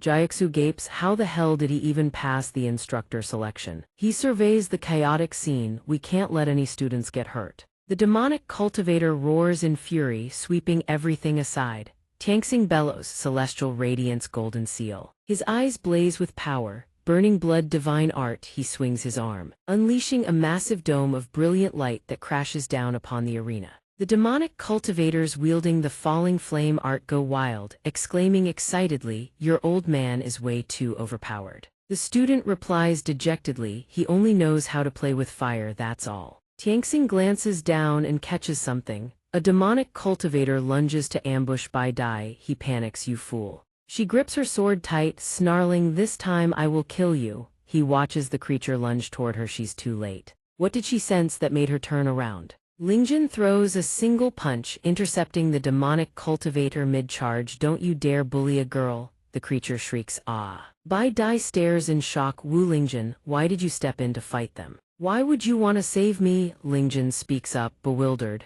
He scratches his head, embarrassed. "Why can't I hit them? Are they your pets or something?" She yells furiously, "What? You fool, do you see everything as a pet?" Bai Dai scratches her face, explaining, "What I mean is I've always targeted you, assumed you were a demonic cultivator, and yet, why did you still want to save me?" He smiles brightly, because whether someone is a demonic cultivator or not doesn't matter. What matters is whether there is goodness in your heart. "My old man taught me these things and I think he was absolutely right." He explains gently, "I think you're a good person. So you can't just be killed like that." She gasps in shock. She spots two demonic cultivators scrambling back up. She screams, "Watch out behind you." Lingjin stands there bewildered, not understanding what's happening. He suddenly whips around Immortal technique. He strikes instantly, his body pivoting with fluid precision. The demonic cultivators howl in agony as a whole cluster of them is sent crashing into the ground. Xianxia watches stunned. "So he can actually defeat those things. What an interesting kid." He unleashes his divine ability, roaring, "I need to clean up these demonic cultivators fast."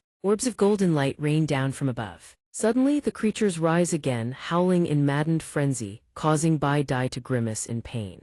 Lingjin gasps. The demonic cultivators have transformed into even more monstrous forms. He quickly unleashes another immortal technique without hesitation. The white-robed demonic cultivator tries to lift its sword but fails. Bai Dai snatches it up, her expression deadly serious. "I can't just stand here, I have to fight too."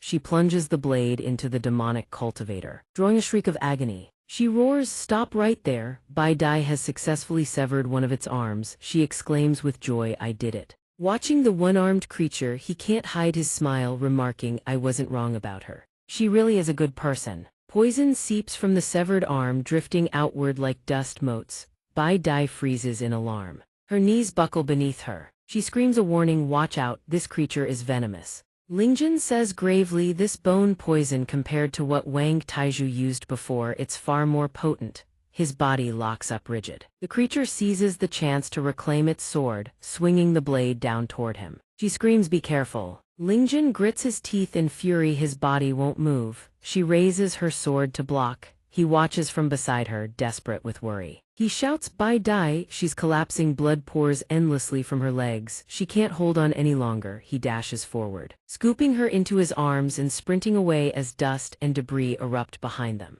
Lingjin, panting, demands, "You can still move. This poison mist has no effect on you at all." She wipes the blood from her lips, murmuring softly, "I don't know why either." Bai Dai pauses, thinking back. "Maybe it's because I developed immunity before." He asks, surprised. "Immunity?" Lingjin's face turns grave. "So you've encountered these monsters before?" She snaps angrily, "Now is not the time for that." They stare at the colossal creature. She says coldly, "Even though the bone poison doesn't affect me against a demonic cultivator of this caliber, I have no confidence of victory." He asks curiously, "A demonic cultivator?" His father materializes from nowhere, laughing boisterously. He breaks into a cold sweat. "Demonic cultivators can't really be this big, can they?" The demonic cultivator swells larger and larger, roaring at her before swinging its sword furiously at the two of them.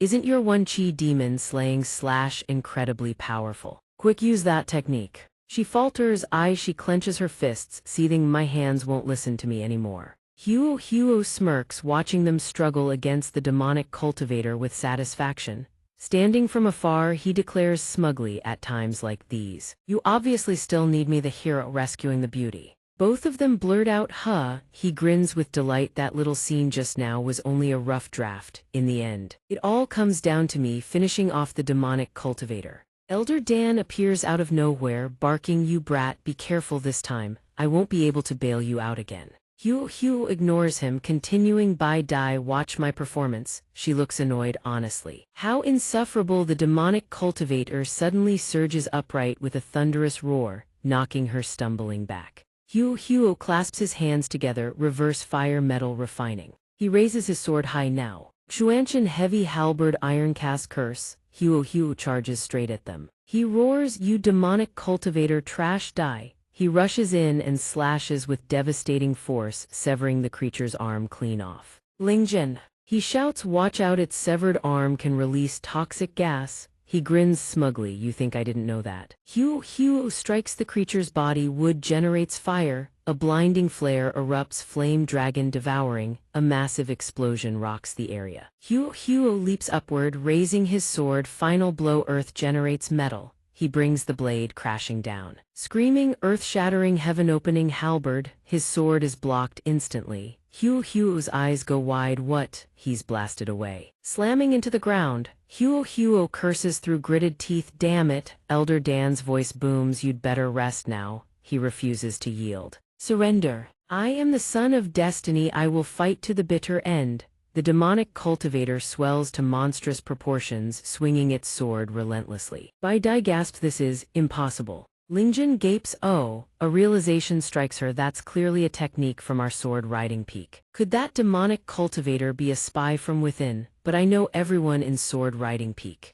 Who on earth is this creature? The demonic cultivator swings again. Lingjin charges in to shield her, shouting, don't lose focus. She stares in shock. Wu Lingjin. He responds immediately, this is me repaying the debt for when you saved me before. Xianxia ignites with fury, roaring, you wretched scum, how dare you lay a hand on students of Xianxia Academy, die. Fired. His divine ability activates, a colossal fire titan charges forward, engulfing the entire horde of demonic cultivators in searing flames. He surveys them, still burning, more of these wretched fiends, damn these demonic cultivators.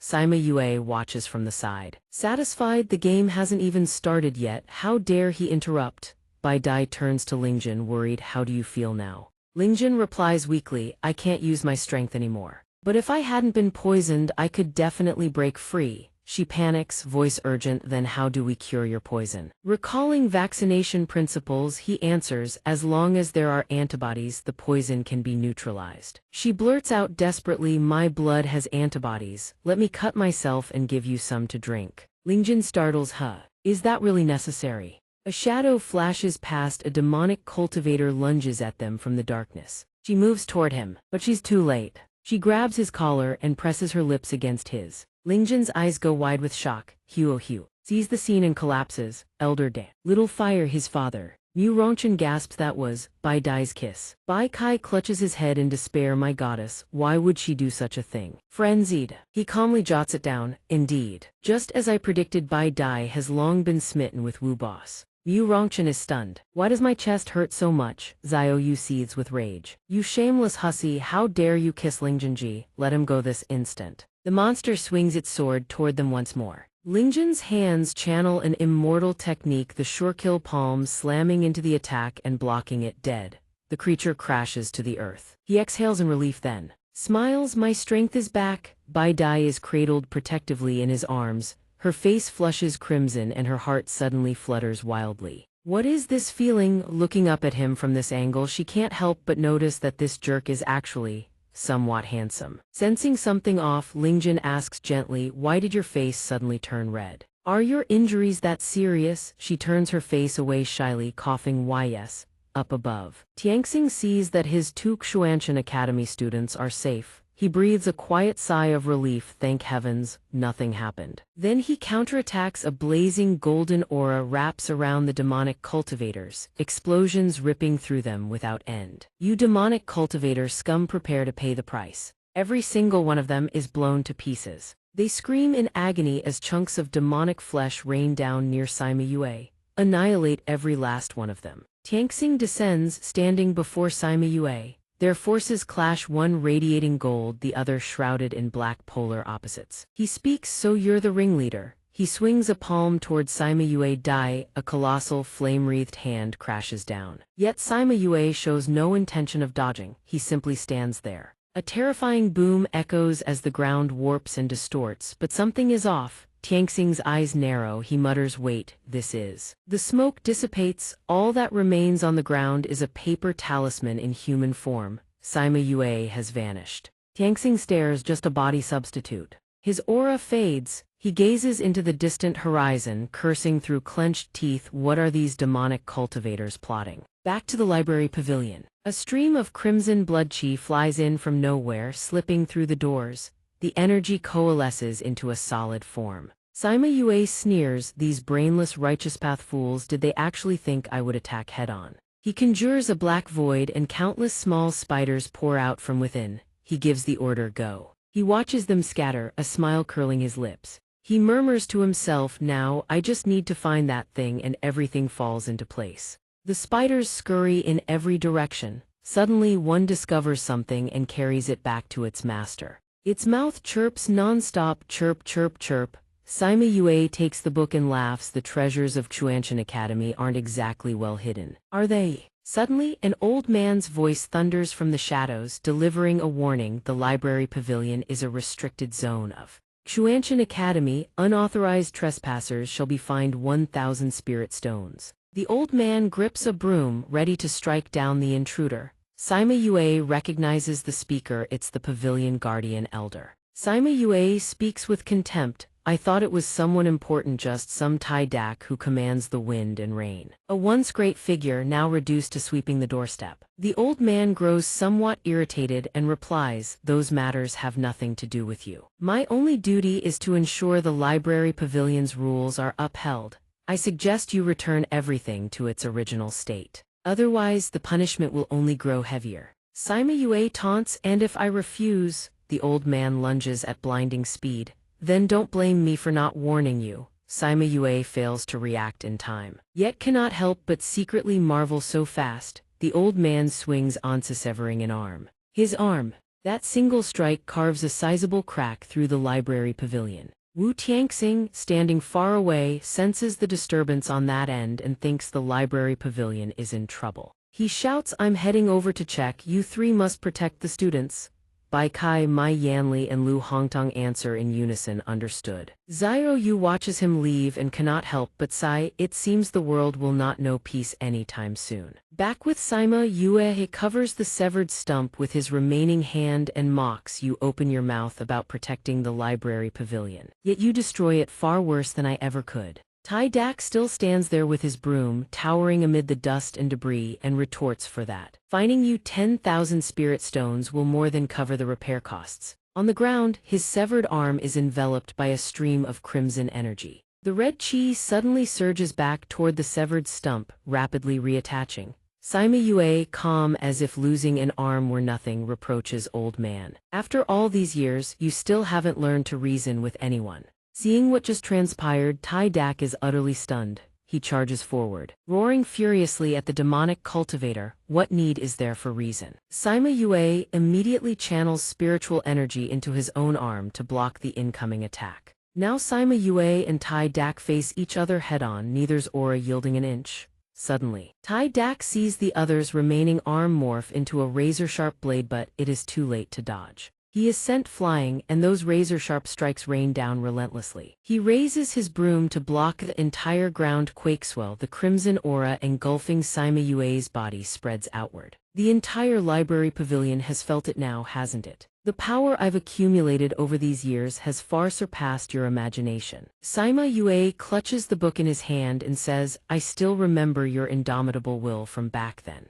You nearly killed me. He recalls the scene from that time. Tai Dak stood before Sima Yue with blade in hand, his aura blazing. His body was covered in slash wounds, blood flowing everywhere, followed by a scene of corpses strewn across the ground. He speaks with difficulty. I could only offer my entire family as a sacrifice to barely elevate my own strength to match your realm. Though I succeeded in repelling you that time, you seized half of the secret manual. After that battle, my blade shattered, leaving behind only a fragment, the remaining piece of that blade. He takes the half-secret manual and tucks it into Sima Yue's robe. He continues, today, I've finally reclaimed it. At last, the half-secret manual has returned to its rightful owner. He taunts again, why so silent? Or have you finally understood the gulf in power between us? Tai Dak grits his teeth and forces out the word you, but then continues. To Sima Yue's astonishment, destroying academy property again, that's a fine of 20,000 spirit stones. Don't think you can skip out on your penalty. Ignoring the old man completely, Sima Yue raises his arm and lunges, old fool, go collect your fines in the underworld. The attack tears apart yet another section of the library pavilion floor. Fortunately, Tai Dak dodges in time.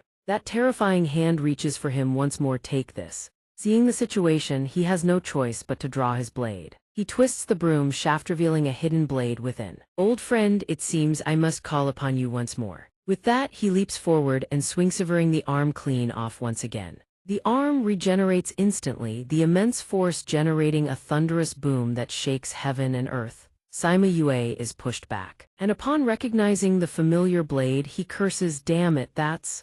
In Tai Dak's hand is the very blade that once nearly claimed his life. Donghua. A surge of memories floods his vision. It is an all-too-familiar blade. Tai Dak commands Donghua sheath. A crimson aura erupts around him and the surrounding space fills with swirling dust and debris. Sima Yue is stunned. So it truly is this blade. He recalls the image of the old man and the broken Donghua from the past. I remember this blade was severed by me. I never imagined you could preserve a broken fragment. Tai Dak opens his eyes. The crimson aura around him continues to surge without end. Donghua, truly just a broken fragment. With that, he charges without hesitation, bellowing, try it and find out, before Sima Yue can react. The tip of Donghua pierces straight into his face, cracking it apart. Tai Dak swings with full force, cleaving half of Sima Yue's skull clean off. The body collapses, still frozen in disbelief. Tai Dak wipes the sweat from his chin. It seems this is finally over. On the ground lies Sima Yue's corpse, missing half its skull. But nothing is ever that simpler the brain should be. A writhing mass of parasite squirms. Tai Dak recoils in shock, unable to comprehend what he is seeing.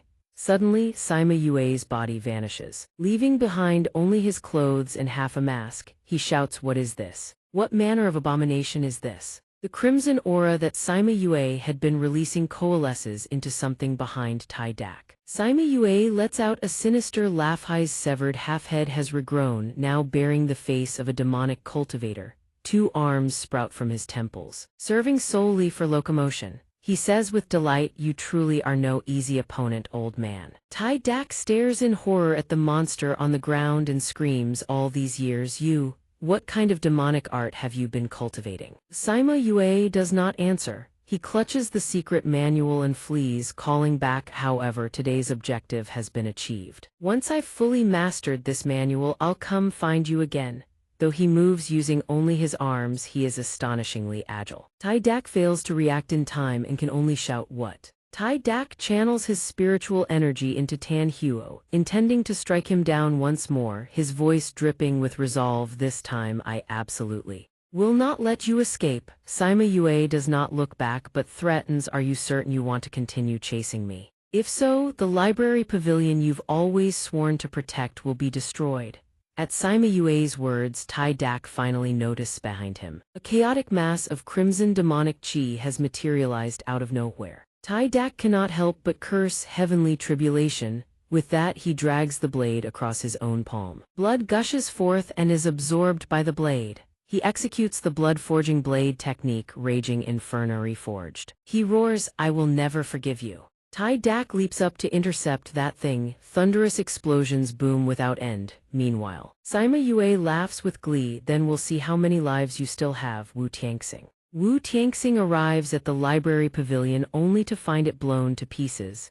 He shouts, "Second Elder, I've sensed your aura. Are you all right?" Tai Dak half kneels amid the blast's aftermath, reproaching with difficulty, "How old are you? And you're still this reckless?" He picks up his blade and says with suppressed fury, "If it weren't for protecting the academy, I would have slaughtered that wretched scoundrel." Seeing his condition, Wu Tianxing cannot help but cry out with concern, "Second Elder." The moment his feet touch the ground, Wu Tianxing rushes to old Tai Dak's side and asks with concern, "Who on earth wounded you to this state?" Tai Dak coughs weakly before answering, "The great demonic cultivator who invaded Jiazhu 1,000 years ago, Sima Yue." Wu Tianxing is stunned. "What?" He freezes, the scene of mountains of corpses from the past flashing through his mind, and cannot help but break into a cold sweat. According to legend, in order to cultivate his demonic art, he slaughtered hundreds of thousands Sima Yue. He continues to slay him. The Righteous Alliance sacrificed over 30 deity transformation realm powerhouses. The scene from that era unfolds. A crowd of cultivators encircles a single figure,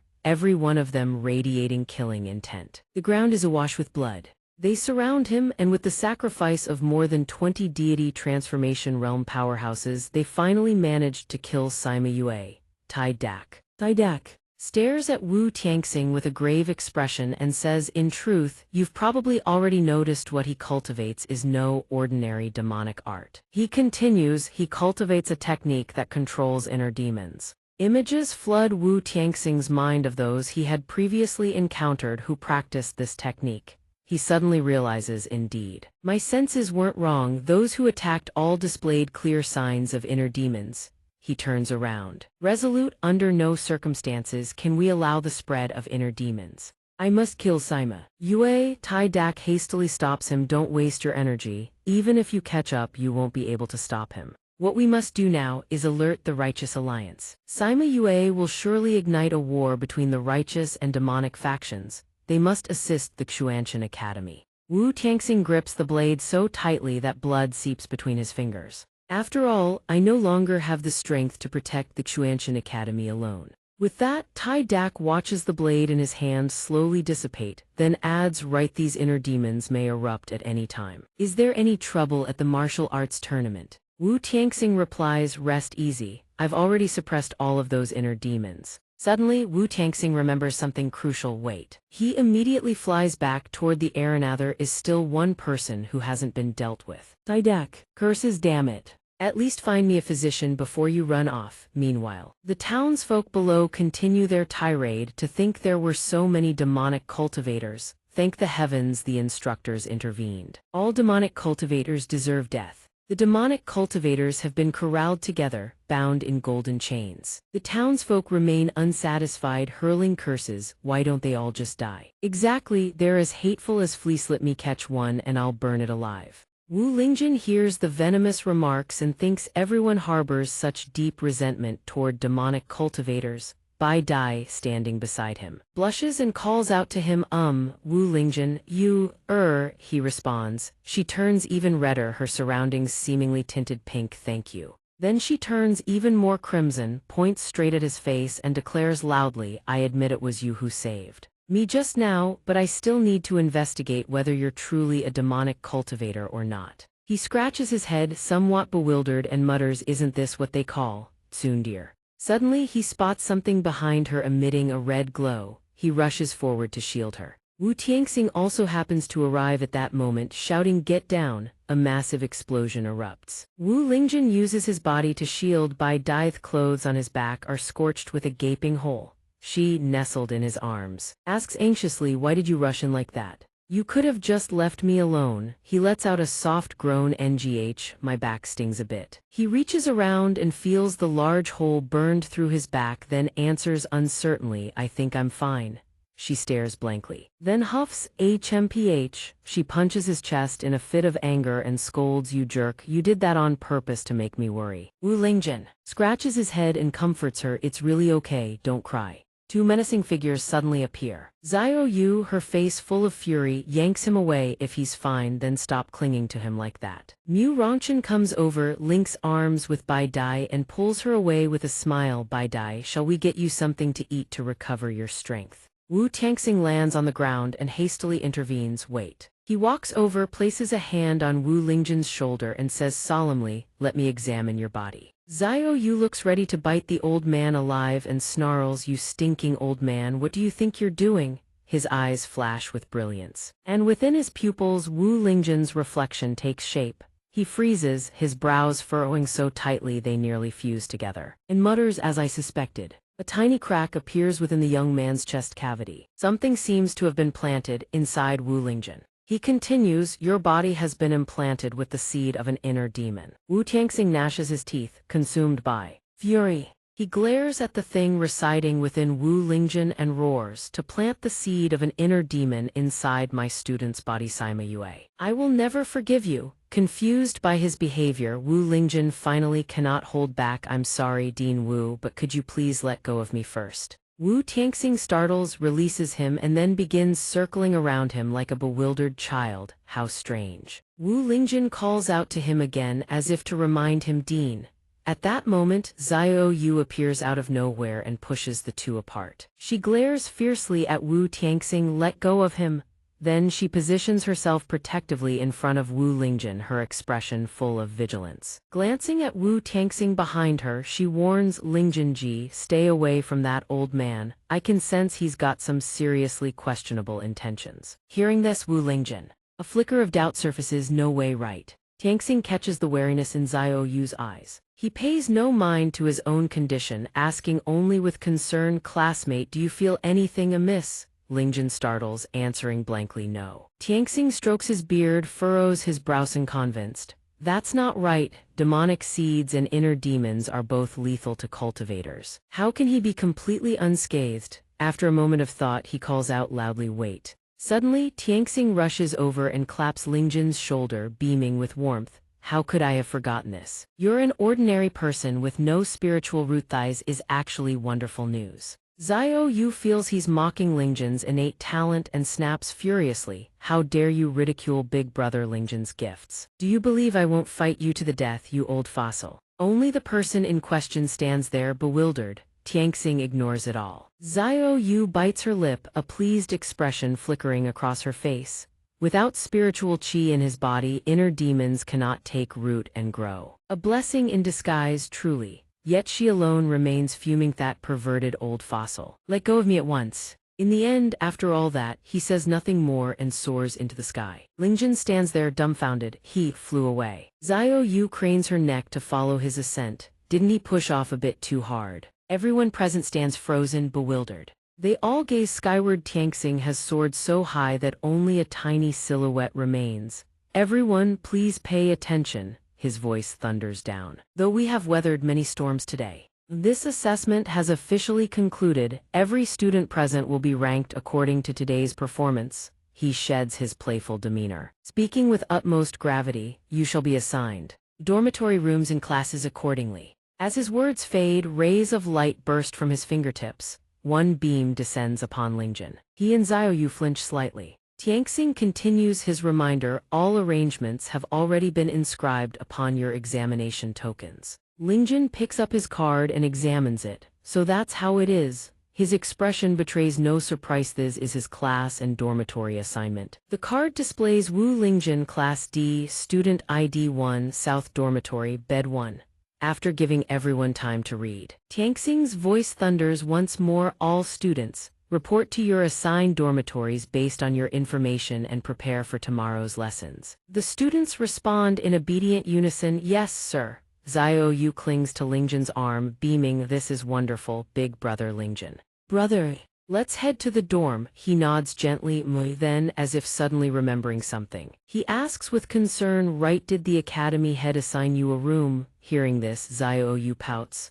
"Am I not a student? Of course I got an assignment." She pauses mid-sentence, a sly grin creeping across her face. But, bashful expression aside, her entire being practically radiates with floating hearts. "Love cannot be hidden. As your sworn protector, it's only natural that I share your bed." Lingjin stammers, caught off guard. Is that all right?" He scratches his head, answering honestly, "I recall the dorms come with a roommate. It wouldn't be appropriate for you to stay with me." But Xiao Yu remains adamant, declaring with confidence, "What's wrong with that? At worst, we'll just throw him out." the two converse animatedly, oblivious to the figure behind them. Bai Dai clenches the card in her hand, her expression dark and brooding. Xianxia Academy, South Dormitory. Despite the late hour, lights still flicker here. Lingjin hauls a mountain of belongings on his back as he trudges toward the dormitory. South Dormitory number 8 is farther than I thought. Xiao Yu scans the surroundings, immediately deducing this is the most remote location from the main peak where spiritual qi is at its most scarce. Fury ignites in her eyes, that perverted old fossil. Assigning Big Brother Lingjin to such a desolate corner, did he not see how brilliantly he performed in the exam? But Lingjin merely smiles, unfazed. I'm just a new student after all. After quite the trek, the two finally arrive. This must be the place. Lingjin pushes the door open and remarks, there's a light on inside. The roommate must already be here. Xiao Yu wrinkles her nose in disgust, scorning how filthy the place is. Lingjin steps inside, flashing a friendly smile. Hello. I'll also be staying at South Dormitory number 8, my room. He falls silent. His entire body locks up. The scene before him is far beyond what young eyes should witness. Bai Dai has just finished bathing. A single towel drapes around her neck and nothing else. Lingjin slams the door shut, spinning away. His face burns crimson as he gasps for air. Xiao Yu blinks in confusion. Big Brother Lingjin, what happened? He glances up at the room number on the door. No mistakes, is South Dormitory number 8, recalling what he just witnessed. He silently reassures himself, it must be the martial arts display that rattled my brain, just an illusion. Having steeled himself, he pushes the door open once more. Surely it'll be fine this time. This time Bai Dai has only just pulled on a pair of trousers. Their eyes lock, both freeze. The exact same scene repeats. Lingjin's face flushes red as a monkey's behind. He mutters under his breath, have I fallen under some kind of illusion technique? Xiao Yu grows even more curious, what on earth is going on? Suddenly, Bai Dai strides out from the room, now fully dressed. I don't know, this is definitely South Dormitory number 8. Xiao Yu shrieks in shock. Bai Dai, she points at the room in utter disbelief. Why are you in Big Brother Lingjin's room? Bai Dai answers matter-of-factly, does that even need asking? Because I live here, obviously. She confidently presents her assignment card before the two of them. The card reads, Bai Dai, Class A, Student ID 1, South Dormitory, Bed 2. She states coolly. If you don't believe me, see for yourself. Only now does Lingjin truly accept it. She is really my roommate. Xiao Yu is even more astonished. This is clearly a men's dormitory. Could she be some kind of hearing this? Bai Dai's face flushes red as she fires back, you're the one with that kind of disposition. Lingjin, meanwhile, recalls the scene behind that door, blood trickling from his nose, face burning. He affirms solemnly, I can confirm Bai Dai is definitely a girl. Xiao Yu sees his demeanor and fumes, how exactly can you prove that? Noting their suspicion, Bai Dai clarifies, I'm rooming with him because I exchanged rooms with his original roommate. He's now enjoying the finest accommodations in female dormitory number 1. Lingjin is taken aback.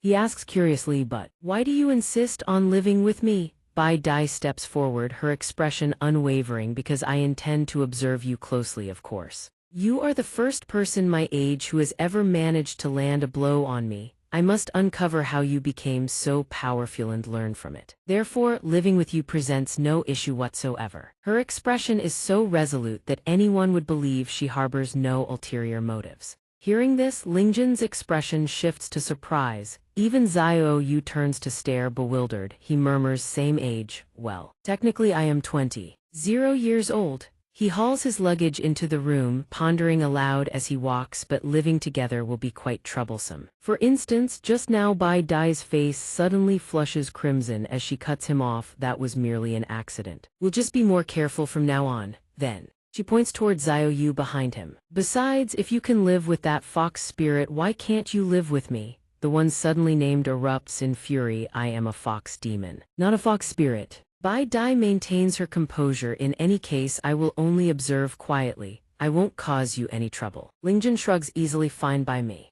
Only Xiao Yu remains irritated, truly shameless. But she soon flops onto the bed cheerfully, calling out to him, Big Brother Lingjin. Just ignore her, we have class tomorrow, don't we? Come on, let's sleep. Lingjin hesitates, do we really have to share a bed? Despite his reservations, he lies down. Xiao Yu rolls over and wraps her arms around him, answering contentedly, "It's been so long since I've slept beside big brother Lingjun. Besides, there's nowhere else to sleep here anyway. Just go to sleep already." Lingjun considers for a moment and finds no further objection. Fair point. Yet both unconsciously glance toward Bai Dai lying on the adjacent bed. They cannot shake the feeling that something sharp is aimed squarely at them. The candle flame gutters out, plunging the room into darkness. Bai Dai lies still with her eyes closed, whether she has truly fallen asleep. Neither can tell. Lingjun turns to whisper to Xiao Yu, "By the way, Xiao Yu, were those who attacked the library today truly demonic cultivators?" He asks with some curiosity. "Their techniques didn't quite resemble father's." Xiao Yu answers honestly, "Now that they've revealed themselves, there's no longer any need to keep this secret from you, big brother Lingjun." She recalls the silhouette of Sima Yue. "They are no ordinary demonic cultivators, they are inner demons of the highest order." On a silent moonless night, a voice rings out in shock. "What?" A grand formation materializes, 7 figures standing within its glow. One of them speaks. "Sima Yue attacked Xianxia Academy." The Grand Elder's expression is grim. To think that a cursed demon still lives to this day. The figure beside him seethes with rage. Furthermore, he injured Elder Wu and seized half of the sacred tome that Xianxia Academy had sealed away.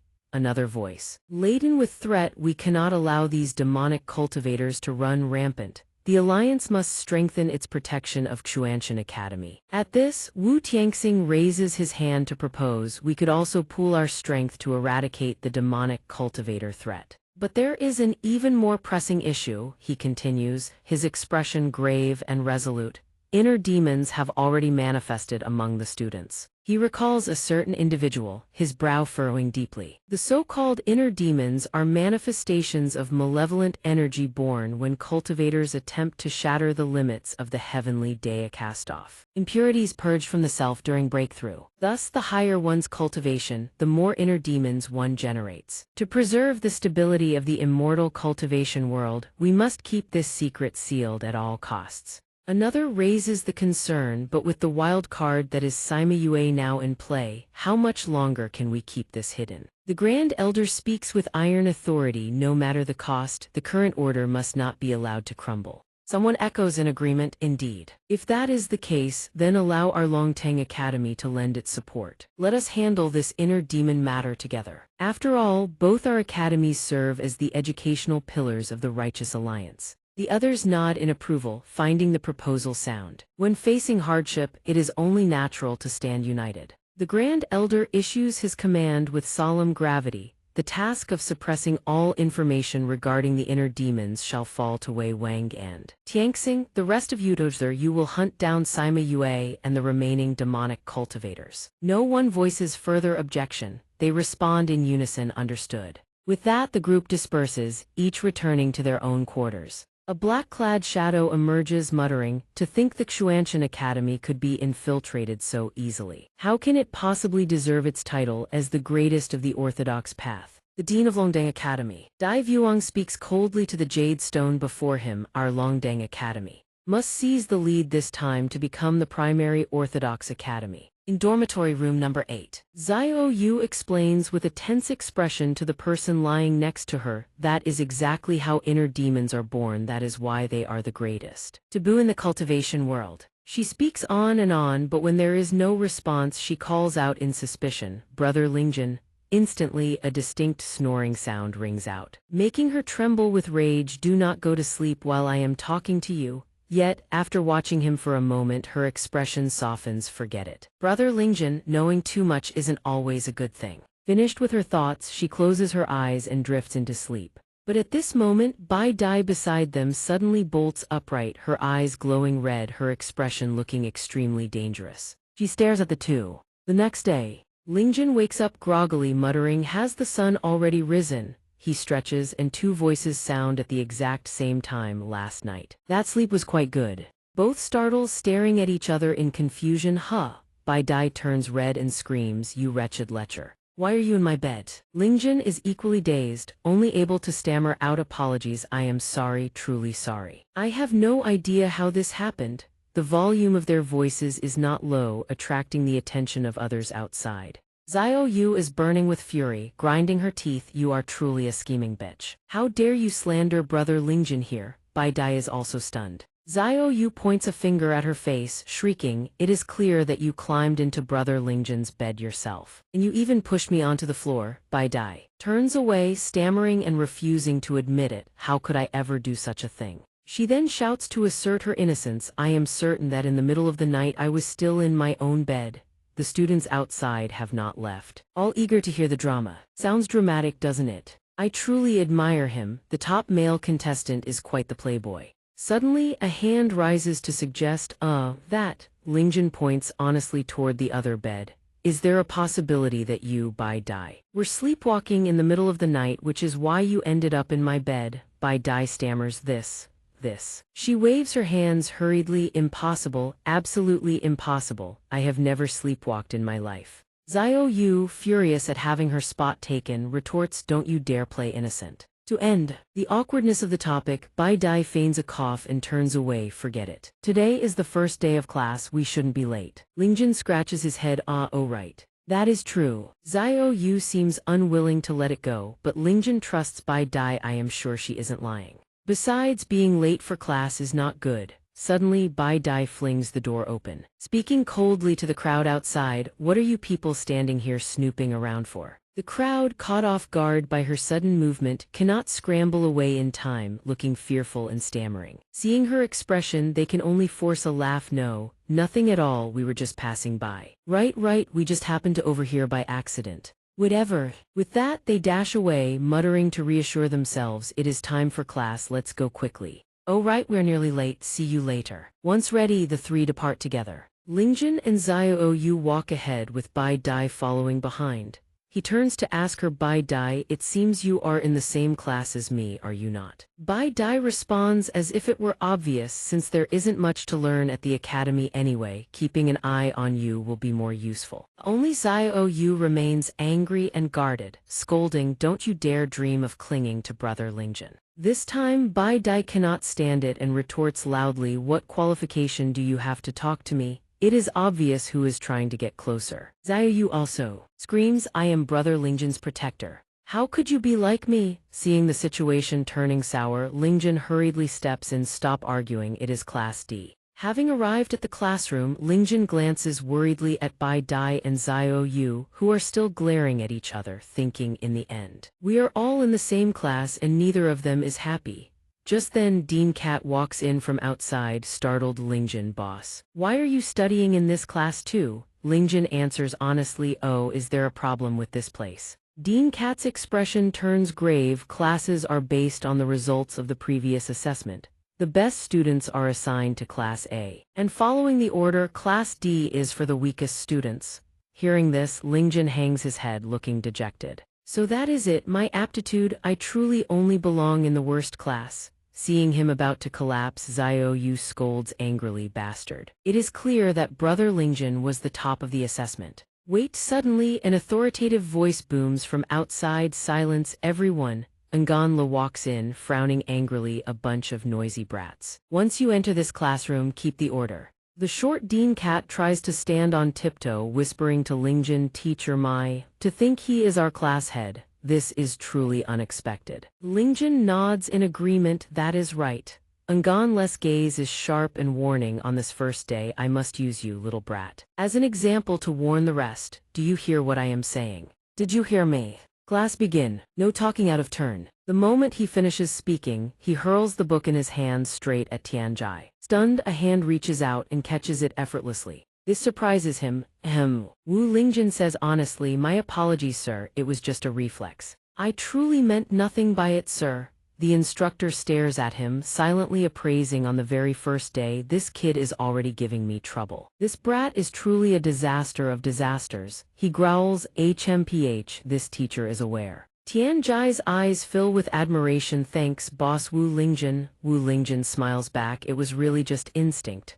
With that, the instructor slams down a thick stack of books. All right, settle down. His expression hardens. Now then, you shall learn your very first lesson since entering the Xianxia Academy. The books instantly fly into every student's hand. He raises his copy and announces, this book is The introductory qi refining technique of our righteous alliance. You are to follow the illustrated diagrams within to guide qi into your bodies. Suddenly, Zhang Ma shouts from the back, this is merely a qi refining technique, where do we? There isn't a single cultivator below the qi refining stage among us. Wu Lingjun blinks in confusion because he is the only one here below the qi refining stage. A book flies straight into Zhang Ma's face, and the boy cries out in pain. Yan Li scolds furiously, your previous cultivation techniques cannot even begin to compare with this one. Zhang Ma collapses to the ground, muttering through gritted teeth, why didn't you block it for me? Wu Lingjun answers, equally bewildered,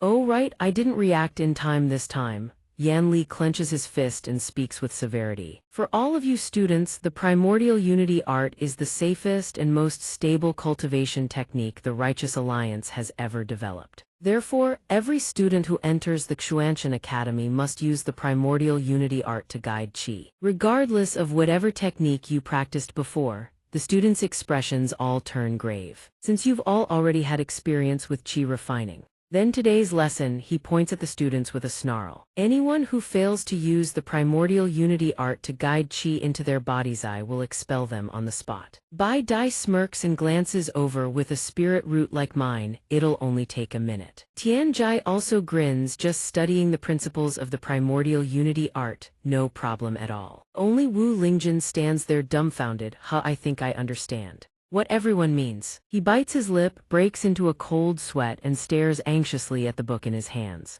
What do I do now? Bai Dai takes a deep breath and closes her eyes. Power gradually radiates outward. As she chants, heaven and earth as one, 10,000 laws return to the source, she snaps her eyes open. Energy condenses at her fingertip, and she thrusts it forward. Her power instantly shatters the object behind. Everyone who witnesses it can't help but exclaim in admiration, as expected of the Bai family's young mismastering the primordial unity art after a single glance. Xiao Yu grits her teeth, what a show-off. Yan Li also praises Bai Dai, well done.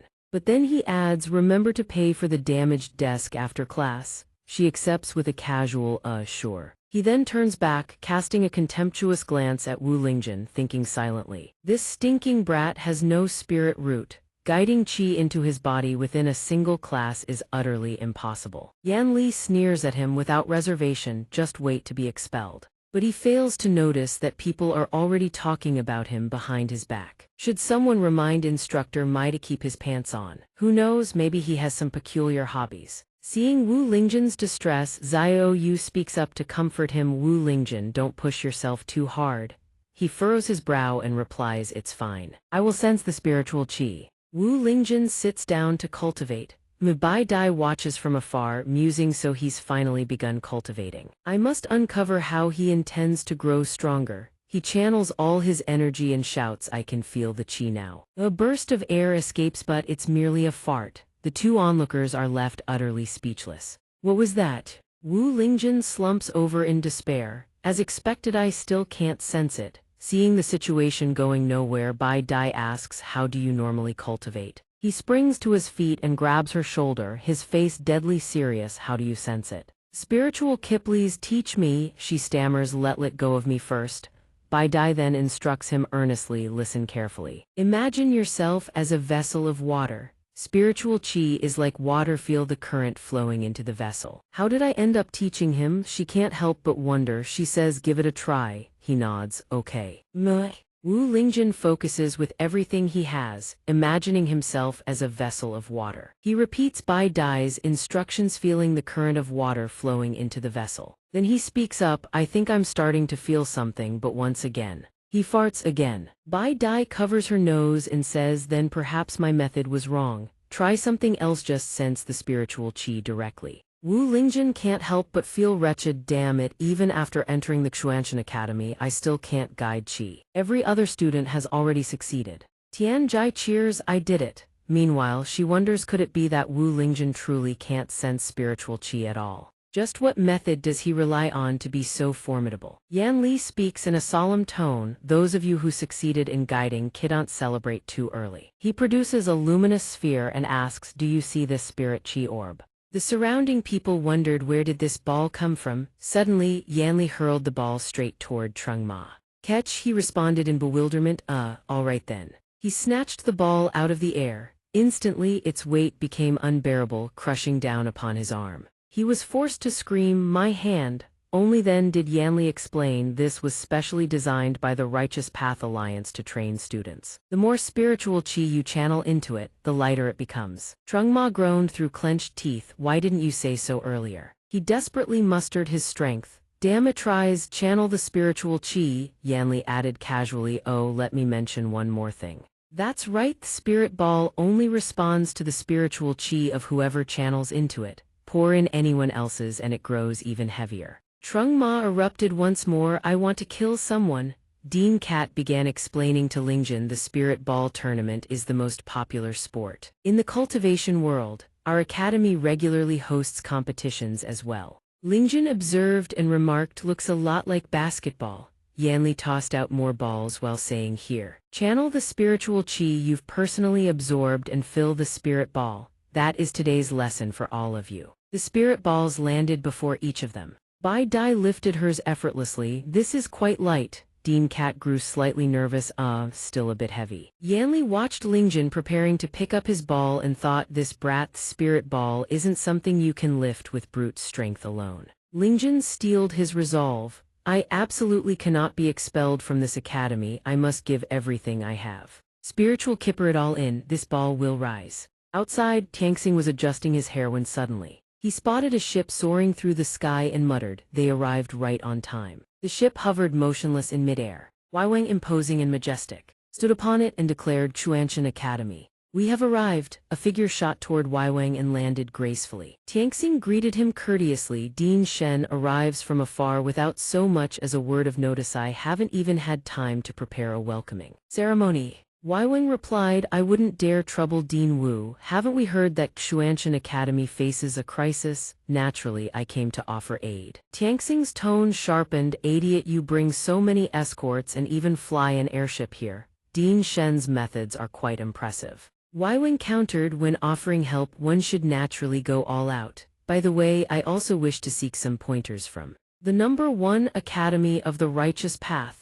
Tianxing immediately saw through his true intent and sneered, "So that is your real objective." The airship hung motionless against the azure sky when a voice suddenly thundered, "Rise for me." Waiwang whipped his head around in shock. Tianxing recognized the voice instantly. A ball rocketed from nowhere and pierced clean through the airship. The people aboard scrambled in chaos. "Someone is attacking the ship. Prepare defenses now." "Demonic cultivators, could it be demonic cultivators?" The ball lost its momentum and plummeted, smashing directly into Waiwang. Everyone cried out, "Dean Shen, over here." Lingjun stared at the ceiling he had just destroyed. "I'm done for," Yanli berated him without mercy. "What do you think you're doing? Do you have any idea how much money it costs to build a classroom?" He rubbed his head sheepishly. "I used too much force." Tianxing stood on the wrecked airship and thought, could it be that brat causing trouble again? He turned and asked, Dean Shen, are you all right?" Waiwang replied, "I am the dean of Longtang Academy. How could a mere..." But as the smoke cleared, they saw he had been battered by the ball. Waiwang maintained his dark expression and tried to explain, while everyone around grew increasingly worried. "Dean Shen, bring healing pills. Those damned demonic cultivators, we shall not share the same sky." Tianxing quickly fabricated an excuse. "This likely has nothing to do with demonic cultivators. It was probably just one of our spirit balls that malfunctioned and exploded." But internally, he cursed under his breath, "You damn brat, I can only cover for you this far." Waiwang, his expression unreadable, reached up and pulled the ball off himself. He spoke, "Quite the exploding spirit ball." The others worriedly fussed over him, but the dean seized upon this as a pretext to challenge Xianxia Academy. He proposed enthusiastically, "In that case, let's settle this with a spirit ball match." Tianxing hastily interjected, "Perhaps you should treat your wounds first before we discuss this." Tianxing asked in bewilderment, "A spirit ball exchange tournament between students?" A voice confirmed, "That's right." Then with clear severity he declared, "And so the matter stands as such." After a moment, he announced his decision. "For this spirit ball exchange tournament between academies, you 5 shall serve as our representatives." Dean Cat raised his hand. "Dean, I have a question." Tianxing answered, "Speak." Dean Cat voiced his concern, choosing the others. "I can understand the all ranked at the top of the grand examination." He scratched his head sheepishly. But my strength is among the weakest of all students. I'm afraid my participation will embarrass the academy. Seeing his demeanor so much like his own former self, Tianxing called out gently, Dean Cat. Lingjun comforted him, don't sell yourself short. I believe that as long as you give your all, results will follow. Dean Cat's spirits lifted instantly. Boss Lingjun, you really mean? The green-haired youth sneered from the side. If effort alone could produce results, then you would have cultivated a spiritual root long ago. Tianxing nodded in agreement. Wu Lingjun speaks the truth. Dean Cat, your heavenly eye divine ability can foresee the future. Tremendous advantage in the tournament. Dean Cat raised his hand once more. Sorry. I have one more question. Speak, Tianxing answered. Lingjun scratched his head innocently. How does the Spirit Ball tournament actually work? Bai Dai also let out a surprised huh. Before explaining, it's a 5 versus 5 format. You control the ball and launch it through the stone goalposts into the gate suspended in midair to score. In his mind, Lingjun thought basketball. Football, Bai Dai continued during the match. Cultivators on both sides may not directly harm the opponent, but they may use spiritual qi to clash against each other. That's why one's spiritual qi is crucial for this competition. Lingjun processed this and said, so in this tournament it seems I can't really contribute much. How about I just sit this one out? Tianxing jabbed a finger at him and roared, this tournament was started because of you. Before turning to leave, he added one final reminder, the match is set for 3 days from now. Use this time to train. Suddenly, Tianxing recalled something. Right, since this tournament concerns the honor of our Xianxia Academy, he dangled a generous reward before them. If we achieve victory, I will award each of you a golden Xianxia medal. Lingjun asked naively, what's a golden Xianxia medal? Ji Hawk answered for him, it is the highest honor of Xianxia Academy. With this medal, you receive double the cultivation resources. Lingjun's eyes blazed with excitement. Double the resources. Doesn't that mean my chances of successful cultivation just doubled? He blazed with fervor. Now that I think about it, what are we all standing around for? Let's start training right now. Huo sneered. He has no interest in training with someone who can't even use spiritual qi. Ji Hawk also showed no enthusiasm. My family basically runs this academy. Double resources mean nothing to me. Bai Dai walked past the two of them and said, ignore them. The two of us can train together. He replied hesitantly, all right then. Dean Cat panicked, am I seriously just going to be sidelined like this? Being left out, he listened as Bai Dai taught him the theory behind the spirit ball while accepting the spiritual qi that others channeled into it. The more spiritual qi you pour into the spirit ball, the greater your advantage in direct clashes. He spoke honestly, though I have no spiritual qi, I understand the principle. Bai Dai, seeing mere words weren't enough. Proposed talking is useless. Snatching the spirit ball from my hand, he answered, since you put it that way. Lingjun charged straight at her, then don't mind if I, but the ball was suddenly pulled away. Once spiritual qi was channeled into it, the spirit ball could be freely manipulated at will. Catching it barehanded was no simple feat. Bai Dai thought gleefully, just like this, reveal more of your cards. I will absolutely uncover the method behind your power. Lingjun surged forward, then I'll go even faster, she praised. So fast, Bai Dai hurled the ball high into the air. I won't let you take it that easily. He reached it, but his hand slipped and grabbed her chest by mistake. Both of them froze. Huo erupted. Wu Lingjun, you beast. Bai Dai scolded him relentlessly. You scoundrel, you did that on purpose, didn't you? Lingjun bowed frantically in apology. It was truly an accident, I swear. Dean Cat watched with a grin. Love is in the air. Lingjun asked foolishly, does it hurt? Do you want me to rub it for you? Bai Dai turned away in embarrassment. I'm fine now. But her thoughts told a different story. That feeling wasn't half bad. She gazed into the distance. Wo figures were watching them. If only those people weren't ruining the atmosphere. Xiao Yu fumed. You scoundrel, stay away from Lingjun. Mu Rongchen offered food while flattering. You should really eat something. She turned away and said, enough, let's continue training. Next. He agreed. All right. Bai Dai began her technique, sword control art. She pointed upward. See these spirit swords I've formed into a ring serve as the goalposts. Give it a try, he answered. No problem. Only then did Dean Cat realize you guys are actually serious, while Lingjun, blazing with determination, calculated this spirit ball isn't as heavy as I imagined. I just need to practice making accurate throws. As he threw, the girls below watched with delight. Lingjun, your aim is pretty good. But the ball veered off and struck somewhere else entirely. Yanli instantly berated him, "You fool, you've damaged academy equipment again. Don't even dream about claiming those cultivation resources." Lingjun hastily bowed, "I'm sorry." Bai Dai, ever perceptive, noticed something. "Did you just hear that?" He answered, bewildered. "Hear what?" That ball had struck Din Shen Waiwing again.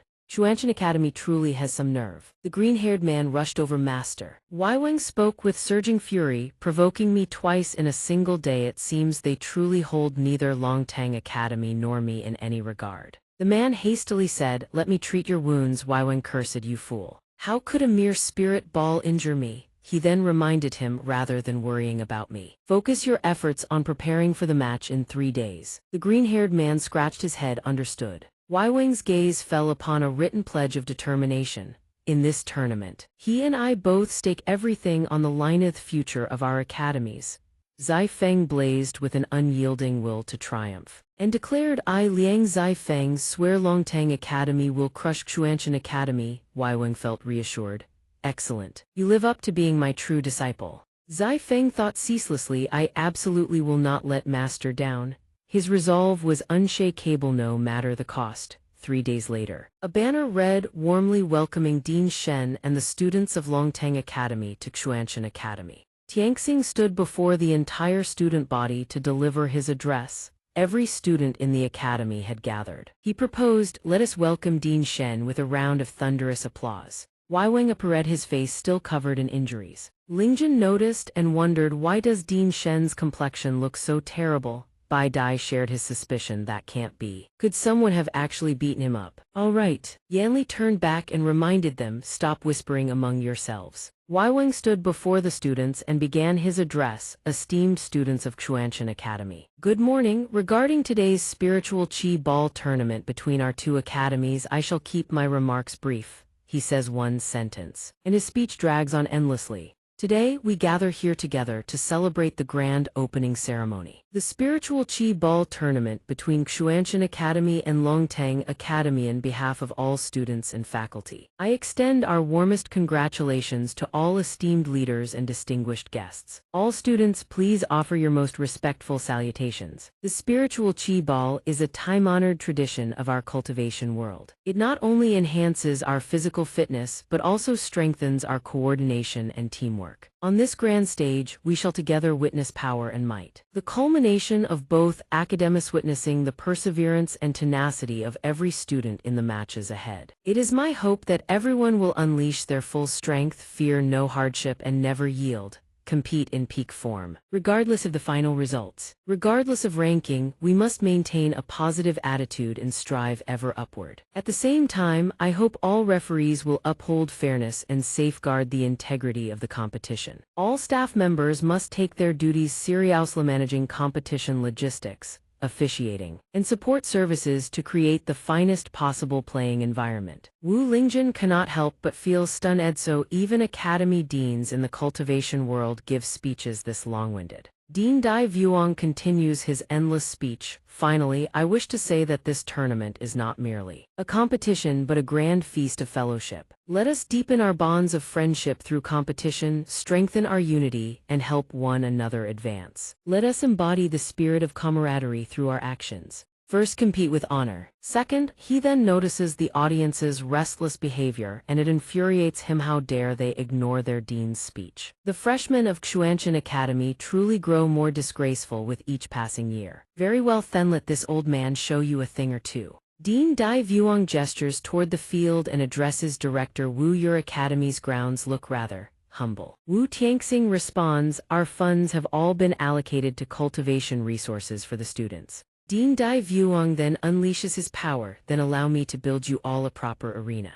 Dean Dai Vuong extends his hand. The earth erupts beneath. Wood spirit art. The students cry out in alarm. Is it an earthquake? No, it seems the dean has made his move. Such a massive disturbance. Is he trying to demolish Xianxia Academy? Everyone is stunned as a foreign structure bursts forth from the ground. Heavens above, something is rising from the earth. Wu Lingjun watches in astonishment as a magnificent, newly constructed arena materializes before the eyes of every student. Bai Dai's voice carries unmistakable awe to conjure something this vast in the blink of an eye. Just how much spiritual qi does the dean of Longtang Academy possess? Gazing upon the towering coliseum that has risen from nothing, Wu Lingjun marvels, so this is the power of immortal cultivators. Truly, it fills one with envy. The ground where the two deans stand begins to rise skyward. Wu Tianxing announces in a booming voice, all participating students, prepare yourselves. The remaining students, take your seats in the observation area. Both teams have taken their positions, ready for battle. Director Wu silently prays, you wretched lot, you had better not embarrass me. Then he raises his voice, now, allow me to introduce the competing participants for today's match. Standing on this side of the arena are the competitors from Xianxia Academy: Wu Lingjun, Jixu, Zhao Huohao, Bai Dai, and Tianjai. Wu Lingjun silently resolves, this time, we must win. I need to secure as many cultivation resources as possible. Jixu brims with excitement, this young master is going to dominate. He turns to Lingjun with a grin, victory is all but assured. Although both you and I are transmigrators, I will absolutely crush you beneath my heel, just you watch. A sudden chill races down his spine, causing him to let out a soft grunt. Wu Tianxing continues, and standing on this side are the participating students from Longtang Academy. Zai Feng's imposing figure appears. Wu Tianxing introduces the roster one by one: Zhu Shi, Li Luoying, Wan Ping, Zhen Lingyu, and Liang Zaifeng. Zhen Lingyu pats his shoulder, senior brother. Make sure you perform well this time. Let them know the true might of our Longtang Academy. Zai Feng warns, don't be careless, we absolutely must win this match. He gazes toward Dean Dai Vuong with iron resolve, I will fulfill master's long-held wish, I swear it. Wan Ping sees the intensity burning in his expression, and says dismissively, don't overthink it. We've trained long enough for today. Besides, those Xianxia Academy students are nothing but a bunch of trash. Wu Lingjun pays no mind, but Tianjai fires back boldly, we are not trash. At the very least, Boss Lingjun certainly isn't. Wan Ping points and taunts, especially you fatty. One glance is all it takes to tell you're a weakling. Tianjai's fists tremble with rage, his teeth clenched. Zai Feng turns and interjects, Wan Ping, that's enough. Defeating them in the match will settle things, won't it? Wan Ping smirks, tusk, boss, you're far too kind. Aren't you just giving them a sliver of hope for victory? Bai Dai grits his teeth, why is every single person from Longtang Academy so arrogant? Wu Lingjun has to admit, but they do look like they've been genuinely trained. Jixu strokes his chin thoughtfully, indeed. The three turn to look at him. And he continues, they say these people are all hand-picked elites specially cultivated by Longtang Academy, with extensive long-term training experience. In spiritual qi ball matches against same-level opponents, they have never once lost. Tianjai complains, such crucial intel are you only telling us now? Jixu replies nonchalantly, well, none of you asked. Zhao Huohao draws his sword with a flourish. Zhao Huohao declares, what is there to fear? Don't forget a young master is right here. He lowers the tip of his sword, pointing it straight at the opposing team. The challengers from Longtang Academy speak up in a provocative tone. Listen well, I, Zhao Huohao, will defeat every last one of you today. He smirks, my blade says otherwise. As soon as the words leave his mouth, Mai Yanli walks over and confiscates his sword. Huohao protests, hey, what are you doing? Yanli answers coldly, in the spiritual qi ball tournament, the use of any artifact or spirit tool is strictly prohibited. Hearing this, Huohao is stunned speechless. The opposing team sneers with contempt. Zhu Shi casually munches on food, you don't even understand the rules of a spiritual qi ball match. Zai Feng sneers as well, this is truly a bit embarrassing. Zhen Lingyu covers her mouth, laughing, this match won't be difficult at all. It's sure to become quite the spectacle. A fine showcase for senior brother. Dean Dai Vuong turns to taunt, Director Wu certainly knows how to pick his students. Director Wu doesn't take the bait, HMPH. Whom I choose is none of Dean Dai's concern. Dean Dai Vuong's gaze sharpens, I couldn't care less about that. I merely hope Director Wu is prepared to accept defeat after this match. Wu Tianxing responds with a knowing smile, don't underestimate these kids. He looks down at the arena. His voice full of conviction, I believe they can win, that's why I brought them here. Meanwhile, Yanli searches through the remaining items on Lingjun's person, his voice exasperated, also you are not permitted to carry these on your person. Lingjun scratches his head sheepishly, ahaha, it's just force of habit. I forgot to take them off. Wu Tianxing shouts furiously, don't you dare embarrass yourself over those lumps of iron. Where on earth do you keep getting those things? Yanli briefly goes over the match rules. The game lasts for 2 hours. With a 15-minute intermission between halves, the team that scores the most goals wins. Then he holds up the spiritual chi sphere and asks, now then has everyone finished their preparations? The Longtang Academy team stares with intense focus. Yanli raises his voice, spiritual chi ball match. Both teams have completed their preparations. Let the battle begin. As soon as the words leave his mouth, the spiritual chi sphere is tossed high. A foot pushes off the ground and a figure leaps up lightly. Wu Lingjun reaches toward the sphere, must seize the ball. Seize the initiative. But before he can react, a foot stamps down on his shoulder. Jixu uses the momentum to spring higher, his hand closing in on the target. He says arrogantly, fool, without spiritual chi you'd best stay out of my way. Scoring a goal is something only I can do. Suddenly the sphere falls into someone else's hands. He free-sits Zai Feng. Zai Feng cradles the sphere with both hands. A triumphant smile on his lips, don't even dream about it. Then he hurls the sphere toward Wan Ping with all his might. Catch, the sphere rockets forward at lightning speed. Wan Ping extends his hand, leave it to me. Tian Jai watches Wan Ping's figure charging forward and declares, even if it costs me my life, I will stop you. Wan Ping smirks, can you really pull that off? Tian Jai spreads his arms wide, but before he can react, something blazes past him.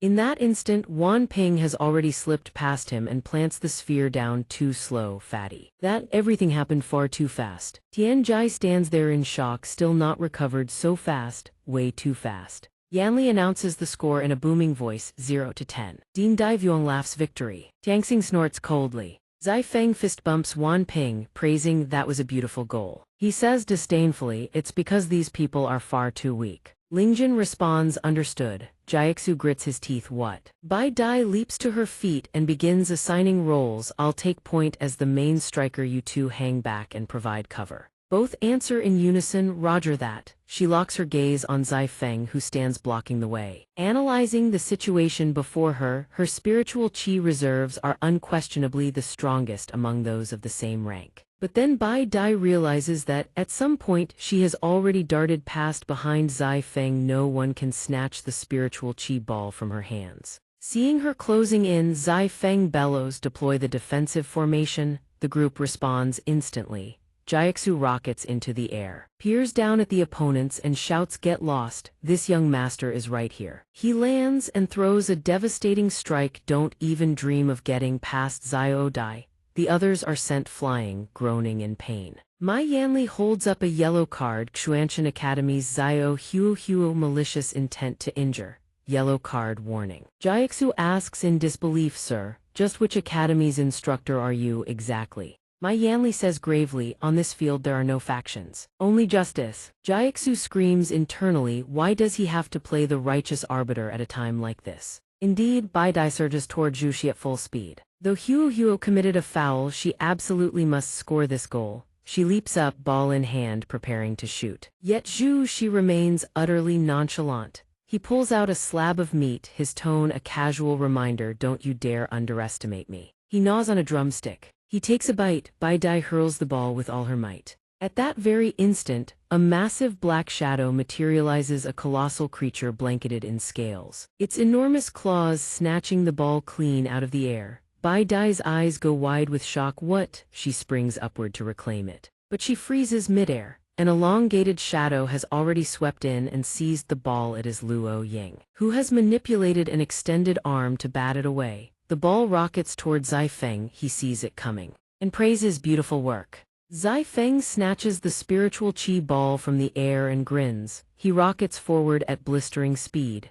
Diane Jai braces for combat, shouting, he's coming. This time we absolutely have to stop him. Yet Zai Feng flings both of them aside with contemptuous ease and casually places the ball down. Yanli announces a goal for Longtang Academy. Score 0-1. Yu Ling watches the scene, her cheeks flushed red as she cheers. Senior brother scored. He's so handsome, I love it. You're courting death. Zai Feng gazes into the distance, letting out a long breath. He glances up at Lingjun and Huo in the stands and calls out, hey. Xianxia Academy. The two look up, asking in return, huh? Zai Feng points at them, a grin splitting his face, his manner supremely provocative in this match. I'm going to make sure you lot don't score a single point. Xiao Yu is driven to fury. She grips the wall rail with crushing force. Crack spiderweb across its surface. She leaps to her feet, ready to vault over and scream, how dare he say something like that to Lingjun Jij. I'll smash his skull to pieces right now. Mu Rongchen grabs her leg to hold her back, her voice helpless, don't lose your temper.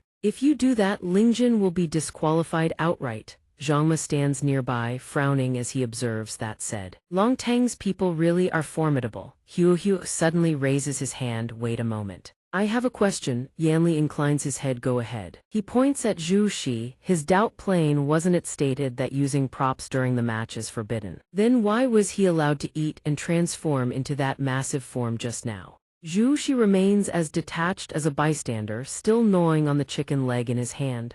Yanli sidesteps the question, answering with breezy indifference, food is not a prop, therefore it does not constitute a foul. Huo erupts in fury, what the hell, isn't this just blatant sophistry? Xiao Yu hears Yanli's twisted logic and grinds her teeth, what kind of home field advantage is this? Mu Rongchen says with regret, if I had known I should have brought Lingjun and the others some food too. Dai Wang glances at Tianxing, his tone thick with mockery, the students under Dean Wu are truly nothing to speak of. Tianxing fires back without restraint, the match has only just begun. Right at that moment, to Diane Jai's utter astonishment, Yu Ling streaks forward and places the ball down.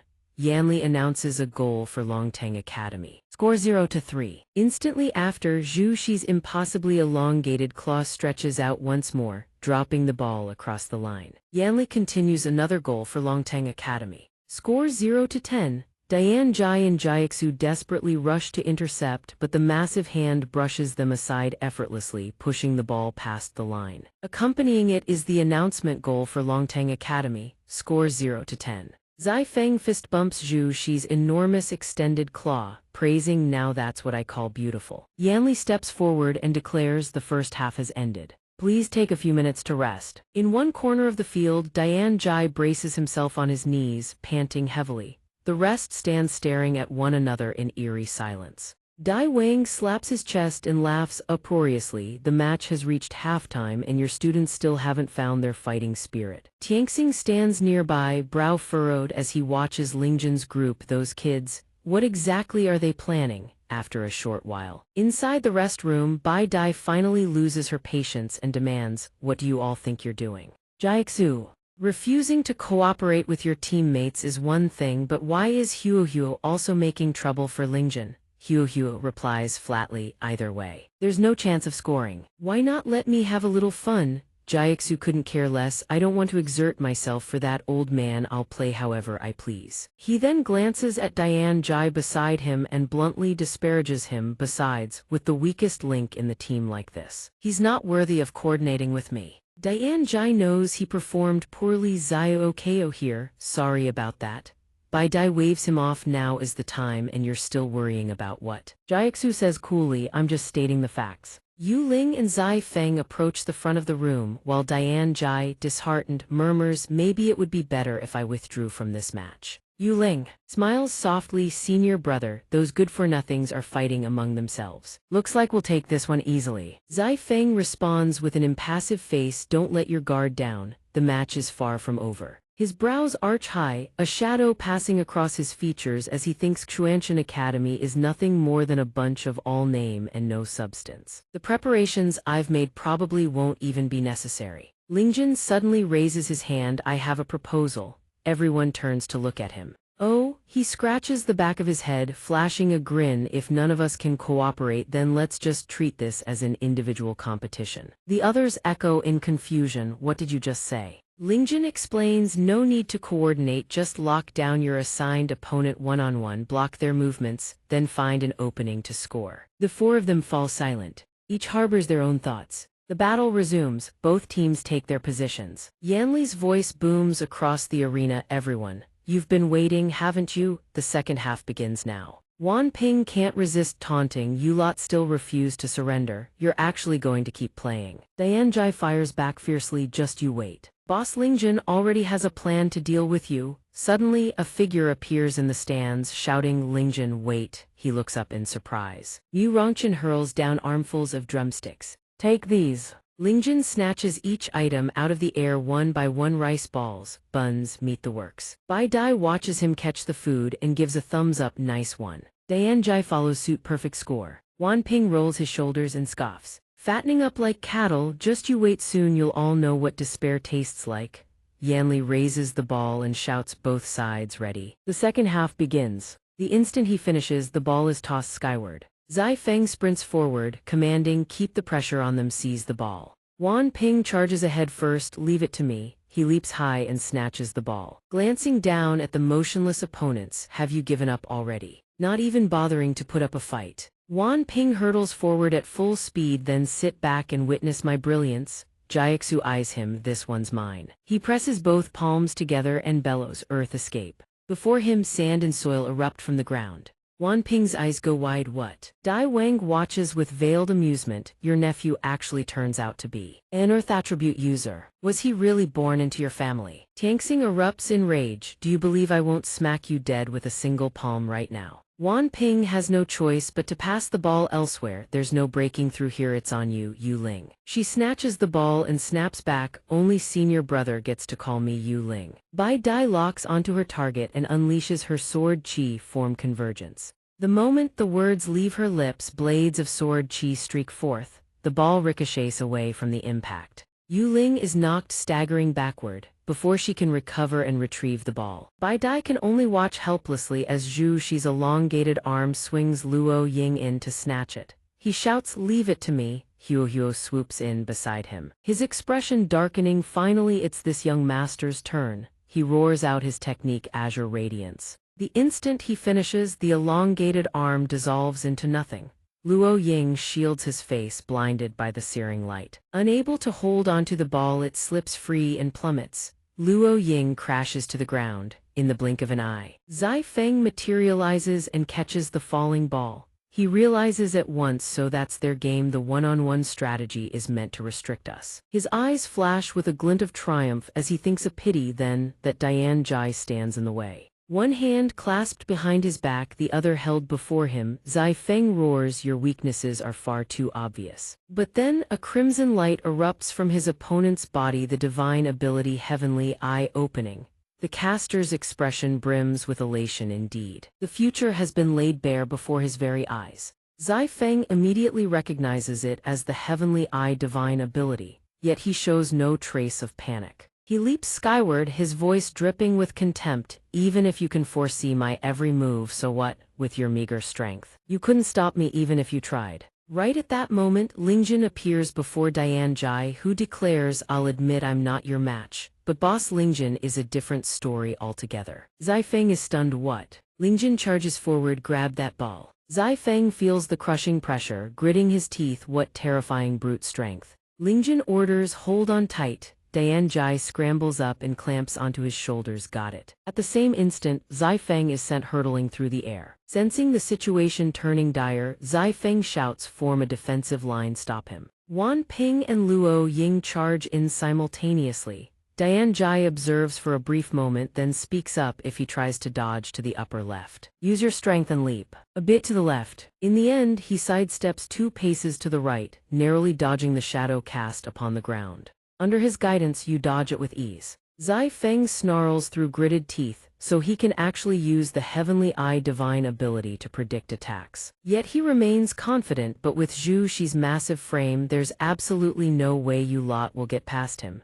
In a flash, Lingjun surges toward the towering silhouette of Zhu Shi. The latter, already transformed into a beast-like form, spots Lingjun approaching and lets out a cold snort. Lingjun narrows his razor-sharp gaze and speaks in a frigid tone, well then, my apologies. Consider this an offense. He clenches his jaw and hurls the ball with every ounce of force. Take this. The ball rockets toward Zhu Shi in an instant. Though Zhu Shi snatches the ball out of the air, a tremendous force slams through him the very next moment. His entire body is hurled backward, crashing into the ground with a thunderous boom. The announcer declares Xuanchen scores. The score is now equal. both Lingjun and Tianjai can barely contain their elation. Cheering in unison, we did it. Zai Feng strolls forward and speaks with an air of composure. It's merely a single point conceded.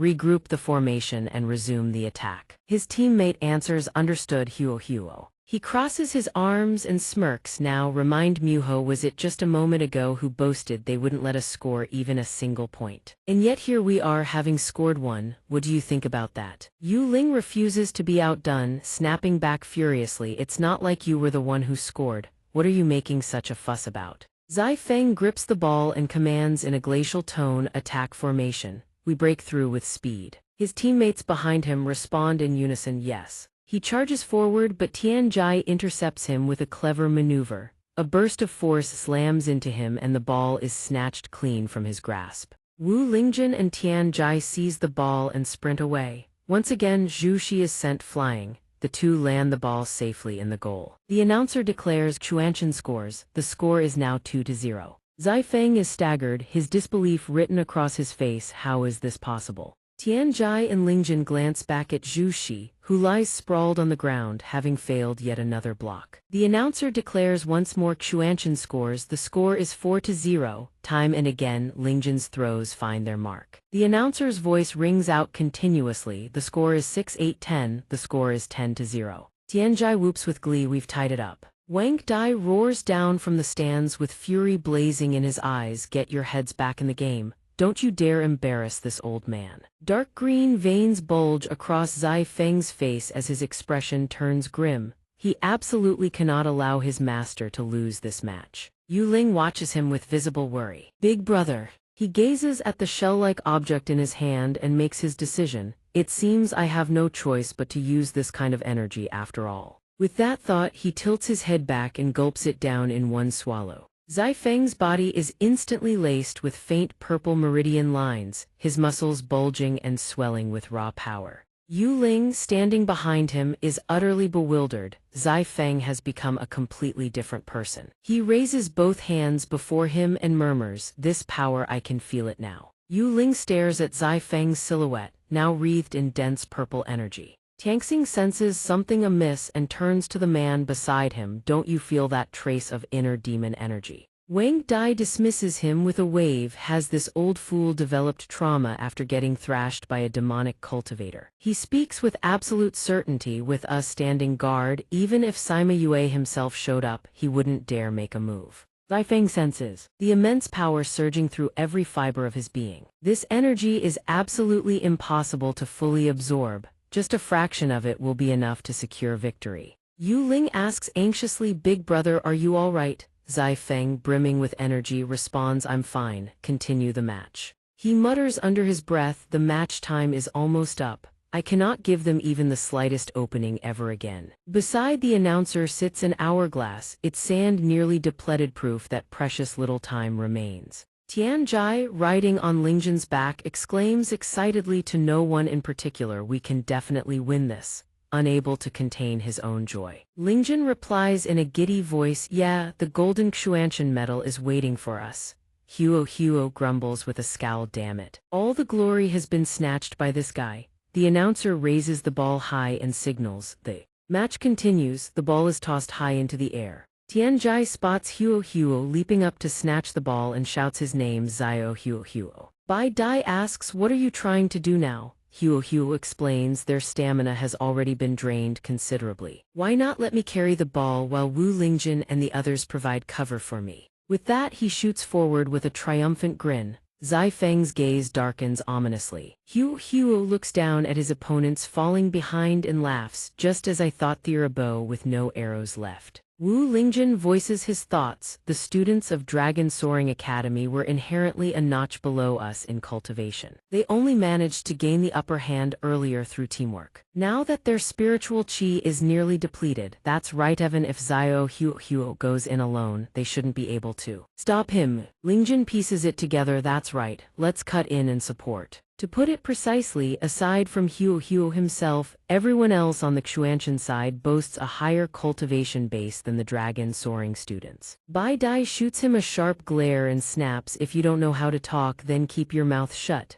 Huo, utterly pleased with himself, surges toward the scoring zone. The entire arena watches as Huo rides the wind forward. At that very moment, Zai Feng grins and clasps his hands together, chanting Great Earth Would Divine Technique. In the blink of an eye, a massive slab of solid earth erupts from below, slamming into Huo and knocking the ball clean out of his hands. His face is twisted to one side from the impact as he yelps, "Ow. Ouch." Tianxing strokes his beard, perplexed. The Great Earth Would Divine Technique? You said he hadn't learned that move yet, didn't you? Wang Dai responds with a self-satisfied chuckle. It seems that under such pressure, even Zai Feng's latent potential has broken through. In Tianxing's heart, a seed of doubt takes root. A true breakthrough under pressure. Is that really what this is? Huo tumbles down from the earthen wall that had risen to block him. Zai Feng has already reclaimed the ball. His expression hardens as he grips it tightly. My condition is stable now, and time is running out.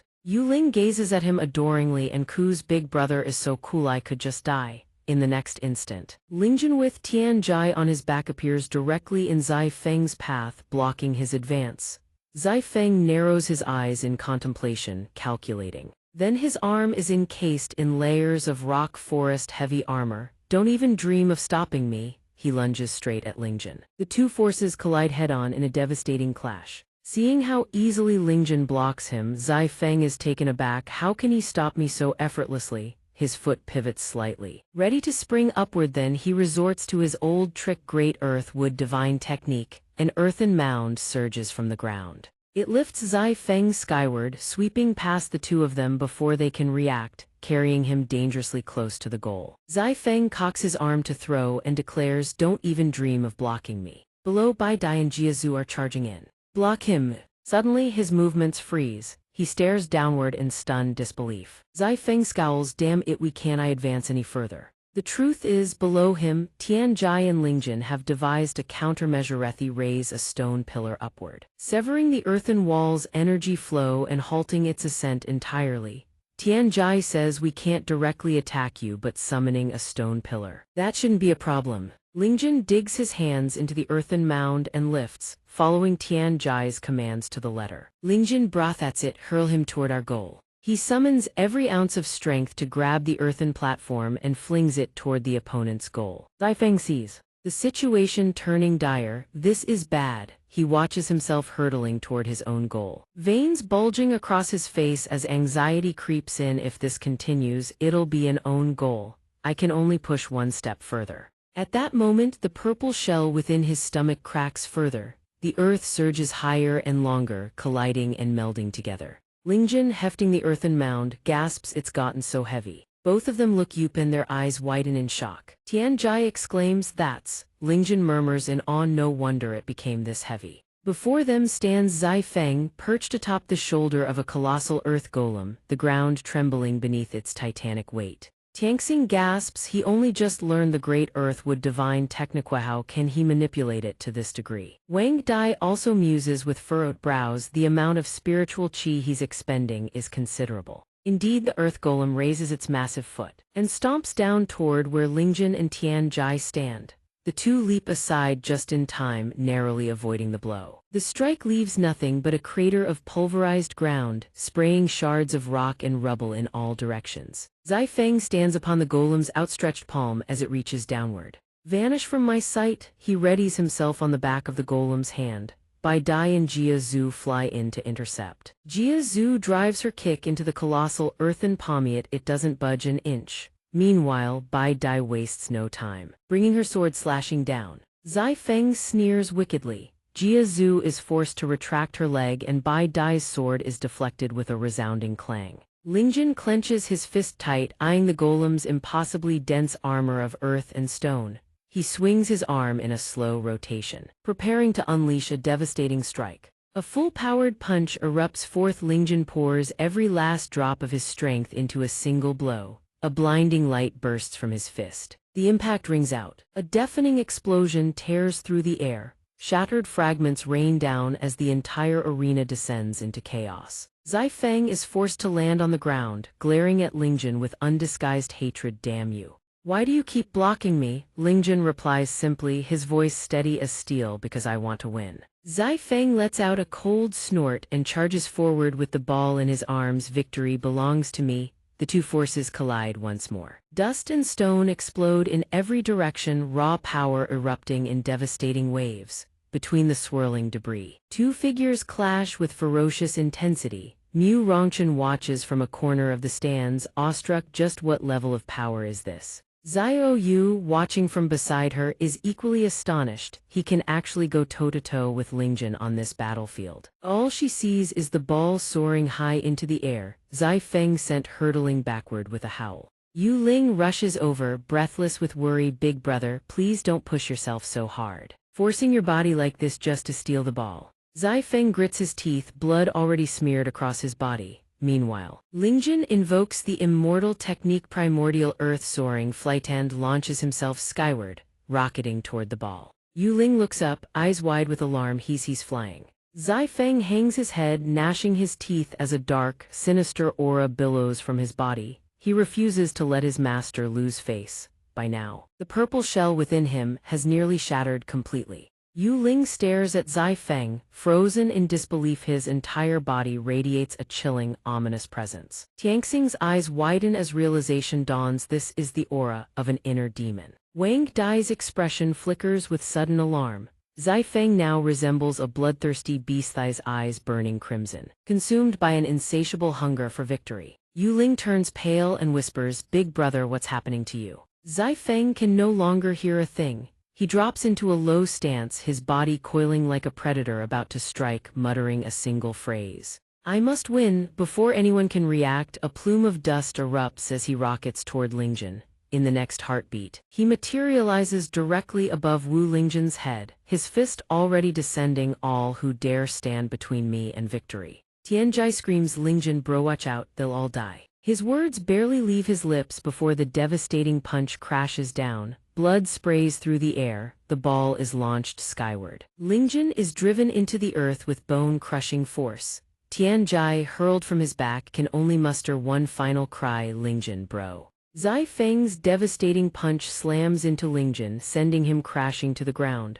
A massive cloud of dust erupts. Bai Dai cries out anxiously, "Lingjun." He lies on the ground, gritting his teeth, staring up at the shadow looming over him. Zai Feng clutches the ball, his eyes cold as ice as he glares down at Lingjun. "Don't even think about stopping me." Then, he lunges forward. Lingjun's expression shifts and he resolves himself for cultivation resources. "I absolutely cannot lose."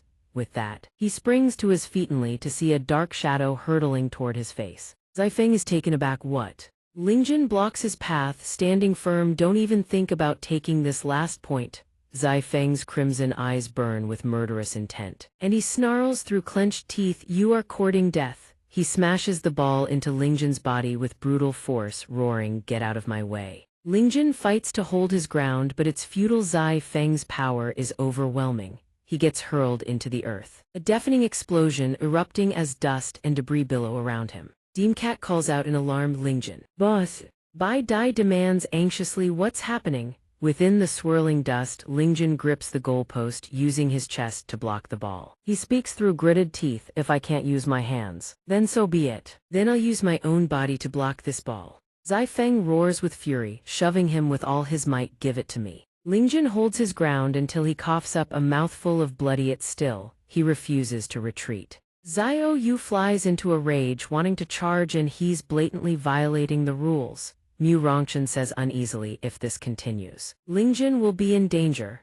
Deemcat can no longer hold back and curses, "Despicable and shameless." Lingjun shouts, "Don't come here." Xiao Yu freezes for a moment. Then Lingjun manages a smile and says, "The match hasn't ended yet." Lingjun straightens his body and a flash of light erupts. The ball in Zai Feng's hand is snatched away in the blink of an eye. Zai Feng stares at him in disbelief. "You actually managed to take the spirit ball from my hands in such a state? His spiritual power, could it be even stronger than mine now?" "How is that?" Lingjun hurls the ball skyward and shouts, "All right, watch this shot." The ball rockets forward in a blazing straight line, truly spectacular sight. It hurtles toward Zhu Shi, trailing streaks of light. Zhu Shi is sent flying, crashing into a massive crater. The crowd stares in wide-eyed shock. How could someone shatter a wall with a spirit ball? Even a nascent soul cultivator couldn't possibly generate such spiritual power. Why does it feel like he threw it with pure brute strength? Without a shred of spiritual energy, dust rises as the ball, radiating overwhelming pressure, buries itself into the earth. Cracking the crater wide open, the last grains of sand fall.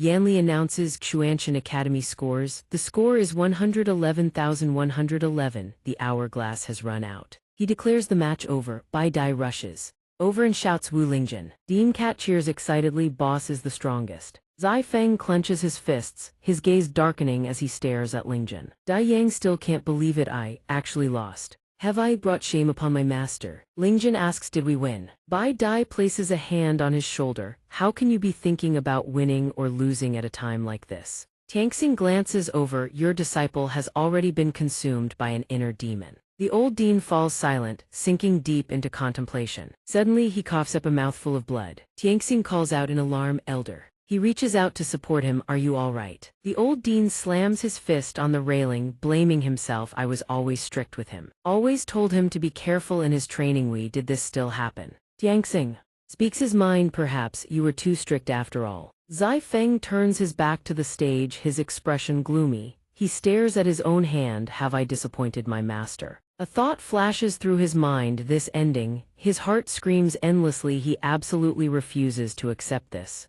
A dark, sinister crimson chi seeps from Zai Feng's chest. A burst of light erupts from his body, suddenly breaks through to the golden core realm. Tianxing is even more stunned. He actually broke through to the golden core realm while harboring an inner demon. It seems he truly cannot be saved. The old dean coughs up another mouthful of blood. Tianxing orders in a loud voice, Instructor Mai, I need you to look after the elder. Go stop him at once. Yanli hears this, freezes for a moment, then smirks, straightens his collar and lets out a cold snort. Yanli leaps in front of Zai Feng. Leave it to me. His robe tears apart, revealing a muscular, rock-hard physique. He declares confidently, let me show you the power of the sandbag holy body. My strength is. Zai Feng's brow furrows, electricity crackling around him. Without even changing his expression, he delivers a palm strike straight to Yanli's face. Half of Yanli's face contorts as he lets out a pained groan. His entire body collapses to the ground. Zai Feng raises his hand and picks up the ball, his intentions unclear. Suddenly he roars, the match hasn't ended yet.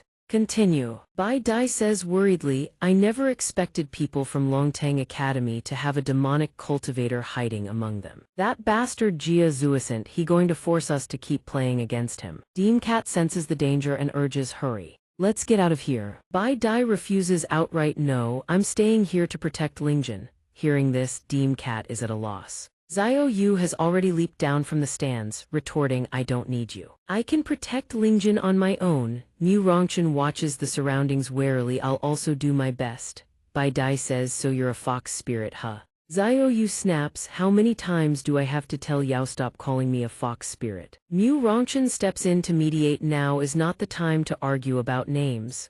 Zai Feng looks at the group blocking his path. His gloomy voice rises, all of you want to stop me from claiming victory. Whoever stands in my way. He drives his hand into the ground. Lightning crackles across the earth. Must die then. He unleashes the Grand Earth technique. A divine ability. Chains imbued with weapons surge forth, catching Lingjun and the others completely off guard. Weapons fly through the air accompanied by a deafening explosion. Everyone is pinned down by the chains, pressed flat against the ground, unable to move. Only Lingjun remains standing in the center. Mu Rongchen also holds his ground, unmoving. There we go. Zai Feng looks at him. All the troublemakers have been dealt with. He grabs Lingjun by the collar, his grip iron tight. He lifts him into the air and smiles. You must continue competing with Mutal. I claim victory. Then a soft voice murmurs, Senior brother. Zai Feng glances sideways with a grunt.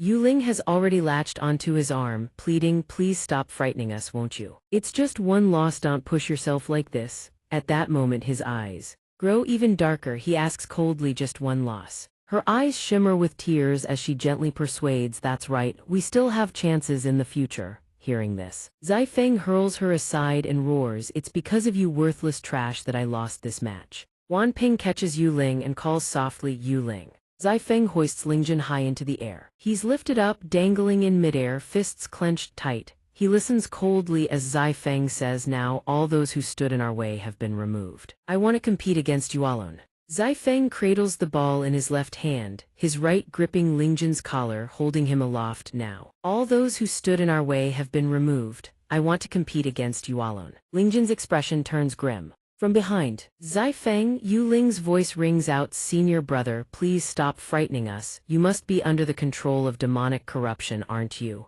She turns to everyone and says, hurry and think of a way to help senior brother regain his sanity. Wan Ping stammers we. He steps forward a bit, scratching his head awkwardly. Senior brother, look, isn't it, before he can finish. Zai Feng roars, shut your mouth. Wan Ping collapses to the ground in terror. Zai Feng turns back to Lingjin, now then, let's continue. Suddenly, a voice rings out from behind, catching his attention, you're going too far. It's none other than Bai Dai. She can no longer stand to watch this bullying. Don't think that just because you defeated Instructor Mai, you can do whatever you please. From the distance, Yanla battered into the ground chimes in, even if you're angry, please don't step on me again. Bai Dai points at Zai Feng, then turns to everyone, let's all go stop him together. Dean Cat hears this and responds with fierce determination, all right. An elder crosses his arms and speaks to Huo. Didn't you say he's your fellow townsman? You really don't care at all. Huo hides behind a large boulder, watching the scene unfold in the distance. I'm not risking my life to save him. His face is filled with scheming, calculation, and smugness. Only when he dies will I officially become the chosen one. On the field, Bai Dai takes the initiative, calling out her technique, Sword Chi Manifestation Charge. Zai Feng looks thoroughly impatient. HMPH, you don't know when to die. He roars, shattered rock wall. As he speaks, all of Bai Dai's sword chi is blocked by the earthen wall that surges up before him.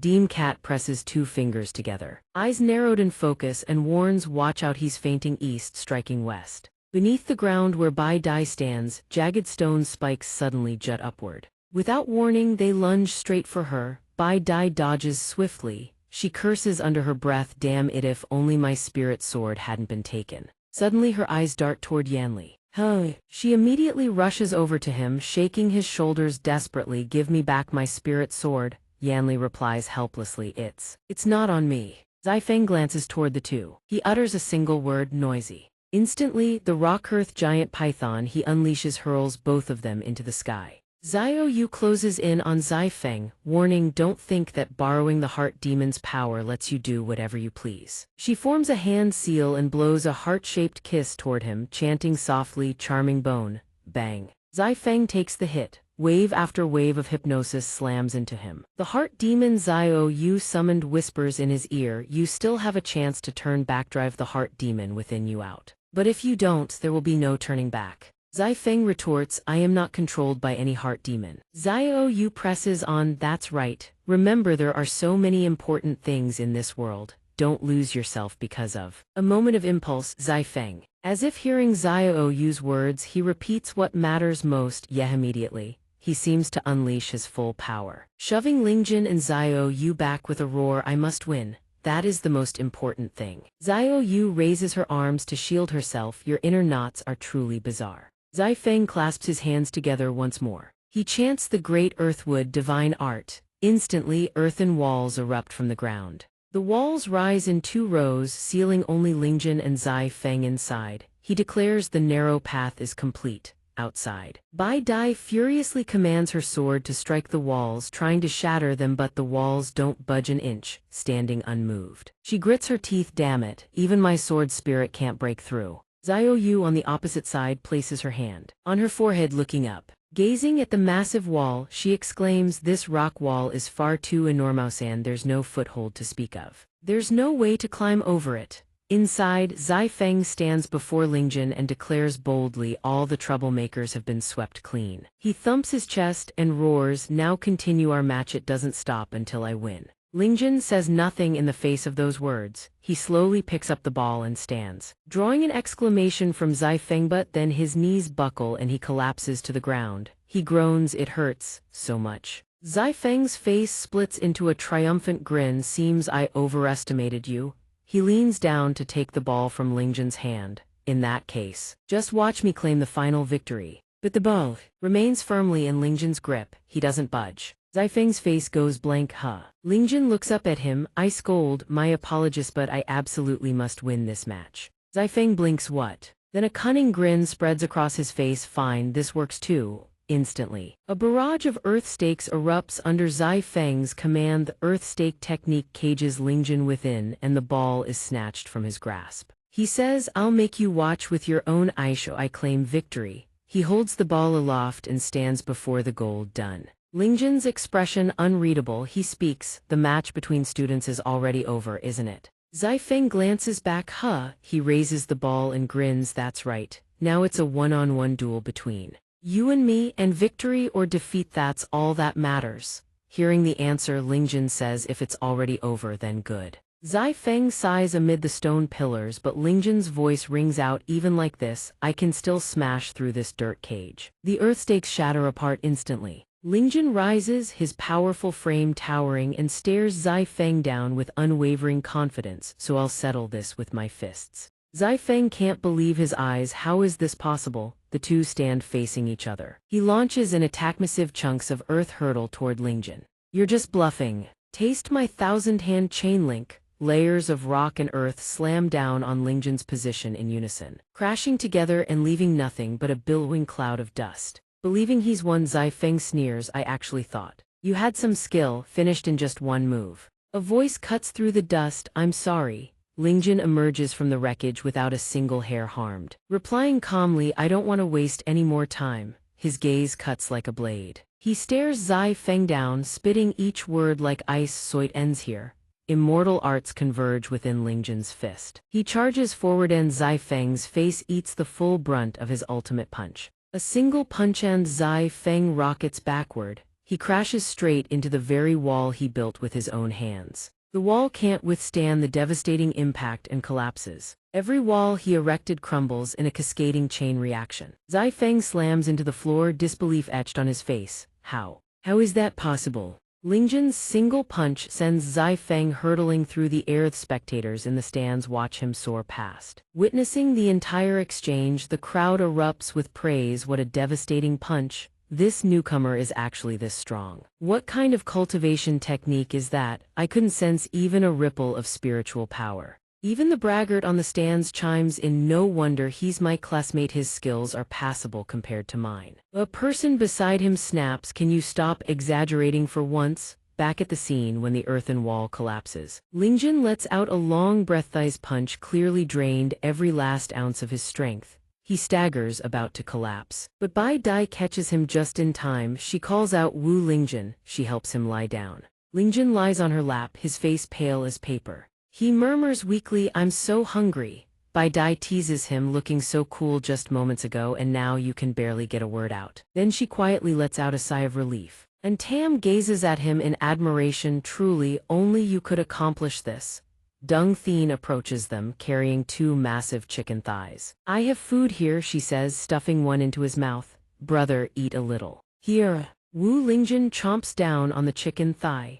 Bai Dai glances toward where Zai Feng lies defeated in the distance, saying still. I never expected a direct disciple of the Longteng Academy Dean to be possessed by a demonic cultivator. Nganla crosses his arms and joins the trio. With this instructor present, there is no need to fear even a demonic cultivator. Bai Dai asks him, isn't your arrival a bit too late, teacher? Nganla stands before Zai Feng's body, his voice stern. Despicable demon. Do not think a sneak attack earns you the upper hand against this instructor. Suddenly the earth trembles. A fist from Zai Feng strikes toward Nganla, but the instructor catches it with ease. He sneers, how invigorating. Since I am prepared, my saintly body is no mere pushover. Suddenly something stirs within Zai Feng's mouth. He vomits instantly, spraying a rainbow-colored stream all over Nganla, covered in the bile. The instructor strikes Zai Feng in a fit of rage. You bastard, did you do that on purpose? Zai Feng is knocked flat again, lying sprawled on the ground with a puddle of vomit and a crystal beside his mouth.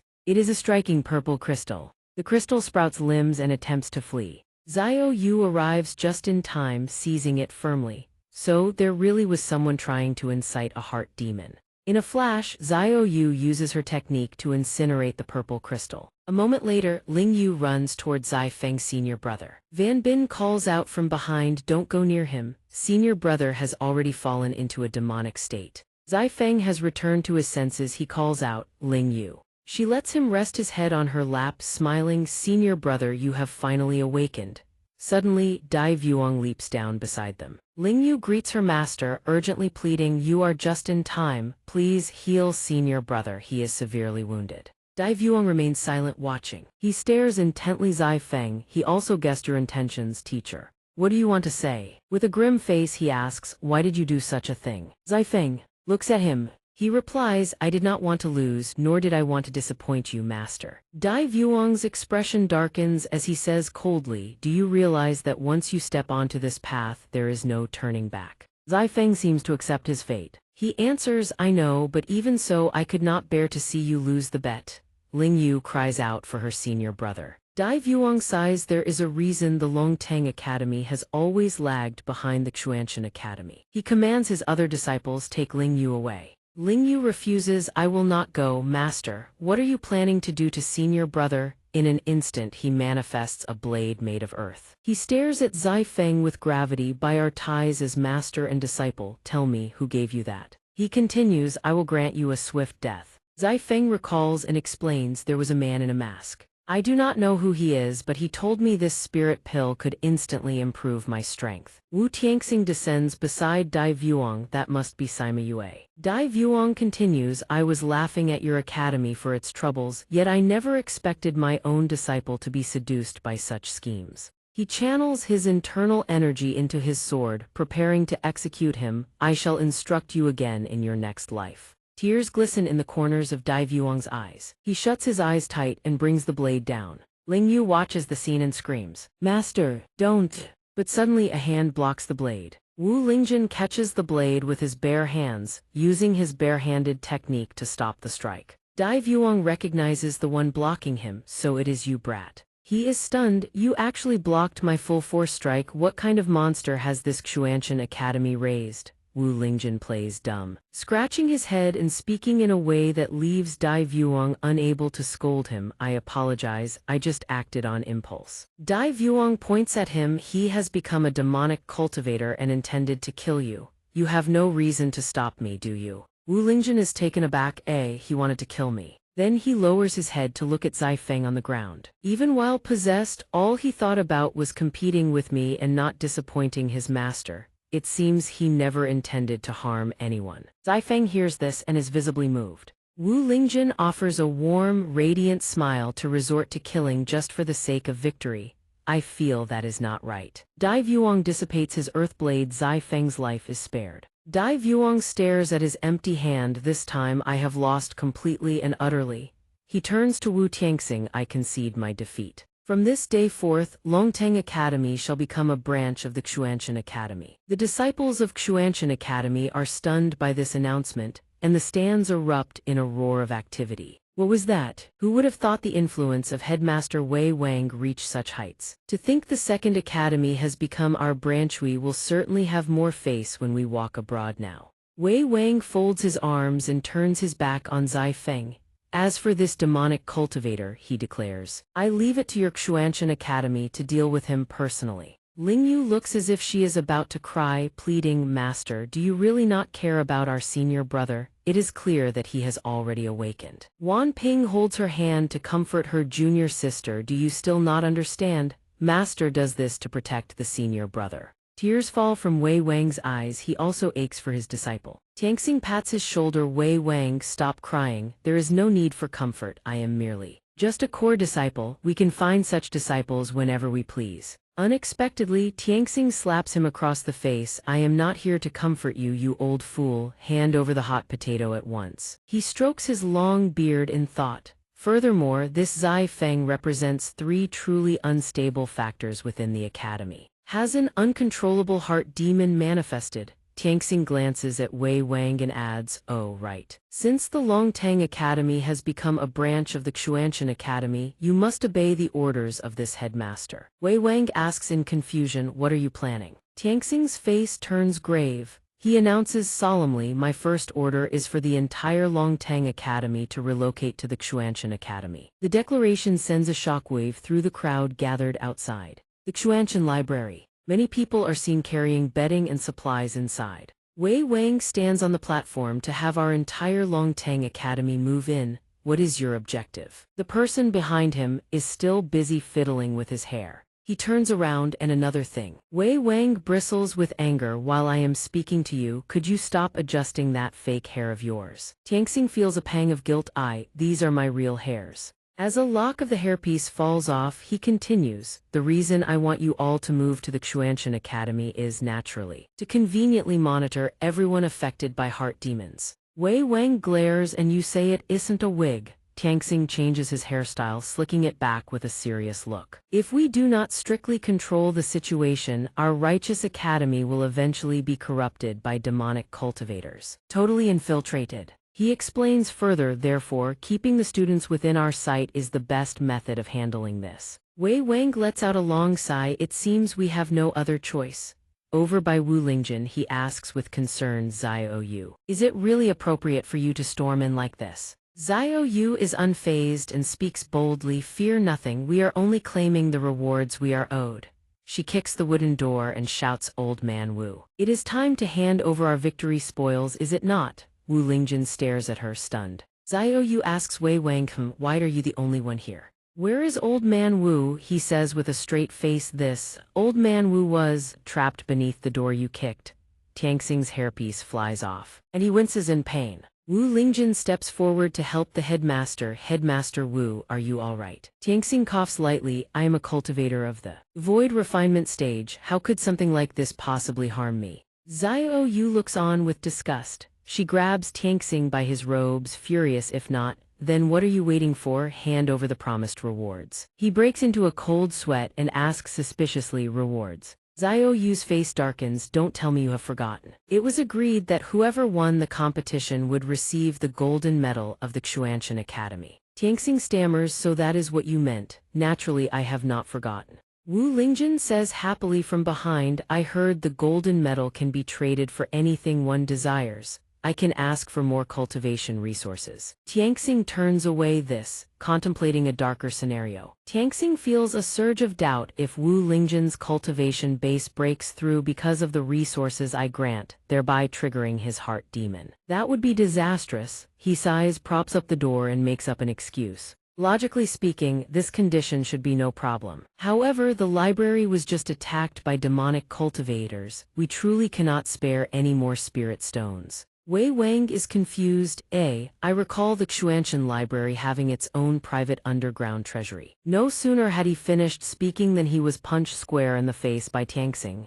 It hurt. Wei Wang is sent sprawling to the ground with a bruised face. Tianxing changes the subject, turning with a smile, a mere outsider like him, how could he possibly know the state of our library? But Xiao Yu will not let it go. She fumes, we heard you. Don't think you can commit murder to silence witnesses and evade payment. Wu Lingjun is speechless.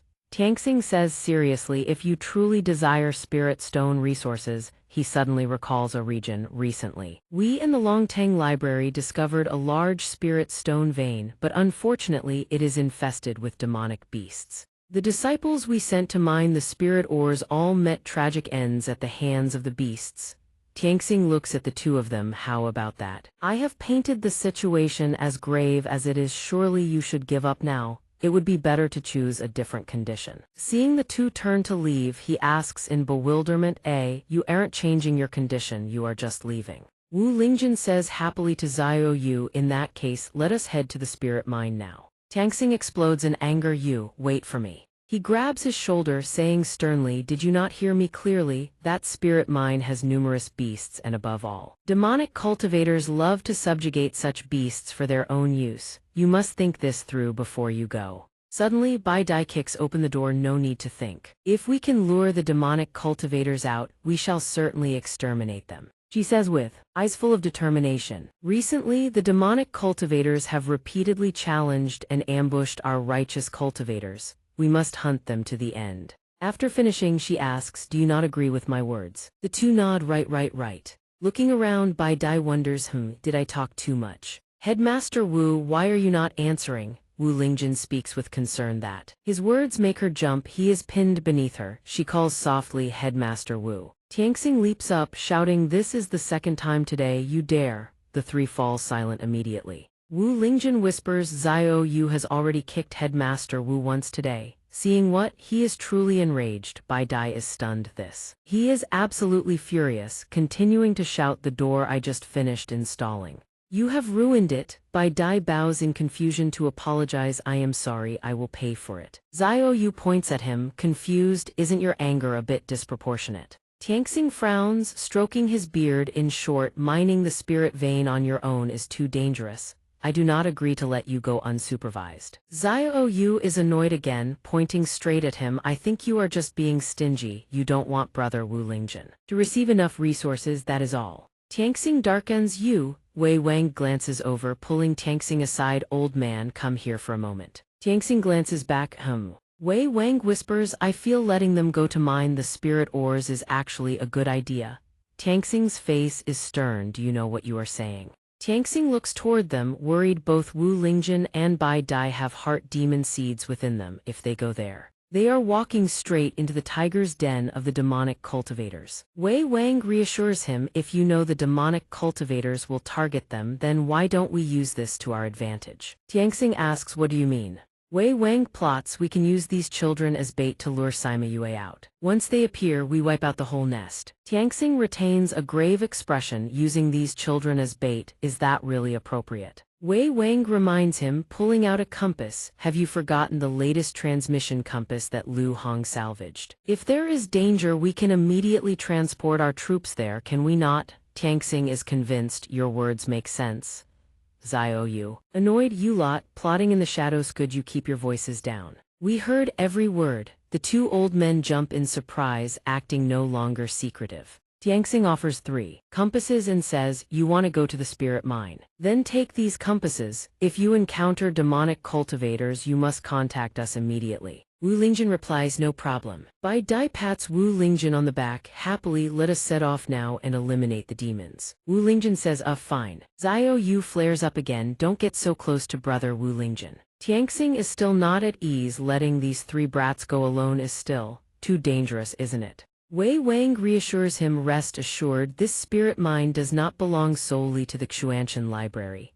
On the wide, beaten path, a horse-drawn carriage advances slowly. Naturally, I will send men as well. In the carriage, Ling Yu clings to Zai Feng's arm. Wu Lingjin's face darkens. Bai Dai folds her arms, annoyed. She asks, why must we go to mine the spirit ores together with them? Hearing this, Ling Yu fumes with anger. Our senior brother is powerful and is helping you mine the spirit ores. Do you have a problem with that? Bai Dai acts bluntly, I do not feel safe with someone who is easily controlled by demonic cultivators. Xiao Yu shouts internally, actually you were controlled before too. Zai Feng interrupts, Ling Yu, enough. He bows respectfully to Bai Dis group, I was a fool before. My mind was clouded, so this time Master hopes I can make amends for my past deeds.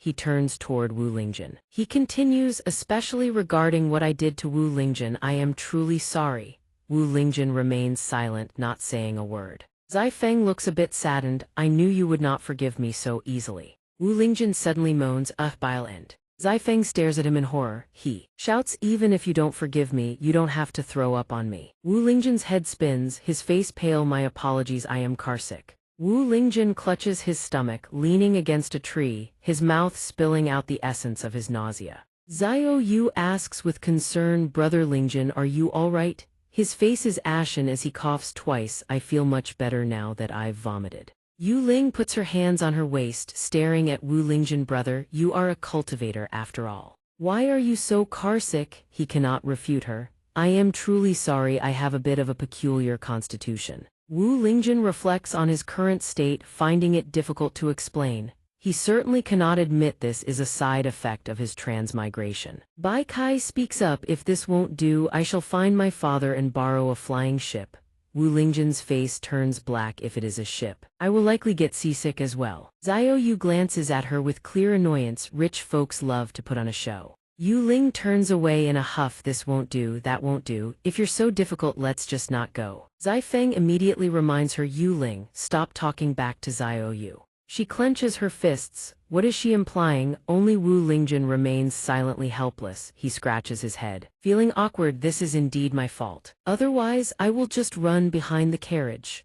Bai Kai hears this and worries. We are riding in the carriage and you are running behind. That does not seem right. The wheels begin to roll. Wu Lingjun jogs behind the carriage. It is fine. I find it more comfortable to run behind. Yu Ling curls her lip, mocking. Are you people from the Profound Heaven Academy all this shameless? Bai Kai frowns. What do you mean? She says bluntly, without restraint. This carriage is pulled by spirit steeds at full gallop. It flies like the wind, leaving nothing but dust in its wake. She continues, trying to keep up. Even a nascent soul cultivator could not match this speed. Yu Ling sneers. Wu Lingjun, if you claim you can follow on foot, isn't that just empty boasting? Bai Kai grunts. Oh, she smugly continues. By now, Wu Lingjun must have been left far behind, right? I advise you all to just... Before she can finish, she stops abruptly, eyes wide in disbelief. Wait, he is actually still running right behind them. Her eyes light up. She screams in shock. How is that possible? Yu Ling cannot believe her own eyes. This speed is simply too fast.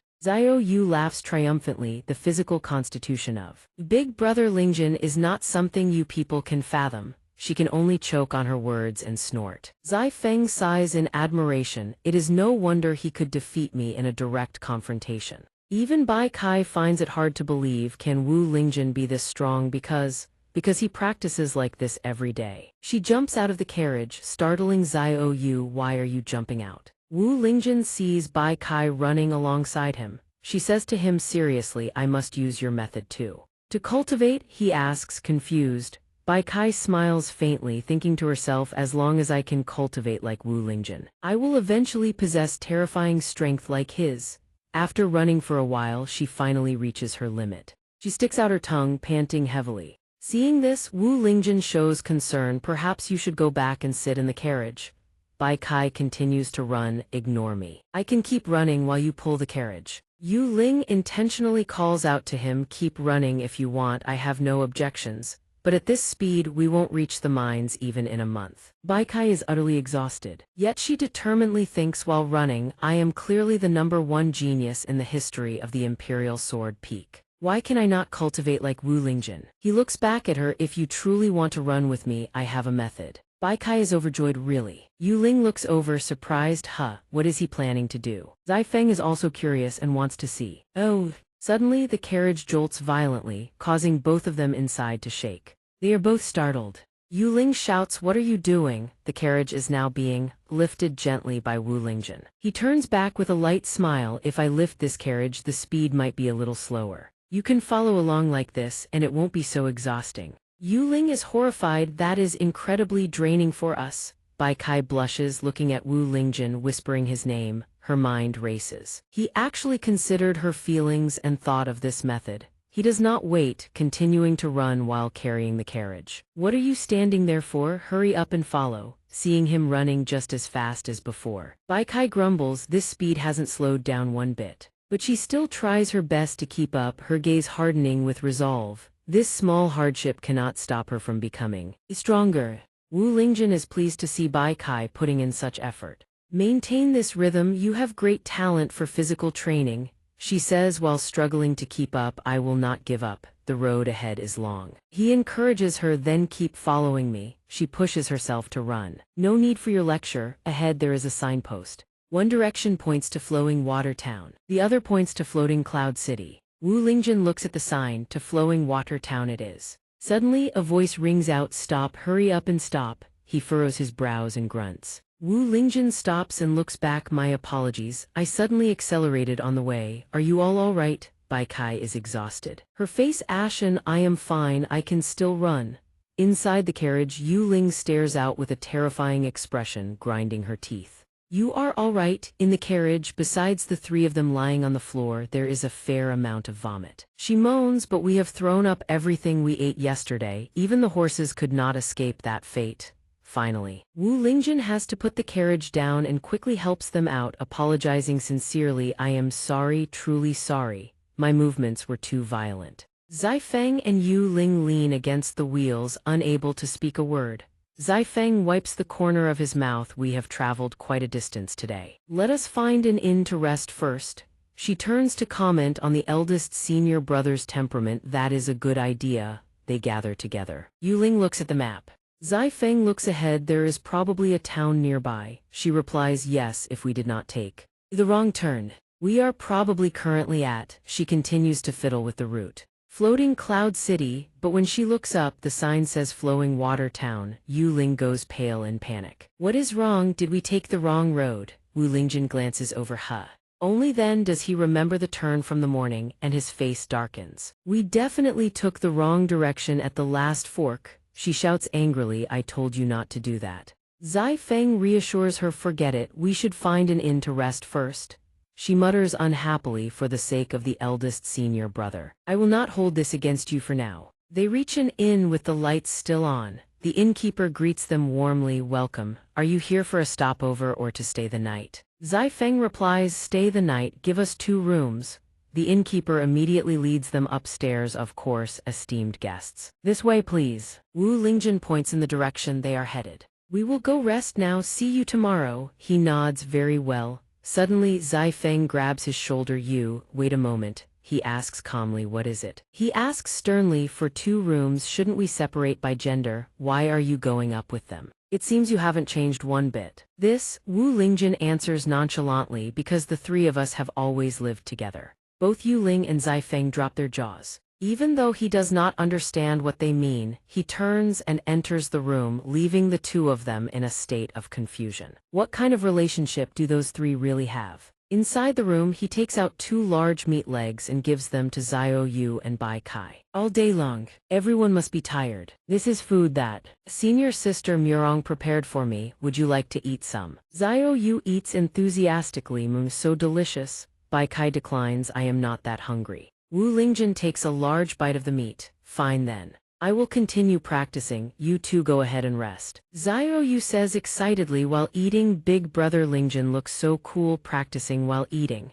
Bai Kai suddenly calls out, Wu Lingjun. He bites the meat, holding a weight in each hand. What is it? She says seriously, is the way to become stronger really just based on these physical exercises? Bai Kai frowns and adds, I have tried using your cultivation method, but it has absolutely no effect. Wu Lingjun, mouth stuffed with meat, exercises with the weights and replies, it is highly likely that your physique is unique, which makes Bai Kai a bit helpless. She bends down, expressing her sincerity. No matter what, I will never give up the chance to become stronger. Please teach me how to become stronger. Her determination puts Wu Lingjun in a difficult spot. Don't do this. Fine, I will teach you. He leans on his hands, mouth still full, and reminds her, in truth, these are just simple physical exercises. Learning them is not hard. But persistence is not easy. Bai Kai agrees. Momo. Immediately Wu Lingjun gives her the weights he was holding. First, take these. Bai Kai quickly accepts, but just as Wu Lingjun releases the weights, an invisible gravity suddenly takes hold. The weight of the equipment turns Bai Kai's face pale. She panics and struggles to hold the weights. Bai Kai's expression distorts as she strains. Lingjun, why are these so heavy? Do you usually use these heavy tools during your own training?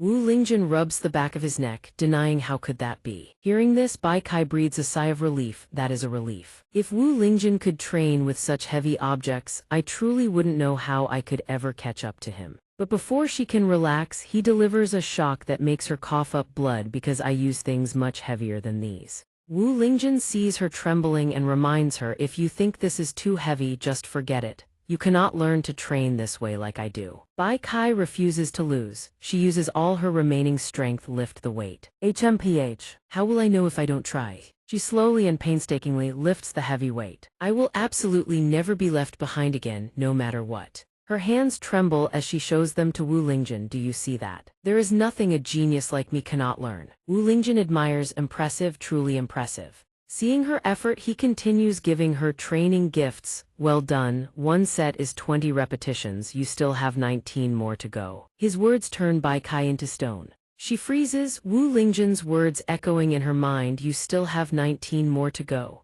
Bai Kai collapses, thinking while leaning on the ground, damn it. I really can't get stronger any faster. Can I? Just then an arm touches her shoulder. Wu Lingjun comforts her. You are already strong enough. Why are you so obsessed with becoming stronger? His words make Bai Kai somber for a moment. And then her eyes turn bitter and hateful. In truth, my mother died at the hands of the demonic sect.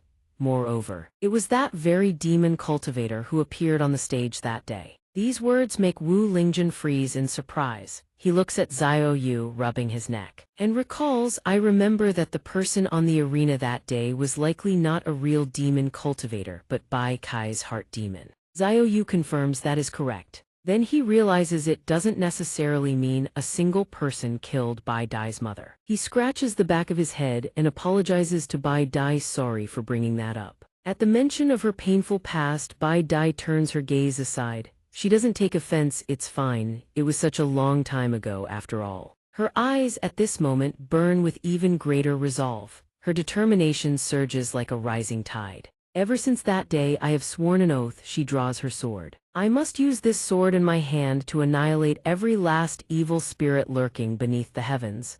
Swoosh, she continues. At first, I believed that with my talent I could certainly achieve this goal. She locks her unwavering gaze onto Wu Lingjun. Until your appearance made me realize there is always someone stronger beyond the strong, a heaven beyond the sky. This catches Wu Lingjun slightly off guard. He exclaims, oh me, she affirms, if I cannot defeat someone my own age like you, how could I ever hope to vanquish the evil that festers across the entire realm? Seriously. But Wu Lingjun remains humble. There's no need to compare me with other demonic cultivators. The flames of vengeance blaze fiercely in Bai Dai's heart. Besides, I have a nagging feeling that demonic cultivator will show himself again. Wu Lingjun, farewell. Before leaving, he doesn't forget to leave her with a word of encouragement, then keep training and grow stronger. We'll head off to rest first. His words pour fuel into Bai Dai's resolve. She clenches her jaw. Father, then tonight, I will absolutely push through 19 more reps. Without hesitation, she hurls herself back into training, straining to lift the barbell. 18. Xiao Yu watches Bai Dai, then leans over and whispers to Wu Lingjun, Lingjun, that woman seems to have picked the wrong target for her revenge. Her mother was most likely killed by her own inner heart demon. Wu Ling. Jen reminds her to keep her voice down. Don't let Bai Dai hear. If Bai Dai finds out she was the cause of her own mother's death, it would devastate her. Bai Dai, meanwhile, catches them in the act. What are you two whispering about over there? Xiao Yu and Wu Lingjun freeze instantly. And nothing at all. Wu Lingjun scrambles for an excuse. We were just discussing what to eat for breakfast tomorrow. That's right. Xiao Yu plays along eagerly. Exactly. Is that so? Bai Dai narrows her eyes with suspicion. Wu Lingjun swiftly deflects. Ah, right. Did you stop? Didn't you just say you should keep going with your training? Bai Dai's face flushes red and she stammers, expressing her plight. The one you gave me is too heavy. Do you have something lighter? Wu Lingjun grins. So that's the issue. Leave it to me. He picks up the barbell and removes several weight plates, prompting an impressed gasp from Bai Dai. Oh. A blinding flash of light erupts from the barbell in Wu Lingjun's hands. Then he cheerfully hands the barbell back to Bai Dai. Done. Bai Dai gapes in astonishment. You can actually do that? As usual, he lets the barbell drop into her waiting hands, then keep at it. You still have to wake up early tomorrow. Fine, but the moment the so-called lighter barbell lands in her palms, Bai Dai's eyes go wide with horror at its crushing weight. She groans. This isn't lighter at all. Night descends. While Xiao Yu and Wu Lingjun have long since drifted off to sleep, Bai Dai continues to train. 18. She strains to lift, veins bulging red across her face, her complexion draining pale. 19. The closer she gets to the end, the more her will to never give up crystallizes into something unbreakable. Come on, just one more. Suddenly something stirs behind her, in her mind's eye. The image of a heart demon flickers to life, seemingly fueling her iron resolve even further. Wu Lingjun lies in deep sleep, snoring thunderously when Bai Dai suddenly jolts awake. Xiao Yu bolts upright, shrieking in alarm. Lingjun. Lingjun, wake up, it's the heart demon. Wu Lingjun stirs groggily from his slumber. What's going on? Even he is startled by the sight before him, Bai Dai's figure wreathed in dark energy. Why is the evil spirit manifesting here? Could Sima Yue be nearby? Xiao Yu shakes her head. No, it's likely just Bai Dai's obsession with becoming stronger that has grown so powerful it's taken physical form. On the other side, Bai Dai burns with undying determination. Such magnificent fighting spirit. Lift. Xiao Yu scrambles to leap off the bed, determined to tell Bai Dai the truth. She must know only the truth can free her from this blind obsession. But Wu Lingjun stops her just in time. Xiao Yu, wait. He reminds her gently, wouldn't that be too cruel to her? Then Wu Lingjun rises from the bed, pushing Xiao Yu behind him. Leave it to me. Xiao Yu gazes at him. Lingjun, she watches his silhouette step forward to face Bai Dai's heart demon. As always, you prefer to play the villain, don't you? Bai Dai at this point has been completely possessed by the heart demon. It roars and lunges to attack. Before the heart demon's onslaught, Wu Lingjun deftly sidesteps and leaps into the air. He channels his immortal art, unleashing a full-power kick that sends the heart demon reeling in agony. The sheer force of his strike is so immense it sends floorboards hurtling through the air. Crashed, a massive hole gapes open in the floor. Only after the kick lands does Wu Lingjun realize, wait, I used way too much force. This is going to cost me a fortune in repairs. Xiao Yu peers down through the gaping hole and reminds him, Bai Dai got kicked down there too, you know.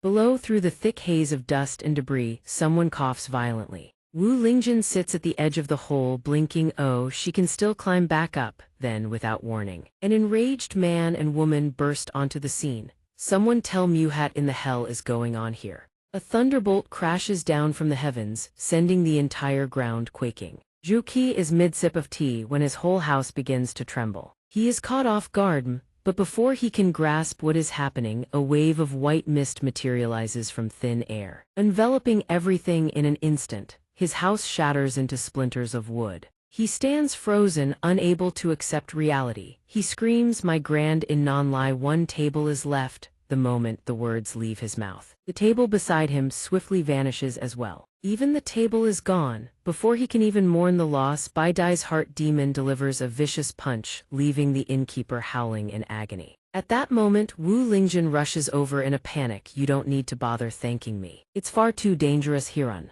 The innkeeper pauses, dazed. Then he shrieks in horror, my chair is gone too. Wu Lingjun stares in disbelief. So that is what you are concerned about. Xiao Yu shouts a warning from the side. Lingjun, be careful. In that critical instant, a figure leaps forward and unleashes a technique, saving his life. Great Earthwood divine technique. Earthen wall formation. Two lodgers staying on the floor below have stepped in to help. This time, he narrowly escapes with his life. Wu Lingjun glances at the two of them, calling out to the big bearded one. Zai Fang stares at Bai Dai, then asks Wu Lingjun with concern, can you tell me what on earth is going on here? Why has a demonic cultivator appeared in a place like this? Wu Lingjun has no idea how to explain. The situation is far too complicated.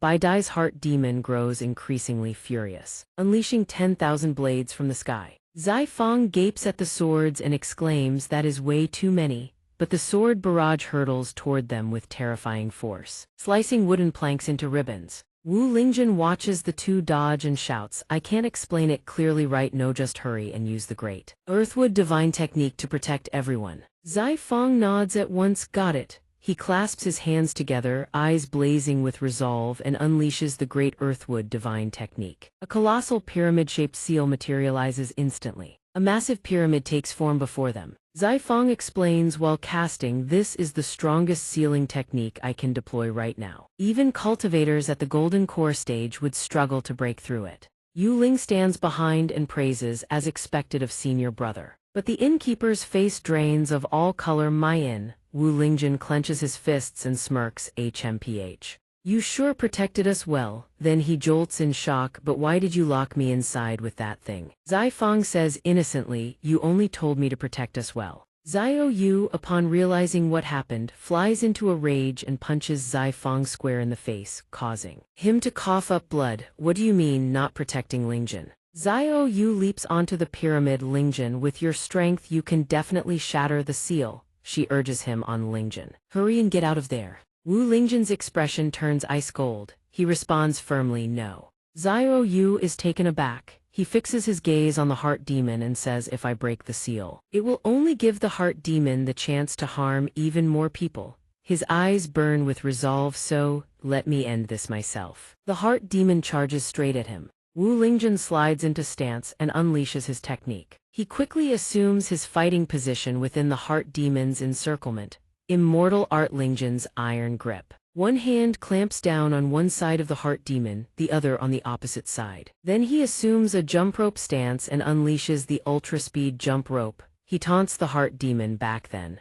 Didn't you want to exercise with me? Immortal art ultra-speed jump rope. The heart demon fails to comprehend what he is doing, and with each swing of the rope, Wu Lingjun tangles it further around the creature. Loop after loop wraps around the heart demon, and in mere moments it is bound tight. Yet it still has enough strength to raise one arm and lunge at Wu Lingjun. A devastating strike hurtles toward him. Wu Lingjun instantly twists away. Quick escape immortal movement. Arth spins his body and dodges the blow. He clutches his chest, exhaling in relief. Phew, good thing I dodged that. Or it would have really hurt. But then he startles again as fragments of the wall begin crumbling down. The seal has been broken. Yeah. Wu Lingjun looks outside toward Zaifeng. Didn't you say this seal was nearly impossible to break? Zaifeng explains this demonic cultivator's strength is definitely not merely at the golden core stage. He pushes himself to the limit. While Yu Ling assists from the side, don't worry, as the successor of our master, I can handle this. He channels every ounce of power into the ground great earthwood divine technique pyramid reconstruction artan. The earthen fragments of the pyramid begin regenerating, sealing the gaps from within.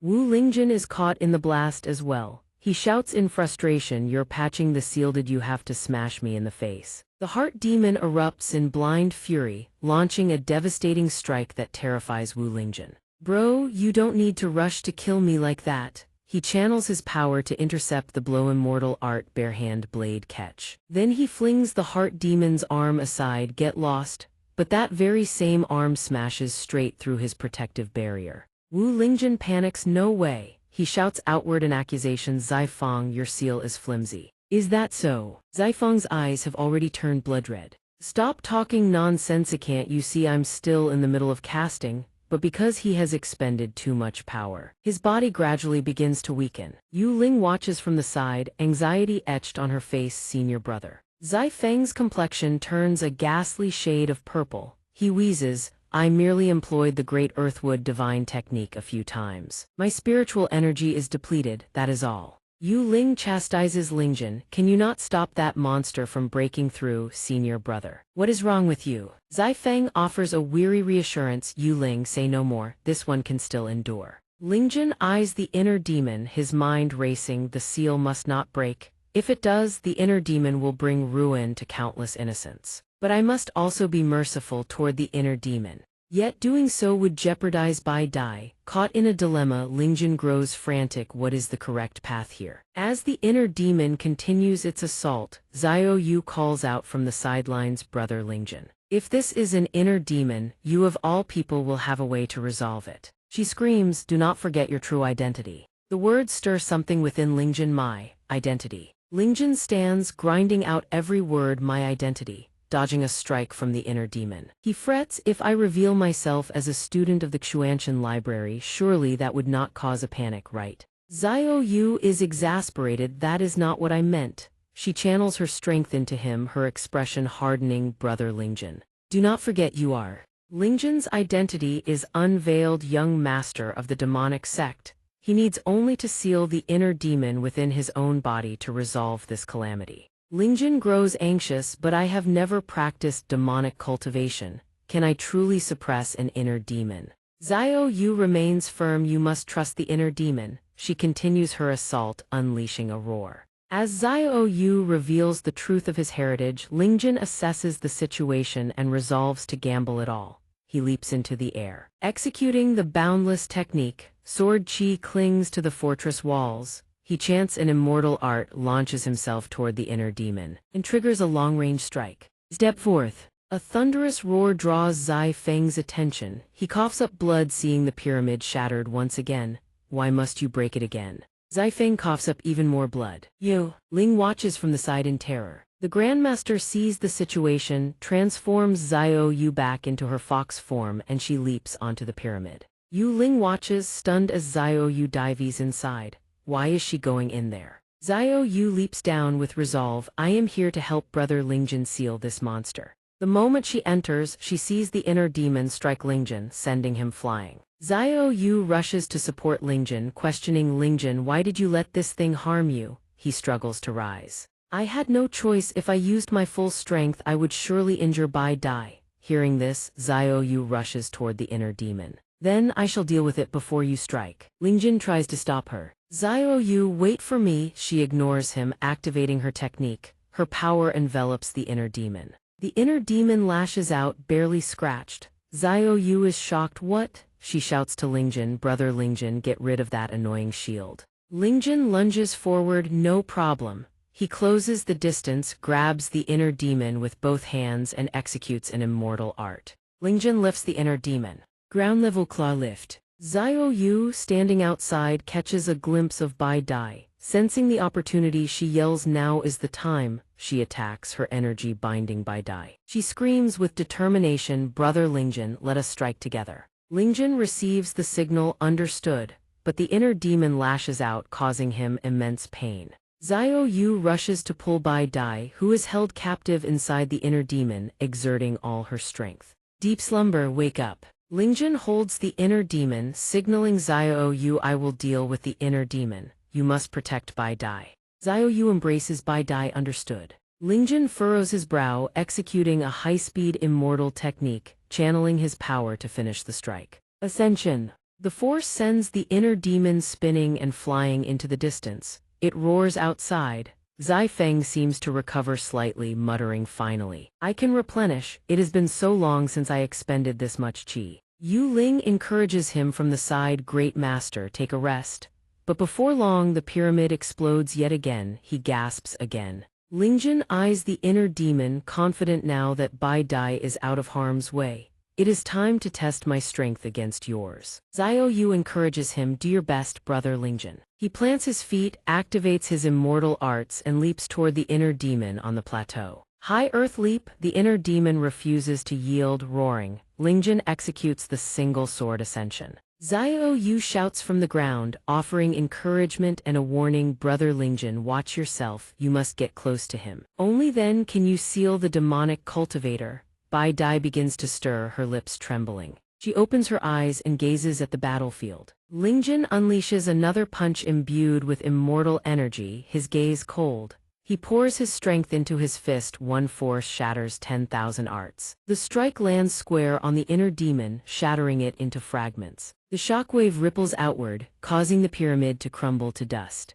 Zai Feng watches the scene and collapses, foaming at the mouth, I cannot cultivate anymore. Yu Ling is frantic, great master, do not scare me like that. The inner demon breaks free, the sky turning a suffocating gray. Xiao Yu quickly reminds him, brother Lingjun, seal him away now. Lingjun understands, reaching out to grasp the inner demon, understood, immortal art. He compresses the inner demon into a sphere. Soft dough compression technique. Lingjun crushes the inner demon in his fist, suddenly tosses it into his mouth and swallows, sealed. After swallowing, Lingjun grips his throat, feeling strange. I suppose that is how you seal it, but it tastes quite odd. At that moment, a blade is pressed against his neck. Lingjun looks at Bai Dai, gasping, Bai Dai. Xiao Yu is frantic, when did she sneak up on us? Bai Dai's face is filled with hatred. Wu Lingjun.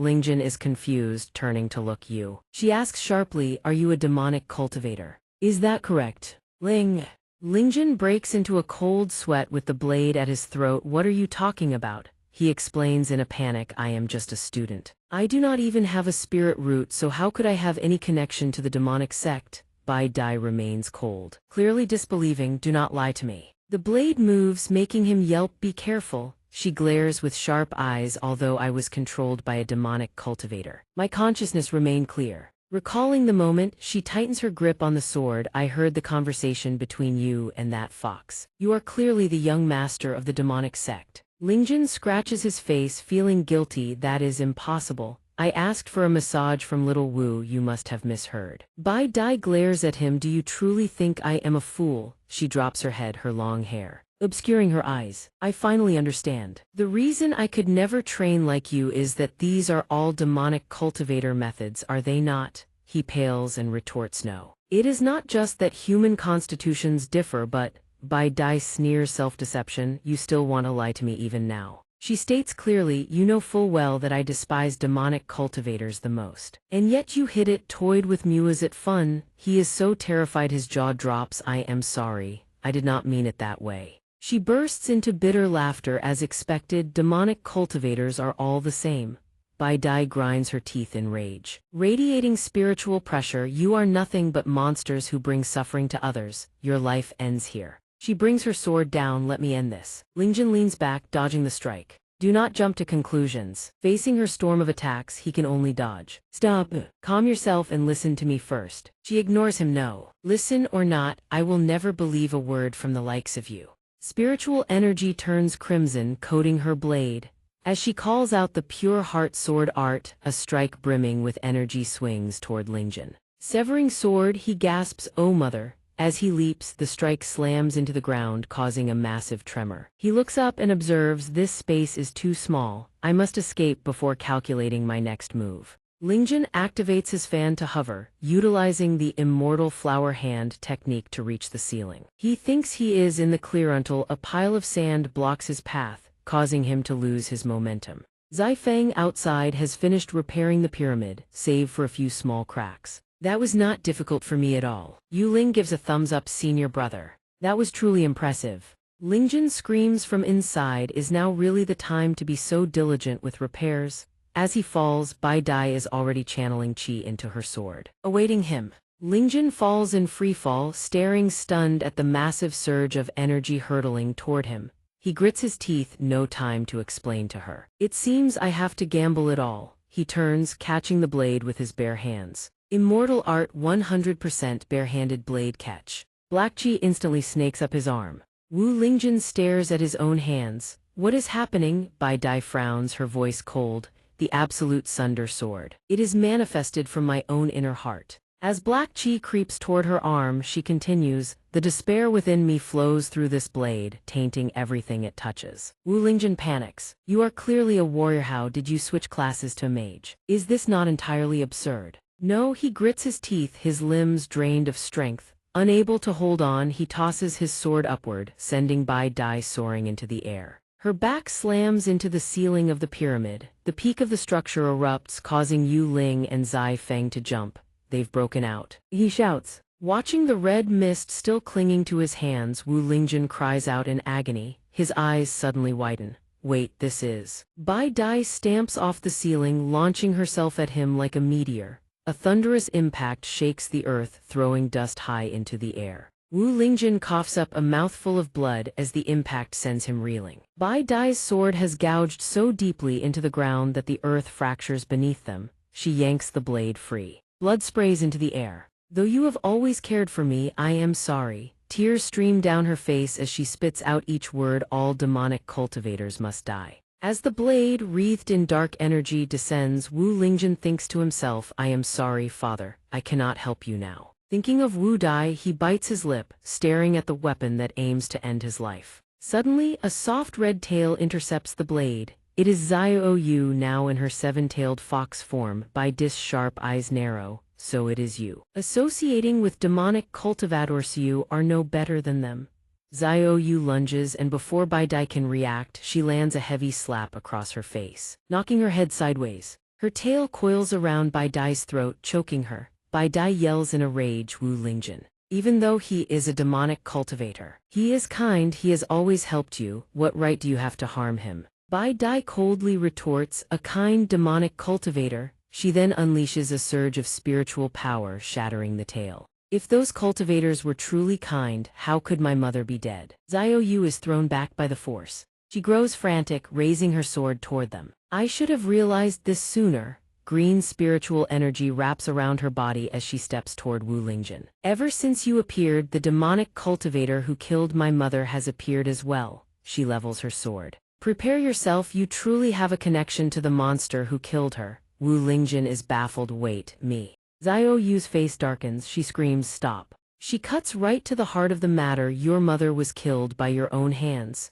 Her spiritual energy vanishes completely. Bai Dai freezes. What? Wu Lingjun glances over. Hey, do not tell her that. Bai Dai shouts in protest. Impossible. I saw my mother murdered by a demonic cultivator. You are surely just trying to deceive me with lies, aren't you? Xiao Yu clenches her fists, her eyes blazing with integrity. I am not lying, to be precise, she says. As Bai Dis' eyes widen while recalling the past, it was your inner demon, born when you broke through your realm, that killed her. Xiao Yu points her sword directly at her. What is an inner demon? I have never heard of such a thing. You are definitely lying. Xiao Yu fumes. I am not lying. When cultivators break through their realm, there is a risk of developing inner demons. Furthermore, she looks sternly at her. The greater your talent, the higher the chance of spawning an inner demon. As a child, you were likely obsessed with breakthroughs, which caused your inner demon to manifest and kill your mother. Bai Dai clutches her head. Stop talking, you are trying to trick me.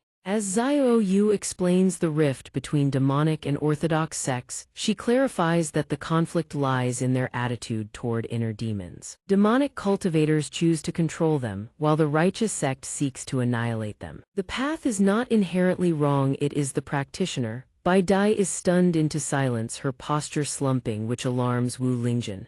Bai Dai, are you all right? She weeps, stubbornly insisting, I cannot defeat you all. And I know nothing. Is what you are saying true? Suddenly she grits her teeth and presses her sword against her own throat. At the very least, I will not die at the hands of a demonic cultivator. Xiao Yu is horrified. Hey, don't do anything rash. Bai Dai ignores her, eyes closed, whispering, Mother, I am sorry, I don't know if this. Tears fall onto her arm. With renewed resolve to avenge her mother, she prepares to strike. Blood sprays high as she closes her eyes, ready to end her own life. Suddenly, she snaps her eyes open. Shocked by what she sees, she clenches her hand and screams in frustration, Wu Lingjun, let go. Do you want to toy with me even in death? He grips the blade tightly, shouting back, I have no intention of toying with you. Her face darkens in fury, and she bends the sword. I just want to tell you something. Then to her horror, he calmly says, righteous or demonic, no matter your status, you only have one life. That is all. He reflects on the past, offering gentle advice even if life is not what you wish for. Striving to make it better is the very meaning of our existence.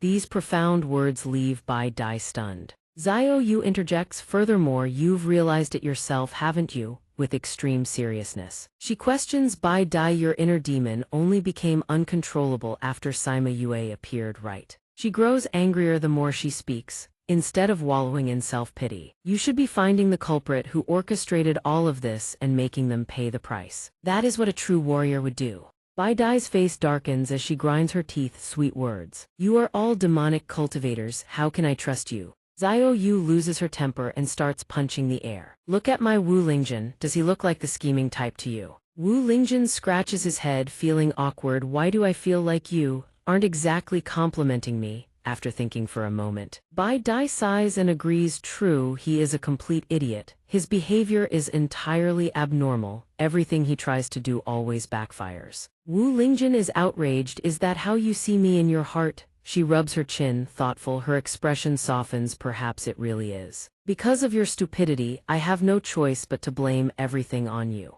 Wu Lingjun is surprised by her words, instinctively whispering, Bai Dai. Xiao Yu lets out a sigh of relief. Thank goodness. It seems we can finally talk calmly. But then Bai Dai flares up again, but you locked me in here. You are no good person at all, the other two answer in unison. She points a finger accusingly, the sword my father gave me is bent because of you. Do you know how expensive this spirit tool is? Wu Lingjun panics. I am truly sorry. He uses his strength to bend the blade straight again. I will fix it for you. He hands it back happily. Here, it's fixed. She stares at the sword, her eyes wide enough to pop out of their sockets. You can actually fix a sword just by bending it with your hands. But then Bai Dai says coldly, forget it. I'll consider it not having ruined my father's gift. Suddenly she realizes she cannot sheath the blade. She stares at it, fuming, this sword, why did it get so long? Wu Lingjun scratches his head. I think I might have used a bit too much force. She sighs helplessly. Phew, speaking of which. She points at his face. You are clearly a demonic cultivator. Why did you have the nerve to enter the profound heaven library? Are you not afraid of your identity being exposed and being killed?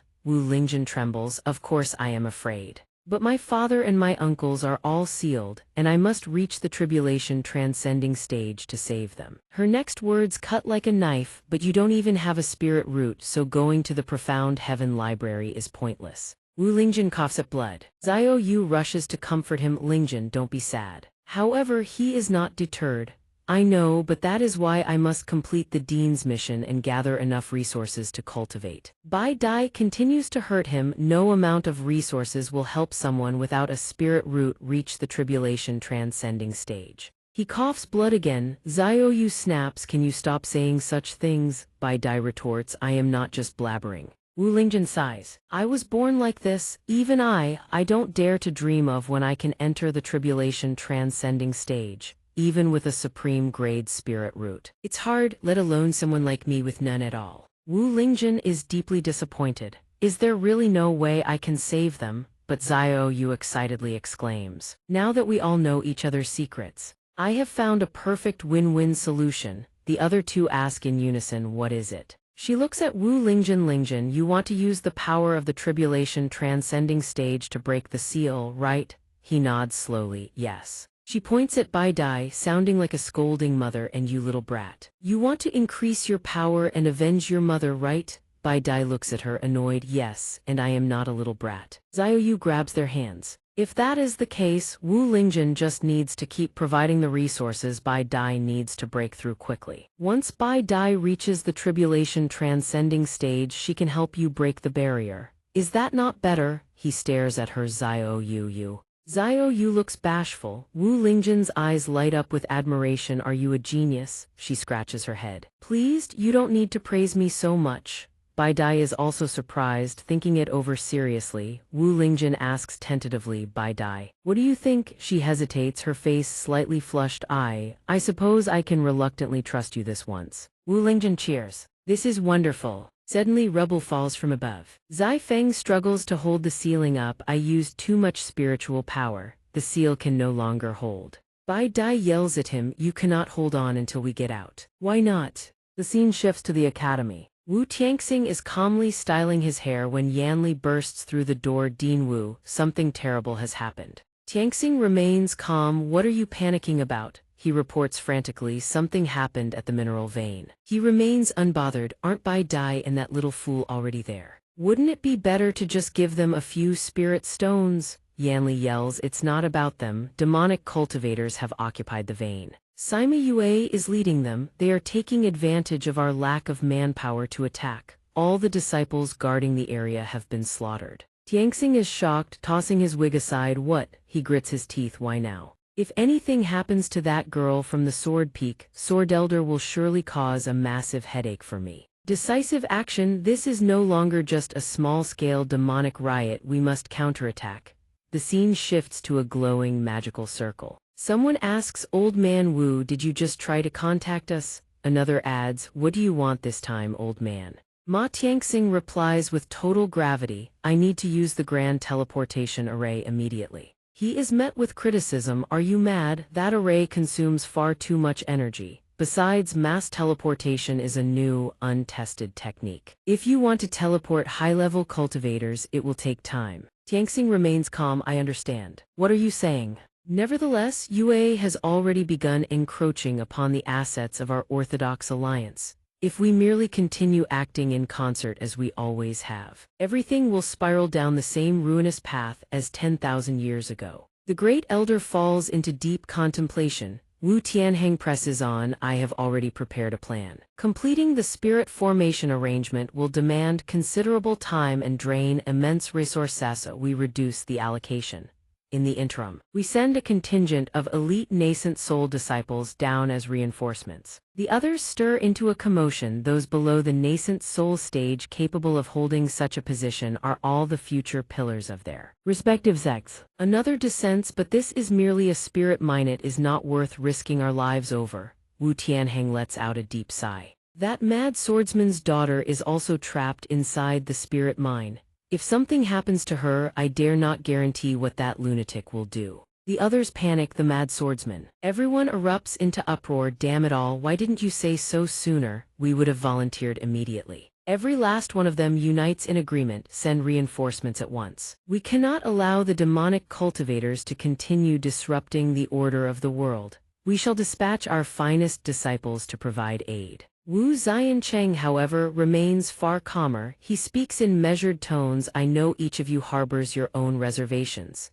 he glances behind him, his gaze carrying a weight of meaning. Let it be known Xianxia Academy is resolved to eradicate the demonic cultivators. A young man stands tall and proud as Wu Tianheng introduces him. I shall send my grandson Wu Jiaxu to be transported as reinforcement. Jiaxu steps in, calling out, "Old man," he shouts from beyond the door, "What do you want with me?" Wu Tianheng bristles with displeasure, his voice booming. What kind of attitude is that? Has any grandchild ever spoken to their own grandfather like this? Jiaxu casually props his legs on the table, utterly arrogant in demeanor. He turns away dismissively. Whatever. Whenever you summon me, it's never for anything good. What difference does attitude make? Wu Tianheng clenches his fist and roars, "Wu Jiaxui. Don't you dare be this reckless. Do you truly believe I won't cut off every last coin of your allowance starting from this very moment?" Jiaxu holds up the command token. "I don't carry it. Worst, I'll just use this command token to exchange for it. Spirit stones should cover it, and the instructors wouldn't dare make things difficult for me either, right?" From afar, Yan Li watches with a mysterious smile. Wu Tianheng burns with fury. He strides toward Wu Jiaxu. Jiaxu stares blankly, utterly bewildered by his grandfather's behavior today. Suddenly, his grandfather seizes his hand. His demeanor transforms in an instant. His voice turns soft and pleading. His eyes glistening with unshed tears, he practically begs, "Please, I'm begging you. The future of the entire cultivation world is entrusted to your hands." Upon hearing this, Jiaxu wrenches his hand free without a flicker of emotion. He replies bluntly, "So this time I have to go save the cultivation world again. You actually think I'm still a child who will be fooled by a few pretty words? Ever since I can remember, every single day I've endured nothing but your web of deceits." He recalls his childhood riding on Wu Tianheng's shoulders as his grandfather cheerfully declared, "What we at Xianxia Academy must do is safeguard the peace of the entire orthodox path and the cultivation world, and at the same time, eradicate every last one of those heretical demons." Young Jiaxu cheered with delight. "Grandfather, you're amazing." Back then, those words filled the boy with unwavering determination. During those days, the most important thing he yearned to do each morning was cultivate the clan's techniques. He hoped to rapidly improve his strength and help his grandfather safeguard the cultivation world's peace as soon as possible. And so, he trained without rest. He recalls one day during practice his grandfather interrupted, calling out, "Jiaxu, come outside for a moment." At that time, Wu Tianheng led him to where a coffin lay in solemn silence. At that moment, he froze. What awaited him was the death of his father. His grandfather suppressed his emotions, placing a trembling hand on the boy's shoulder. "Jiaxu, you must remember your father died to protect this cultivation world." Tears streaming down his face. The boy cried out, "Didn't you say the cultivation world was at peace? Then why did father die protecting it?" His grandfather, too, fought to hold back his tears. His voice choked, "Peace is never freely given. It is forged through the blood and struggle of every member of our Orthodox alliance." Wu Xiancheng ruffles the boy's hair, gently reminding him, "Our Wu clan is a member of the Orthodox alliance. We enjoy its privileges, therefore we must also bear the corresponding obligations." Jiaxu angrily swats his hand away. Those words still hold true to this day. Jiaxu shouts in anguish, "I don't want any so-called privileges of the Orthodox alliance. I just want my father back." His grandfather stiffens. Calling out softly, "Jiaxu," the boy turns his back, his voice cold as steel, "I am not as great as you or father, and I refuse to sacrifice my life for the cultivation world." Azure chi erupts around Wu Tianheng as he roars, "Stop right there." He clenches his fist. Spiritual energy coalescing into a spirit formation. "I care not what you think as long as you carry the blood of the Wu clan. You will bear this responsibility." Meanwhile in the corridor, Zio Huo grits his teeth in fury, that good-for-nothing with the trash spiritual root. His face darkens with rage as he clutches the command token white-knuckled. "That bastard dared to sneak behind my back and shamelessly cozy up to Bai Dai. I've had such wild fantasies about her. Bai Dai is the female lead of My Destined story. How can she possibly end up with some mere passerby like him? I must use this medal to secure the right to be by Bai Dai's side in the future." Suddenly, Zio Huo notices someone before him. He approaches curiously, "Instructor Mai, what are you doing?" Standing outside the dean's office, no less. "If there's business, let's go in together." The instructor hastily blocks his path. "Wait a moment." Zio Huohuo peers inside. Catching a faint azure glow emanating from within, he blinks in surprise. I'm truly sorry. Wu Tianheng strikes as he speaks. The Wu clan must serve as a beacon for the entire orthodox path. Zio Huohuo murmurs in confusion, the old man. Wu Tianheng swings his arm with iron resolve. You must complete this mission, defeat those demonic cultivators. Only then can you protect Bai Dai properly. The instant Jiaxu is launched forward, Zio Huohuo's hand has already slipped through the doorway. Both are struck by Wu Tianheng's technique simultaneously, crying out in shock, "Ah! Holy!" His grandfather's voice rings out, a final parting wish. Your grandfather hopes for your safe return more than anyone else's. Zio Huohuo panics. What the hell are they trying to do to me? Why am I being dragged along like this? Meanwhile, at the spirit mind zone, Bu Mth teleportation gate rips open. The sky blazes crimson and a blinding azure vortex spirals wider and wider. Two figures plummet from within. Zio Huohuo screams in panic. What the hell? Why is the teleportation formation dropping us from the sky? Jiaxu snaps back to his senses instantly, forming hand seals and chanting an incantation. He tears a massive boulder free from the earth, sending it rocketing into the air. Earth command. Chariot form. Jiaxu plants his feet firmly atop the boulder. And so, the boulder bearing the two of them hurtles earthward, crashing toward the ground under gravity's merciless pull. As the dust cloud clears, Jiaxu rapidly surveys the surroundings, assessing the situation in a heartbeat. Zio Huohuo, on the other hand, failed to brace himself. His head is buried in the ground. Zio Huohuo springs to his feet. Livid, you damn bastard. Couldn't you have worked with me to break the fall? Jiaxu doesn't even bother dignifying that with a response. His calm demeanor offers only this: I advise you to prepare yourself for battle. Only then does Zio Huohuo slowly turn to survey his surroundings. His eyes widen in horror. He blurts out, why are there so many demonic cultivators here? Trembling, he addresses the monsters with a forced grin. Hey, brothers, we're all friends here, right? This is all just a big misunderstanding. That guy is the one who wants to fight you. I just got teleported to the wrong place, that's all. Jiaxu turns, his gaze locking onto Huohuo, weary and blunt. You'd best fight alongside me. He adds, his voice tense. Don't you like Bai Dai? She's inside the spirit mine right now. If we don't go save her, she could be killed by the demonic cultivators. Zio Huohuo freezes. Bai Dai, he snaps back to life in an instant, eyes blazing with excitement. What are we waiting for? Let's charge in. Jiaxu is caught off guard by this lightning-fast attitude shift. Zio Huohuo declares with supreme arrogance, as long as I am here, there shall be a hero to save the beauty. In his heart he thinks, when the time comes, Bai Dai will surely see the light and become part of Zio Huohuo's harem. He launches his technique at once, bellowing azure flame forward. Heart Lotus. Bai Dai, wait for me. Your white knight prince is coming to rescue you. Meanwhile, from another location, Bai Dai sneezes. Wu Lingjun turns to her with concern. Are you all right? She rubs her nose in discomfort, sniffling. It's nothing, just a sneeze. She murmurs to herself, still rubbing her nose. He's always helping me without ever complaining. Could it be that he has feelings for me? Lingjun confirms she's truly fine and says, if you're all right, let's hurry outside. This thing is incredibly heavy. She lets out a quiet humph. The two squeeze through the gap and Lingjun sets down the massive boulder with a thud. He beams. Thank goodness we made it out. Her face darkens as she mutters under her breath, you wooden-headed fool, you don't understand the first thing about romance. Zio Yu surveys the path ahead and suggests, after such an exhausting night, it's time we set out again. Zai Feng lets out a weary sigh. Those demonic cultivators have already infiltrated so deeply, they truly won't give anyone a moment's rest. And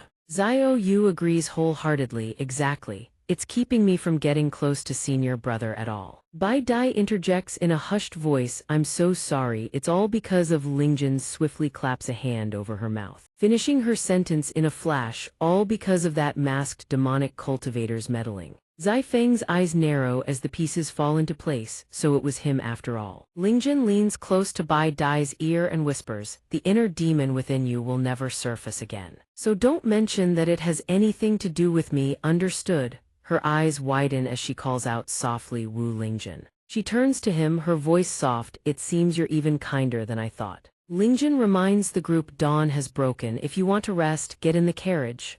Xiaoyu chirps eagerly, got it. Zai Feng nods in agreement, no problem. In his mind he thinks as long as Bai Dai can gather more cultivation resources, the sooner we can rescue father and the others. Suddenly, a voice shouts from behind, wait just a moment. He spins around in surprise toward the source. The innkeeper bellows, hey you there, stop right there. You need to compensate me for the damages before you go anywhere. Look at my inn, it's completely destroyed. He stands there at a complete loss for words. The sky above is clear and bright, the weather deceptively pleasant. Lingjun exhales wearily, after all that busyness I suppose it's finally over. The innkeeper charges in from nowhere, landing a kick squarely on his head. What the hell kind of repairs were those, you fool? He stares at the heap of rubble that no longer resembles a building and howls in fury. If this is how you fix a house, how am I supposed to host guests and make a living? The moment those words leave his mouth, the remaining structure collapses completely before their very eyes. He screams, it's collapsing down after just a few words. What the hell were you even trying to fix? Lingjun hangs his head, stammering apologies. I'm sorry, I truly don't know how to repair houses. He thinks wearily, if these delays keep piling up, how am I supposed to gather the cultivation resources needed to rescue father? He calls out to the two girls behind him, Bai Dai, Xiaoyu, come help. Bai Dai declines outright, I only know how to cultivate, not how to fix houses. Xiaoyu makes her excuse, I've never actually lived inside a house before. Zai Feng steps forward from somewhere, clearing his throat. At times like these, it truly falls to me to take action. Lingjun blinks in surprise, you have a way. Of course, his eyes brim with confidence.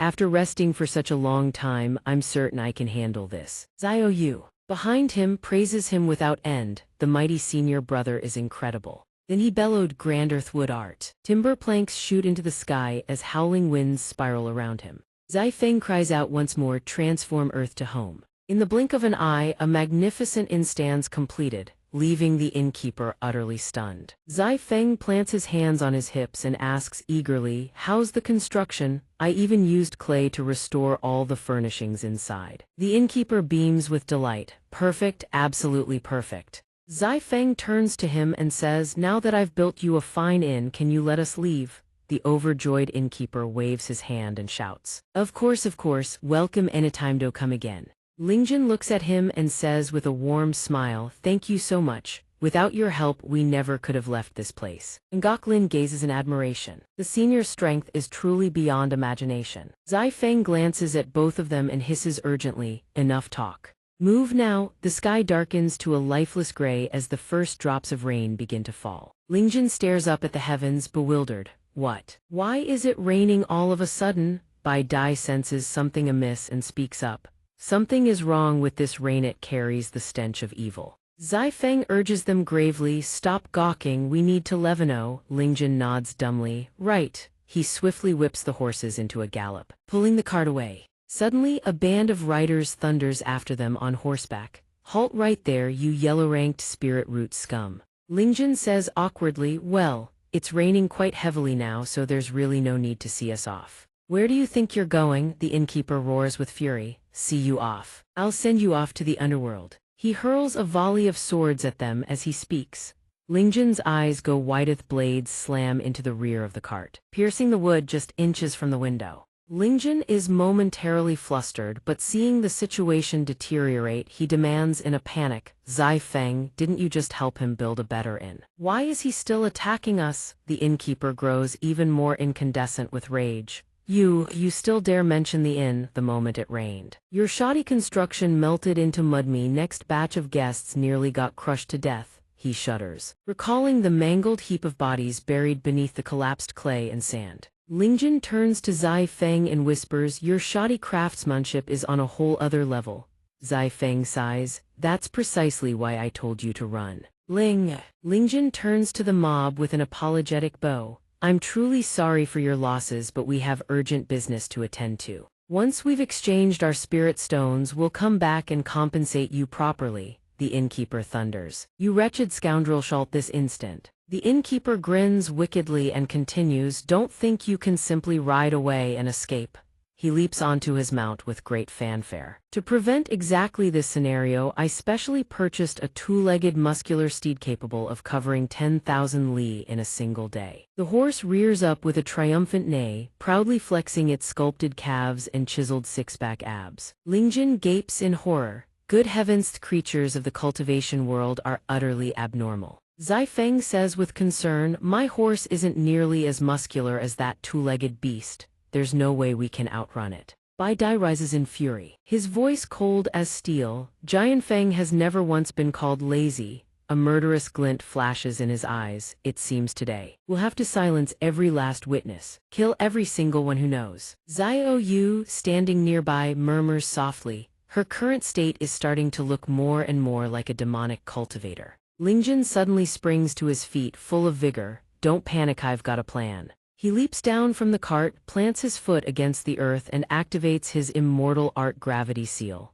In one mighty heave, he lifts the entire cart clean off the ground. The voice inside the cart cries out helplessly, not this move again. Without a moment's hesitation, Lingjin bolts forward at full speed. We'll pay you back later, he shouts over his shoulder. His blazing pace leaves even the muscular two-legged steed gawking in disbelief, and not just the horse. The entire pursuing mob, riders and mounts alike, stands frozen in utter stupefaction at the spectacle. A man behind the innkeeper asks nervously, can that two-legged muscular horse even catch up to a person like that? The innkeeper stares blankly. I have no idea, perhaps that's a monster disguised as a man. Elsewhere, outside the spirit mine, a brutal battle rages. Two figures pant heavily, soaked in sweat. Wu Jiaxu wipes his brow and asks, how many demonic cultivators have we killed? Hu answers without hesitation, no idea. I lost count long ago. A demonic cultivator lunges at him with a feral snarl. Hu unleashes his heavenly Xuan slash. Cleaving the creature in two, he asks through labored breaths, his voice echoing toward the ring on his finger. With so many demonic cultivators slain as pill-refining ingredients, will Elder Dan finally wake up? The ring responds with a curt, clipped reply, Elder Dan is recovering, do not disturb. If he rests any longer, there won't be a Hu left to save. He erupts in frustration. Another demonic cultivator ambushes him from behind. Hu blasts a surge of emerald spiritual energy straight through it. He snaps irritably, hey kid, aren't you the grandson of the academy headmaster? Why don't you hurry up and call your grandpa to send reinforcements? Jiaxu replies with a deadpan expression, he won't care about me. A shadow crosses his face, just like my father back then. Hu curses under his breath, damn it all. How can a son of destiny like me possibly die in a place like this? He steels his resolve. The son of destiny cannot fall here. I'll strike first, wipe out these low-level lackeys before they overwhelm us. He charges in, but more demonic cultivators swarm from every direction.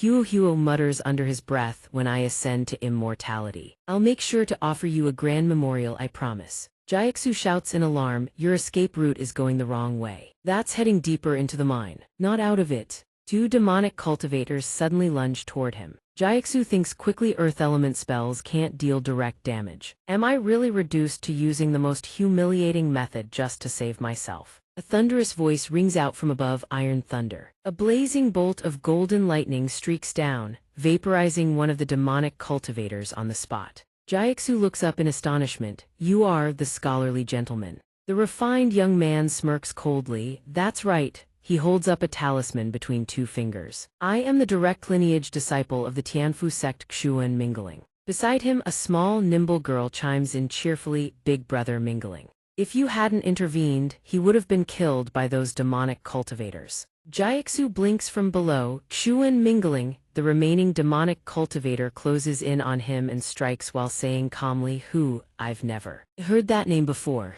Mingling snaps irritably, if you've never heard of me, then don't make such a dramatic show of it. He descends gracefully to the ground, his tone dripping with arrogance. It seems I'll need to make sure you remember my name properly. Zhang trails behind, remarking with a smug grin, rare to see Big Brother Mingling act without his usual flair for showing off. Mingling casually ignites another talisman. That's not called showing off. He flings it skyward with effortless grace. This one is reserved for. The talisman blazes with golden light and rockets into the heavens. Celestial rain descent.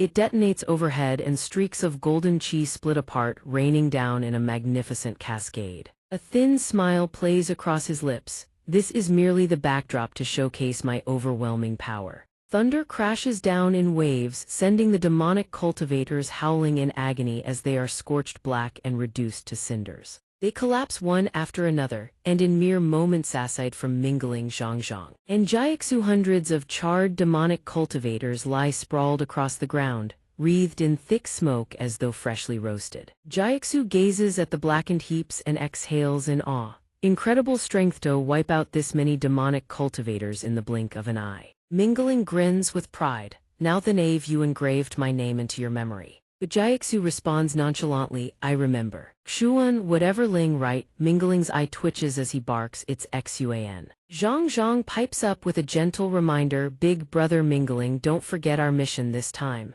He immediately composes himself. Pressing a hand to his mouth, right, serious business, he begins to explain, this time. We received orders directly from the Righteous Alliance that demonic cultivators have been causing havoc in this area. They've even abducted the daughter of the swordsman. Jiaxu confirms with a nod, that's right. He points to the cavern entrance directly behind him. My companion has already gone in ahead. If you want to help, follow him. Mingling approaches and studies him carefully. Judging by your tone, it seems you have no intention of joining the mission yourself. Jiaxu replies with calm detachment, the old man dragged me out here against my will. Besides, this isn't my responsibility. Mingling walks past and claps him on the shoulder. I've long heard that the grandson of the Xianxia Academy headmaster clings to life and fears death. Utterly incapable of shouldering the family's legacy. Now that I've met you in person, it's no exaggeration at all. Jiaxu brushes his hand off. What you do is your own business. He closes his eyes,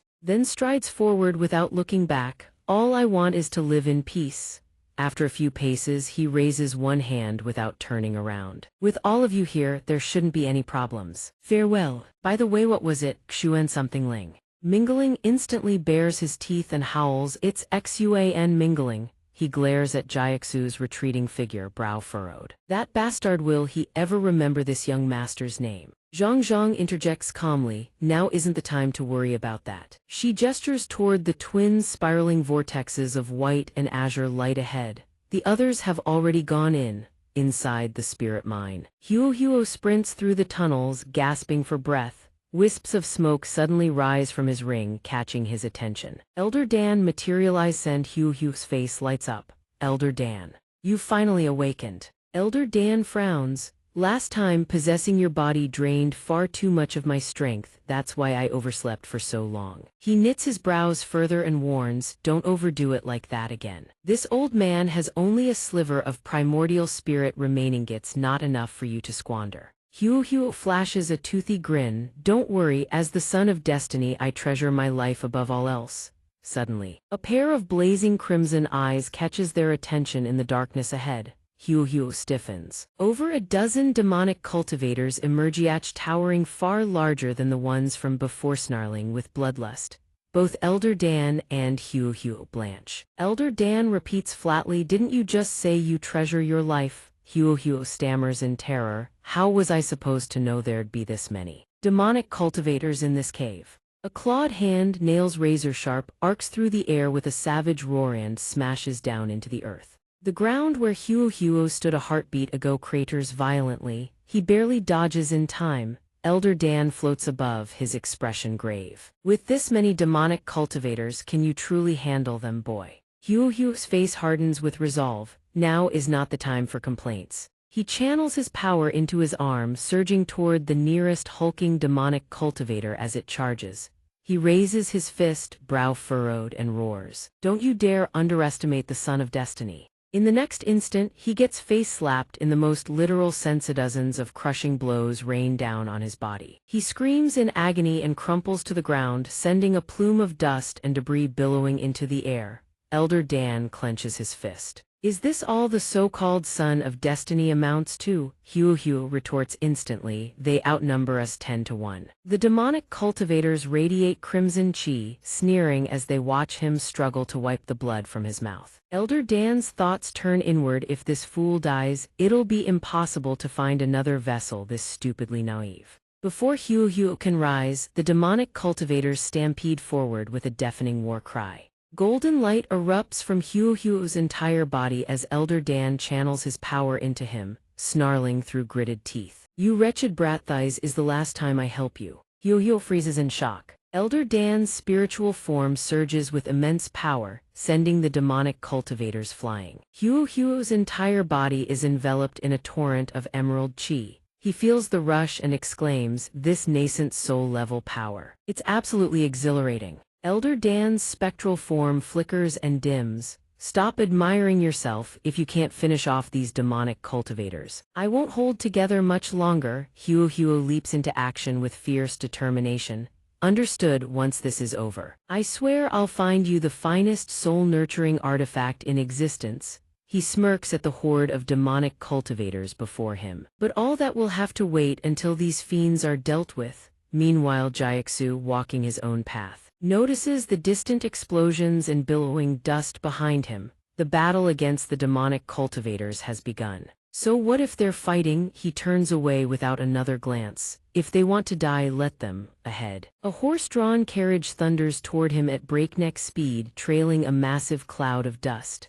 The driver bellows, "Out of the way. Move aside." "Jia." Xianxia doesn't even have time to react. The massive horse-drawn carriage plows into him, sending him cartwheeling through the air. He slams into a wall and crumples face-first into the dirt. Wu Lingjin hefts the carriage aside in a panic. "I'm sorry. I was racing too fast, I didn't see you." Someone lies on the road. Xianxia, trembling and foaming at the mouth. A voice calls from the carriage, "Wu Lingjin. We'll talk later. You just ran someone over. Pay attention." The two girls on the carriage look utterly drained. Xiaoyu sighs. "First, let us down before anything else." Bai Dai opens her mouth to speak, but Wu Lingjin hastily blurts, "I'm sorry. I already apologized to him. I'll let you all down now." Bai Dai shrieks, "I never want to ride in a carriage with you ever again." As Xiaoyu climbs down, she suddenly freezes. "Wait, the person who was hit. That looked like Xianxia, didn't it? You only just now realized? It's definitely him." She continues, "But what's he doing lying out here?" She answers her own question. "Perhaps he came to stake a claim on the spirit mine." Looking at Xianxia's crumpled form, she adds, "That old fox Wu Tianhang is utterly shameless, sending his own grandson to seize resources ahead of everyone else." Wu Lingjin quickly interjects, "Don't say that. It's our fault for taking the wrong road and arriving late." He helps Xianxia up and suggests, "In any case, we can't leave him alone. Let's bring him to the mining area first and then." Bai Dai agrees without objection. Suddenly, a thunderous explosion rocks the earth, seizing their attention. Wu Lingjin startles. It looks like an explosion near the mining zone. Could it be that something's already happened in there? Recalling the blast patterns against the rock walls, Xiaoyu speculates that's probably demolition spells used for mining operations. "My father used the same technique when he extracted from spirit mines." Wu Lingjin nods. "So that's how it works." Xiaoyu rolls her eyes at both of them. "How it works, my foot. No sane person mines like that." On the other side, Xuan Mingling observes the two figures approaching and sighs, "I truly didn't expect." She rests her chin in her hand and smiles that the rescue team would be you too. Before her sit a man and a woman astride a massive wolf. She identifies them Yushu Villa. "Panhong Huo2." Huo2 speaks up, "You." He then points at Zhang Zhang. "You're the young lady of the mechanism hall, aren't you?" She beams, "Hello." He then asks, "So who's the arrogant fellow beside you?" Xuan Mingling thrusts her hand up emphatically. "That's Xuan Mingling. Xuan Mingling of Tianfu sect." Pan Hong crosses her arms and calls out playfully, "Hey handsome, don't be so angry. Once this is all over, wanna go on a date with big sis here?" Mingling seethes, "How can I not be angry? Didn't we already meet before?" Recalling a gathering under clear skies, Pan Hong asks, "We've met before." Huo2 shrugs, "I don't have any impression of that either." Xuan Mingling grits her teeth, "Wasn't it the last Orthodox Path Heavenly Genius Assembly we all attended together?" She turns away, fists clenched. "Forget it, I came here to complete the rescue mission. Rescue Bai Dai and slaughter every last demonic cultivator. Once this young lord completes the mission, the name Xuan Mingling will echo throughout the realm." Suddenly the ground beneath their feet heaves violently, drawing a yelp from her. Hundreds of demonic cultivators erupt from below in streams of terrifying green energy, the shockwave sending even Xuan Mingling flying. "What the?" Pan Hong and Huo Tu barely grasp what's happening as demonic cultivators rain down like a deluge. She shouts, "What the hell? Why are there so many demonic cultivators?" He readies his spear. "Every last one of them deserves death, Elder Dan." The root cause of the chaos cries out, "Hurry, my spiritual power can barely hold on." Huo gathers his energy. "I know, I'll deal with these demonic cultivators myself." A star-shaped formation materializes behind him. 5 elemental lights, each a different color, respond to his call. Wood begets fire, fire begets earth, earth begets metal, metal begets water, water begets wood. He swings his arm, 5 elements unite. Primordial chaos chi, a blazing pillar of light erupts skyward. White-green radiance incinerates the demonic cultivators and illuminates the entire sky. Zhang gasps, "That power is incredible. Who is this person?" The shockwave sends rocks and earth flying. When the dust settles after the massive detonation, dozens of charred demonic cultivators lie scattered across the ground. Huo climbs out of a crater, coughing, then sneers at the blackened figures. "Wretched demons, now you know the might of this young master." But the demonic cultivators suddenly rise to their feet completely unscathed. His eyes widen in horror. "What?" He steadies himself, staring in utter disbelief. "Why aren't they dead? Where's the power you lent me?" Elder Dan's face drains of color as the demonic cultivators glare their way. Huo seizes him by the collar. "You kept me waiting all this time, and all you gave me was this pittance of spiritual energy." Elder Dan fires back furiously, "I just saved your life. My spiritual power is nearly completely depleted." The two bicker, completely ignoring the demonic cultivators closing in. Elder Dan curses under his breath, "If I didn't still need to resurrect, I'd absolutely let these demonic cultivators teach you a lesson. You wretched brat." The demons raise their claws with a howl once more. Elder Dan warns urgently, "Watch out behind you." Huo glances back. Demonic cultivators are lunging straight at him. Cold sweat beads on his forehead. "Damn it, I used too much spiritual power earlier.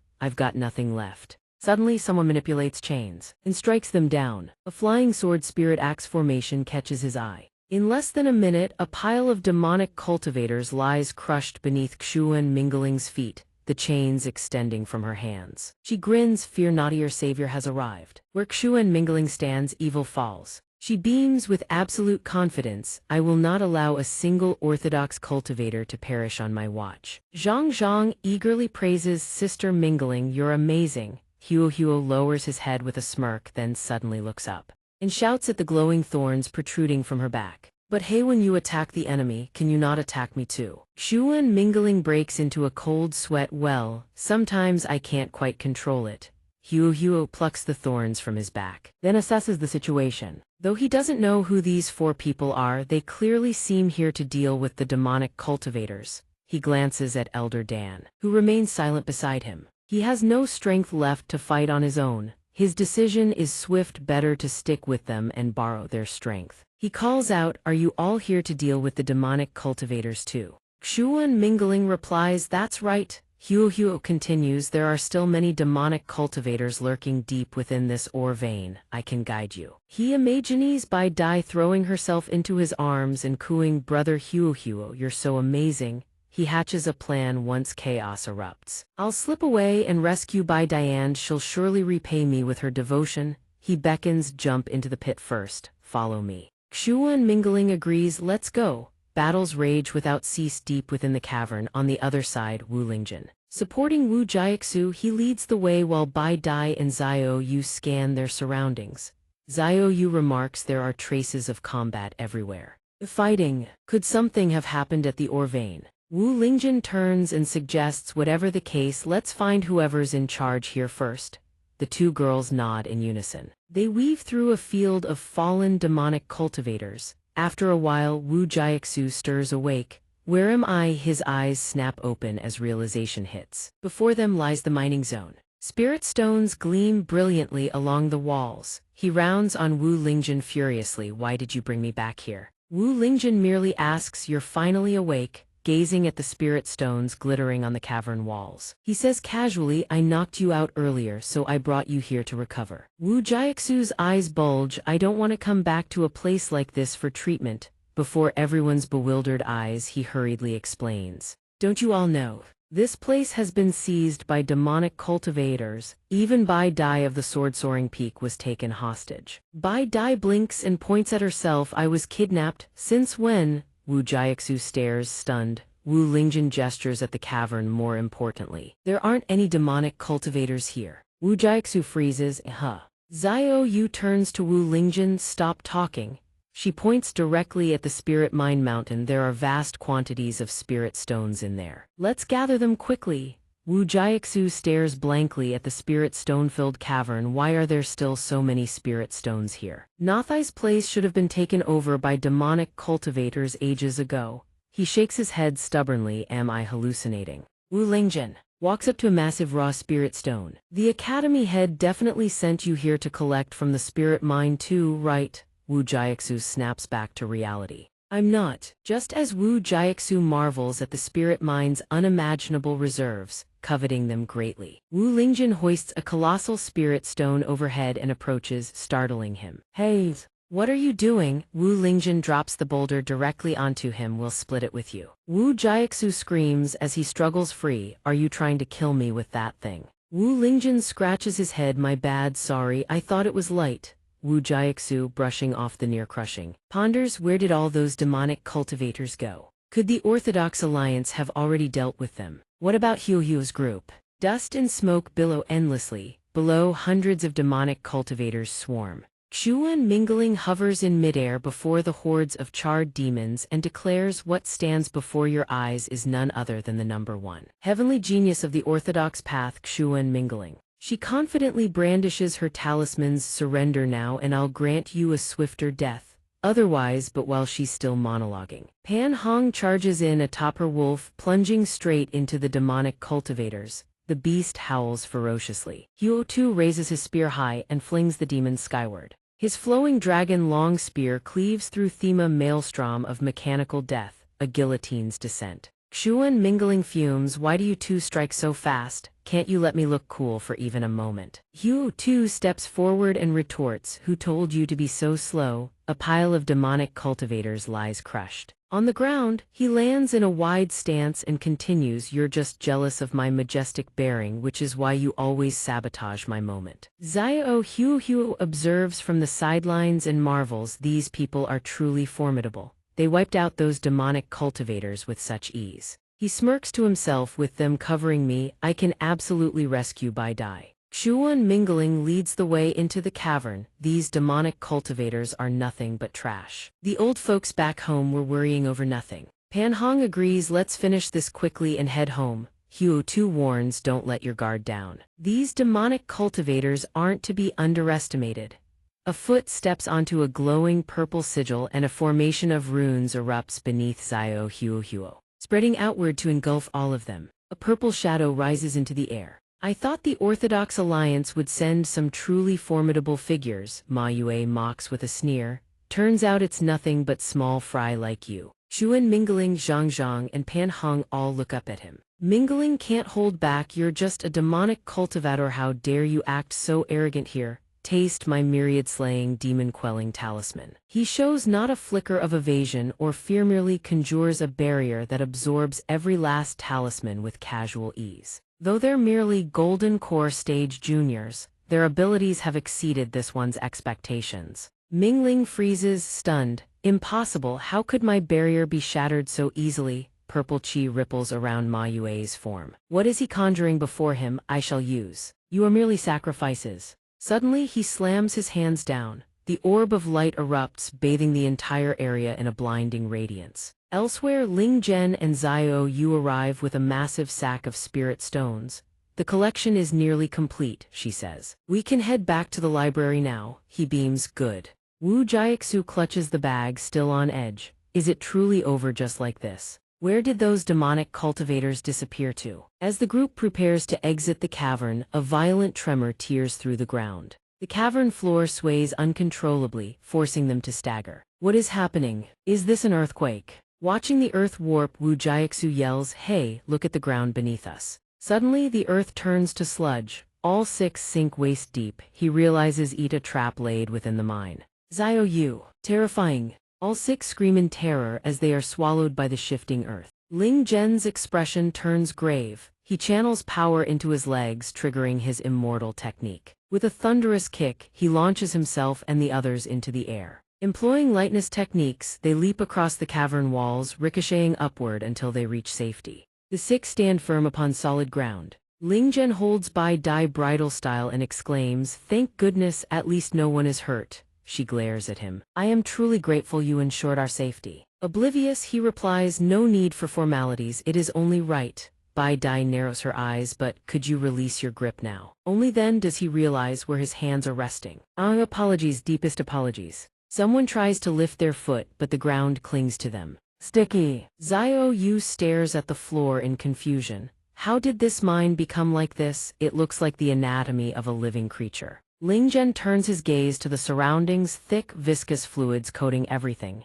Clearly, we have fallen into a trap set by the demonic cultivators. Zai Feng clasps his hands. "Whether it is a trap or not, we cannot wait here to die." He slams his palm to the earth, manifesting a path of stone through his earth-shattering divine technique. Ling Zhen praises him. "Even in this environment you channel earth element techniques. Zai Feng, you are truly impressive." "That is to be expected. Our senior brother's technique has reached the level where he can manipulate the dust in the air." He smirks. Just puffed with pride. "Heh. Wu Jiaxu darts ahead. Then let's move quickly. The demonic cultivators here are beyond our capacity to handle." Suddenly he halts, struck by something. A barrage of tentacles erupts from the walls, shattering the path and ensnaring him. Wu Jiaxu frowns. "What is this flesh wall?" Zai Feng gasps. "No, I apologize." He too is bound tightly by the tentacles. My chi is being completely drained." Yuling panics, "Senior Master." Bai Dai streaks through the air, cleaving the tentacles binding Wu Jiaxu. She thrusts her sword into the ground, collapsing from exhaustion. Ling Zhen looks on, concerned. "Bai Dai, what is wrong?" She turns back, her face solemn. "It is nothing major." She sheathes her blade. "Bai Dai, analyze this flesh wall. Something is wrong. It seems to possess the ability to consume the chi of cultivators." "Cultivating," she continues. "Furthermore, the more chi we use, the faster it absorbs it." Zai Feng loses all strength, leaving Yuling frantic. "Senior brother." Jiaxu slams his palm against the ground. "I knew this affair wouldn't be simple. That old codger has truly sent us to our deaths this time." Ling Zhen is unperturbed. "Then we simply stop using our spiritual power, that is all." He glances around. Puzzled, others have fallen into this trap as well. Damn it, the mingling group has been captured. He senses it, the spiritual energy has been completely drained. Pan Hong adds, "Furthermore, even the spiritual energy of the spirit beasts has been absorbed." Mingling turns to Zhang Zhang quickly. "See if you can use your mechanisms to breach this flesh wall." She nods in agreement. From the wooden crate on her back, a mechanical puppet somersaults out, only to collapse limply onto the ground instantly. Zhang Zhang gasps in shock and sighs. Even the control link energy has been absorbed. Mingling boils with rage. "Damned demonic cultivators, using such a cowardly trap. If you have the guts, then fight us head-on." Huo suddenly chimes in. "Stop struggling. The more you fight, the faster you drain your own stamina." He glances at him. "You are so calm. Have you already found a way out?" Huo only sneers, offering no response. This drives Mingling into a frenzy. "So what? Why are you still acting so arrogant?" Huo bows his head with a sly smile you wouldn't understand. His gaze is brimming with confidence. "What is called a son of destiny is revealed only when one reaches a dead end. If my intuition is correct, we are destined to encounter a great fortuitous opportunity." Mingling retorts with disdain. "Is this really the time for such drivel? What? Do you not realize the demonic cultivators are about to suck us dry?" Zhang Zhang disagrees. She looks down at Huo and continues, "I don't think he's talking nonsense." Suddenly, a violent tremor shakes the earth, causing someone to cry out. Huo is brimming with triumph. "I told you, a fortuitous opportunity is bound to appear." A tentacle suddenly lashes out, catching his attention.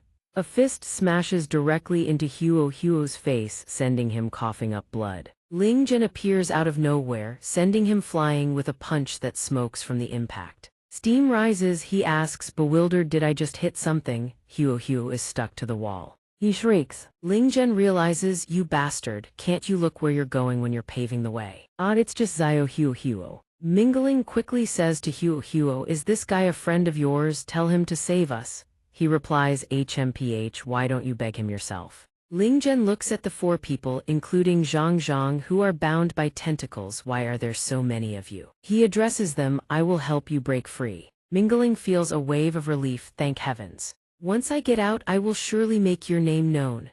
A sudden tremor erupts, causing Ling Zhen to shudder. Ma Yue emerges from the wall. Laughing heartily, I went to such lengths to set this trap. I cannot let a young master like you ruin it so easily. Mingling and Huo. Ask in unison, young master. Ling Zhen panics immediately, pointing at himself while sweating and smiling awkwardly. This demonic cultivator has lost his mind. He's just spouting nonsense. Glancing at the composed Ma Yue, he speculates, he seems to know my true identity. Could it be? Does he really have a connection to my father and the others? Ma Yue waves his hand, go on, be good and become nourishment for the demonic path. A giant monster, seemingly composed of sludge, manifests from the summoned spiritual energy, a mountain of flesh, letting out a deafening roar. Bai Dai uses the distraction to sever the tentacles, freeing the mingling group. He praises them happily, not bad moves. A golden talisman glows in Mingling's hand. Confident that they have nothing to fear in a direct confrontation,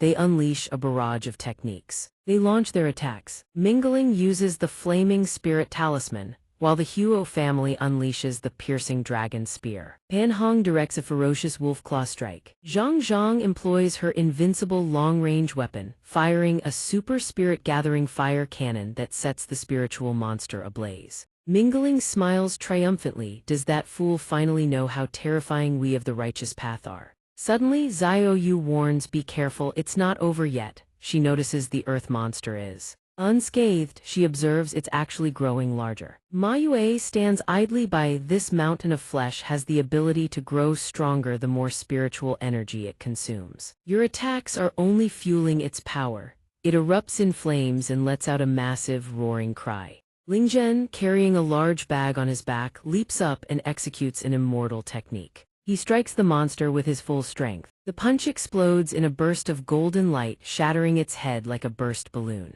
Xiao Yu cheers as expected of brother Ling Zhen. You dealt with it so easily. Ma Yue remains unfazed. How naive. You really think it's over just like that? Mingling and Zhang Zhang stare in shock as red flesh begins to sprout from the ruptured remains. Ma Yue continues, this mountain of flesh can regenerate endlessly by feeding on spiritual energy. It will continue until every drop of energy here is drained. The monster roars in fury, its muscular frame bellowing out. Ling Zhen's eyes widen. The monster's speed has increased. It slams its fists down repeatedly, sending earth and stone flying. He narrowly dodges the impact. Elsewhere, Ma Yue sits comfortably, watching the monster toy with them. Through the viewing lens, he bursts out laughing, just obediently lose it all. The spiritual energy throughout their bodies begins to drain away. He lifts the purple stones. I am positively eager to witness these orthodox disciples become demonic cultivators. Xuan Mingling draws 5 talismans, gritting his teeth. I don't believe it can regenerate indefinitely. Everyone, let's blast it to pieces quickly. Ling Zhen hurriedly tries to stop him. Wait, but it is too late. Mingling has already activated the 3000 lightning strike talisman. A barrage of lightning bolts crashes into the monster, scorching it black, wreathing it in smoke. It collapses. Mingling shouts in triumph, I've beaten you to this state, let's see you recover now.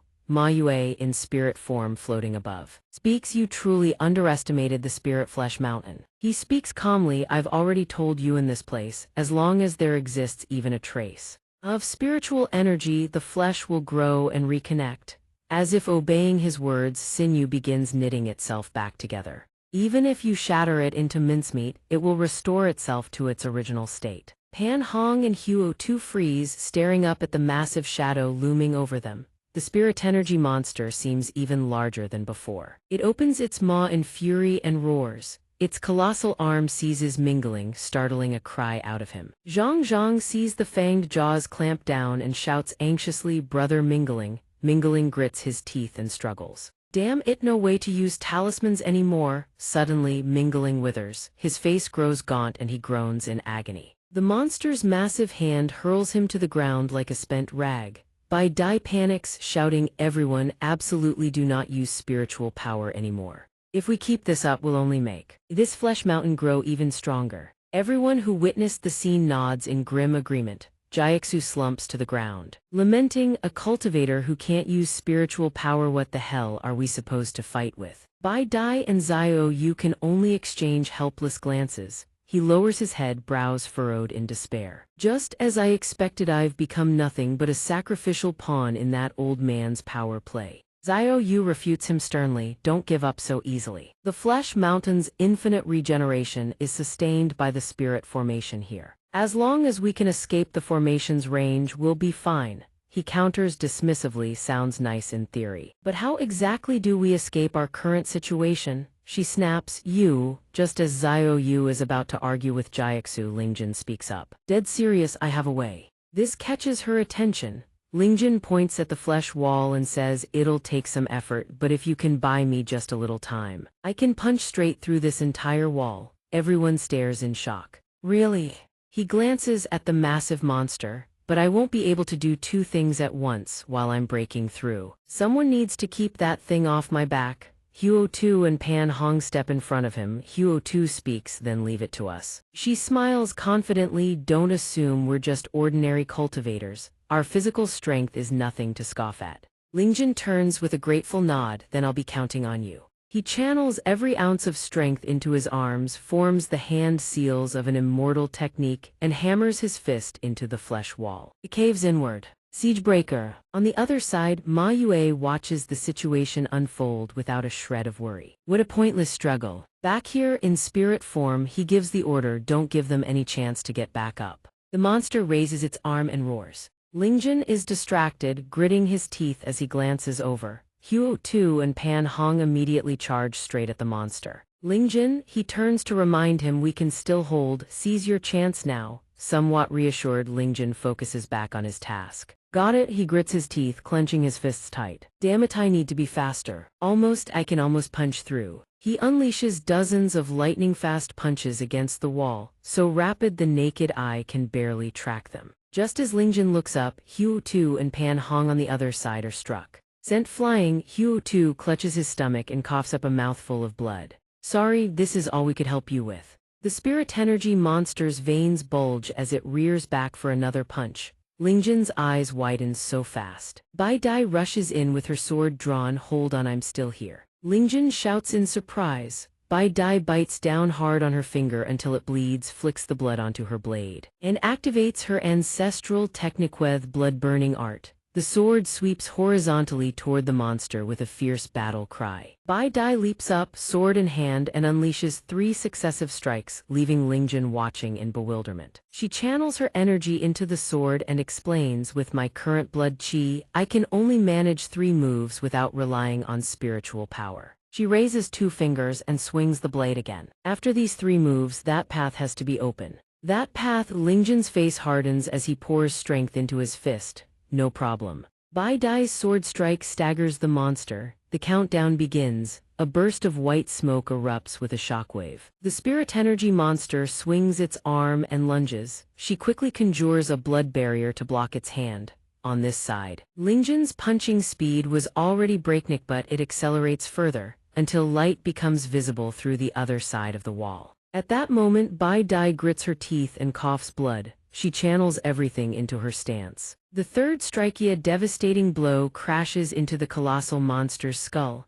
Simultaneously, the wall bursts open with a gaping hole. Lingjin sees the path lined with spirit stones ahead and shouts with joy, success, I've broken through. Bai Dai collapses, smiling, thank goodness. Xiaoyu appears instantly, catch her carefully. Everyone scrambles toward the light. Pan Hong shouts, the breach is open, get everyone out now. The others respond in unison, right. But Ma Yue has no intention of letting Lingjin's group escape so easily. He clenches his fist, don't you dare fail. The walls on both sides begin to close in. Lingjin, bringing up the rear, instantly notices the wall regrowing. People are still inside. He spreads his arms to block it, channeling his full immortal technique to resist. Lingjin shouts, hurry. They speed up, got it. Ma Yue orders the previously defeated monster, stop them. It morphs into a colossal red earth serpent, emitting piercing shrieks. Its gaping jaws lunge forward. The group reacts in time, crying out, brother Lingjin, watch out, it's coming. He grits his teeth, no way to dodge now. Lingjin uses his own body to block the serpent's jaws, allowing the wall to seal shut behind the others. The group outside is horrified. Staring at the sealed wall, Pan Hong cries, "They're still inside. Let's tear through this flesh wall." Huo Tu stops him, "Don't be reckless. If you go in now, you'll only die." Jiaxu offers his opinion, "Since we've already escaped, I suggest we leave immediately and report to the higher-ups of the Orthodox Alliance. If that would be the wiser course." Huo crosses his arms in agreement. "I concur." Pan Hong cannot believe they would so readily abandon those who just fought alongside them. "You people," suddenly. A booming laugh shatters the strange silence. "Humans can never unite no matter the occasion." The voice startles the group. "Who's there?" The voice belongs to a half-beast warrior. He continues, "Whenever trouble strikes, all you do is squabble, and in the end you still have to beg us for help." This figure carries a massive sword over his shoulder and smacks his lips. "Indeed, our demon race is born far superior to you humans." Huo hears that tone and his face sours. "Who's this poser?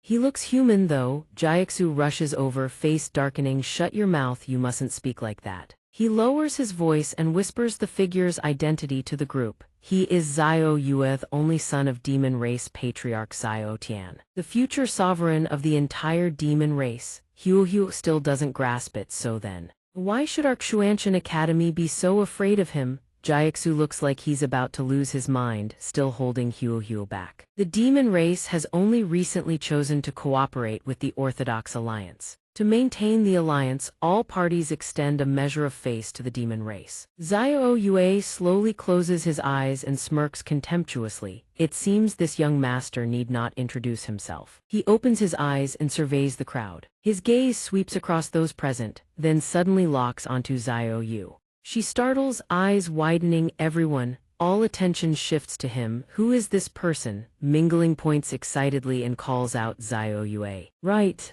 We met at the last Heavenly Genius Tournament," he replies with indifference. "Oh. And who might you be?" "I have no recollection whatsoever." Mingling's face does a complete 180 upon hearing that response. He looks ready to punch him in the skull. "You," he raises his voice in fury, "I am Xuan Mingling of the Tianlu sect. Even the demon hordes tremble at my name." Zhang rushes to restrain him. "Calm down." He struggles violently. "Don't stop me. I want him to remember my name right now."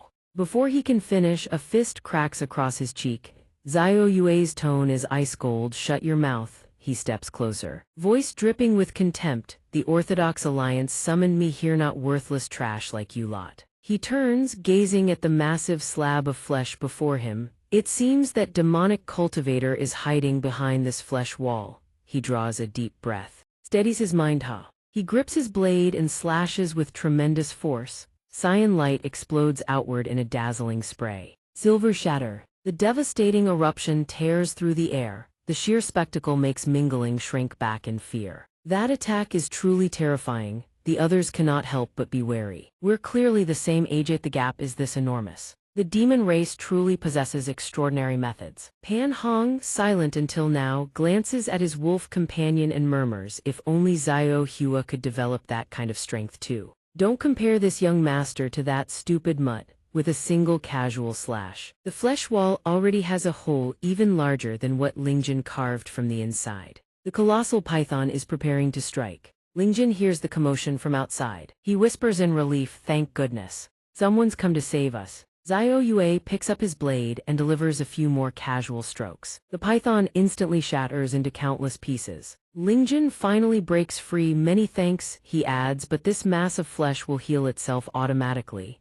Hearing this, Xiao Yue smirks. "No need to worry." Xiao Yue waves his hand dismissively. "Summon a spirit beast, a moon-devouring immortal wolf." The instant they materialize, they surge forward. Not just one but an entire pack, sprinting at blinding speed. They ravenously devour chunks of flesh into their maws. Lingjin watches in surprise. "Aren't those celestial moon-devouring dogs?" Xiao Yue bristles at once. "They're wolves." "Wolves, do you hear me?" He crosses his arms, puffing up his chest. "Human cultivators truly have no manners whatsoever. No wonder the heavenly geniuses these days are all no match for our demon race." Ma Yue, watching from above, is rendered utterly speechless. Even so, he manages a bright grin. "This is getting more and more interesting." Outside, Bai Dai turns to Xiao Yu. To think he could use spirit beasts to devour this flesh. Indeed, it suppresses the regeneration and absorbs the spiritual energy. Lingjin turns back and calls out, "We've been saved, but why don't you look very happy about it?"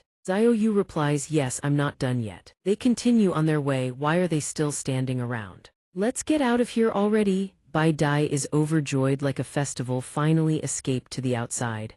"I really thought I was going to die for real." He doesn't forget to turn back and thank Xiaoyu. "Thank you for saving me." Xiaoyu crosses his arms with a flourish. Still the same as usual, but his expression has softened somewhat. "I merely completed the mission the Orthodox Alliance assigned me." Wu Jiaxu is visibly irritated. "Fine, if you want to say thanks. Wait until we're somewhere safe." Hu glances over teasingly. "Just how afraid of death are you?" He strides ahead on his own, speaking loudly to everyone. "In any case, I don't want to die here. The demonic cultivators here should be left for the Orthodox Alliance's great elders to handle." "Makes sense, let's go." Wu Lingjin looks at Bai Dai and Xiaoyu, saying happily, "We should get out of here too." But Xiaoyu suddenly feels restless, anxious, and uneasy. She stares at Xiaoyu, a trace of fear flickering in her eyes. Xiaoyu reassures herself, "It seems coincidences like this truly do exist in this world." And so the entire group quickly rushes forward. Everyone sprints at full speed, legs a blur, not daring to look back. Their thundering footsteps shake the very ground beneath them.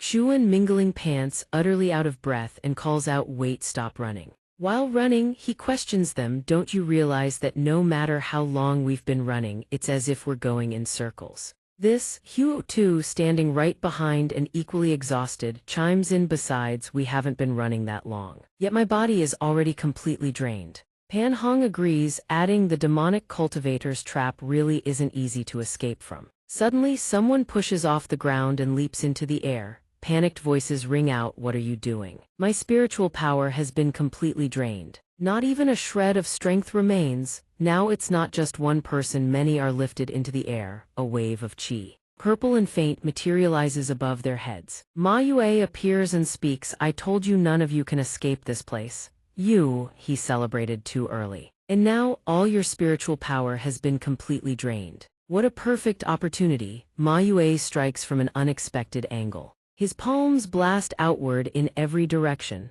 The group has no time to react. The purple qi pierces through their chests in a single strike. Everyone gets their share. The entire group writhes in agony. Only Wu Lingjin remains unscathed. "What have you done to them?" Ma Yue smiles eerily. "Very soon you'll find out." Wu Jiaxu, furious beyond measure, veins bulging across his entire body. "Damn it! Why did you send us to our deaths?" Hu Tu and Pan Hong's eyes blaze crimson, their faces twisted into terrifying masks. Everyone loses control, seizing their blades and slashing at each other. Kill, what right do any of you have to stare at me? You accursed demonic cultivator, stay away from Lingjin." Wu Lingjin stands rooted to the spot, jaw hanging open. "Damn it. Is this the effect of inner demon invasion? Right now, only I can save everyone." Suddenly, he notices Xiaoyu behind him. Oh. Xiaoyu is still cheerfully waving and smiling, about to extend a hand in cooperation.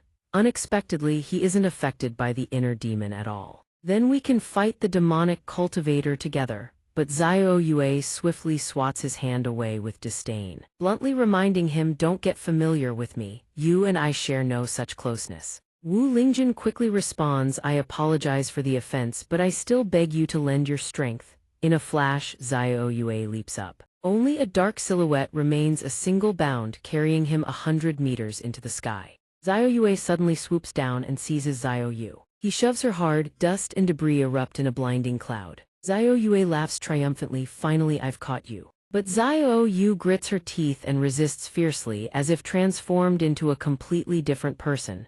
He smirks, "My runaway bride." Wu Lingjin hears this and is stunned. "What?" Wu Lingjin shouts furiously, "What nonsense are you spouting? How could Xiaoyu possibly be your bride?" Xiaoyu's eyes glow blood red as he sneers, "Then let her tell you herself." Wu Lingjin looks worried and tense. Xiaoyu, her face darkens. She gnashes her teeth, saying nothing. "The Tushan clan." Xiaoyu speaks through gritted teeth, "Things have already come to this. Then I won't hide it anymore." She begins to explain the truth to him. The truth is, it happened before she was even born. The Tushan clan had signed a marriage contract with the demon race. Xiao Tian recalls when she was being chased and nearly assassinated. After learning of this, she fled the Tushan household that very night. But Xiao Tian and her family refused to let her go, sending countless pursuers after her. Back then, I was terrified. My SOS signal went unanswered. Just when I was about to be captured and dragged back for the forced marriage, Lingjun appeared and rescued me. She was instantly captivated by his handsome features, her cheeks flushing crimson. From that moment on, I resolved that I would marry no one but Lingjun. Xiao Yu's voice grows firm. I thought that way we could naturally be together, but I never expected. She stares directly at Xiao Yue and speaks bluntly. In a place like this, I'd actually run into the demon prince's own son. He sneers, HMPH nonsense. When I captured you during our clan's mission, it proved that our fates are bound together. Bai Dai leaps forward indignantly, shouting, do you think the Orthodox Alliance won't hold you accountable for this? Xiao Yue begins losing his composure, lifting Xiao Yu off her feet. Ridiculous. My engagement with the Tushan clan is an internal affair of the demon race. Even if the demon race is currently cooperating with the Orthodox Alliance, they have no right to interfere, he continues slowly. Besides, I don't think any of you will survive to leave this place. As he finishes speaking, a colossal beast materializes beside the group with a thunderous roar. The entire group freezes in shock at the situation. As a modern person, Wu Lingjun can barely contain himself. You beast. He can hold back no longer, launching himself forward with a push, divine ability leap. Right here, right now, I absolutely will not let you take Xiao Yu. Seeing this, Xiao Yue laughs even harder. Fool. One hand grips her neck tightly. The other thrusts out to block. Do you truly believe that with your mortal body you can stop me? Wu Lingjun roars with fury. Get the hell away from her. He smirks, interesting, but Xiao Yue has no interest in him and simply leaps away with Xiao Yu in his arms. Forget it. I have no time to waste on you. He leaps lightly into the air. Take your time being drained of spiritual power and dying.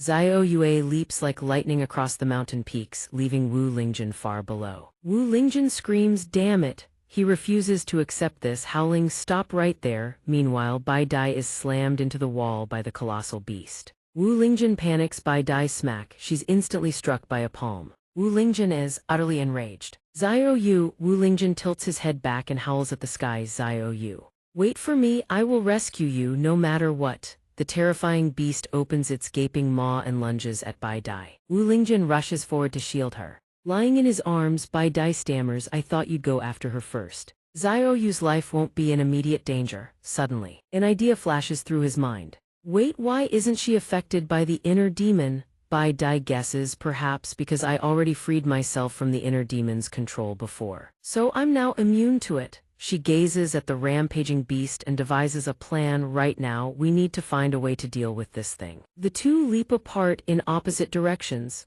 A massive foot crashes down, nearly crushing her. It pins Bai Dai down, the beast's jaws gaping wide. Spitting out an enormous fireball, Bai Dai grits her teeth. This is bad. At that moment, Wu Lingjun leaps in, slamming his fist into the beast's skull. He raises one arm, light concentrating in his palm, growing brighter with each passing second. Divine ability. Wu Lingjun swings his arm with blinding speed, delivering a relentless barrage of punches without pause, a storm of heavy blows. Every single strike lands squarely on the beast, not a single one misses its mark. The beast can endure no more, its massive body crashes to the ground. The two stand below and look up. This isn't the solution. We have to stop it at the root. It cannot regenerate forever. Only by eradicating it at the source can we truly end this. Ma Yue's spectral form floats over, laughing mockingly. At this point, you still want to escape. Why can't you just give up obediently like Wu Lingjun's father did? Wu Lingjun shouts fiercely, don't you dare speak ill of my father. The moment those words leave his mouth, he suddenly realizes something. A torrent of purple chi blasts downward into the earth. Wait, that aura. His shadow is coming from underground. Wu Lingjun rushes off frantically. I know what to do. Bai Dai calls out in confusion, where are you going?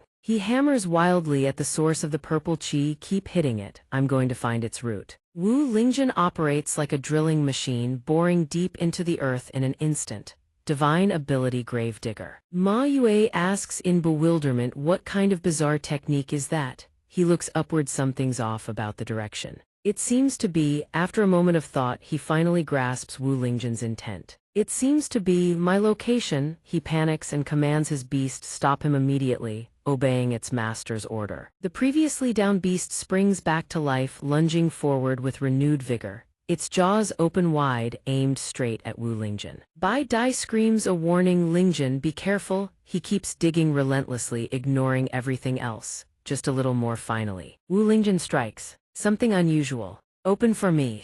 With a thunderous boom, a massive, strange chasm appears. He declares success. Wu Lingjin beams with joy. "It seems I was right. Your lair truly lies at the deepest point of this spirit mine." He summons every ounce of his strength and leaps down. Ma Yue sits there, unperturbed. "Don't think that finding me means you've won," he calmly, casually gives an order, "Kill him." An enormous, blood-red hand stretches out, lunging to seize Wu Lingjin. Wu Lingjin is blocked time and again, his patience wearing thin. "You not only harmed my friends, you had Xiao kidnapped." He swings his arm in a sweeping strike, aiming directly at Ma Yue. "I will never forgive you." Ma Yue remains utterly composed, not stirring an inch. A single punch from Wu Lingjin shatters the massive boulder into pieces. Before his eyes, Ma Yue's mask begins to crack. Wu Lingjin breathes a sigh of relief that should settle it. Ma Yue lies crushed beneath the rubble, yet still speaks unhurriedly. "Young master, your strength has truly exceeded my expectations." Then he raises his hand and snaps his fingers. However, this one's plan has been long in the making. A mere surprise of this caliber could never spell its failure. A plume of purple smoke erupts, engulfing everything in its wake. Quick as lightning, the figure vanishes from sight. Gone just like that. The body is nowhere to be seen, yet the voice still echoes in their ears. "If you lot cannot become this one's fighting force," then he throws his head back in a mad cackle before soaring away. "All of you shall drown in this mine." Without warning, the ground surface heaves violently. It trembles as though an earthquake has struck. Wu Lingjin clenches his teeth at a complete loss. He hesitates for a heartbeat, then decides, leaping high into the air, he cannot linger here. Desperation fuels him as he scrambles to escape the pit. Above all, he must get them all out of this place. The fleshy walls suddenly writhe and pulse, growing larger with each passing moment. Wu Lingjin's eyes widen in shock. Then, with a deafening boom, everything detonates from outside. Bai Dai's face drains of color as she screams, "Wu Lingjin." She dashes forward in a blur, scooping him up in a princess carry, her blade flashing a swift blade dance technique.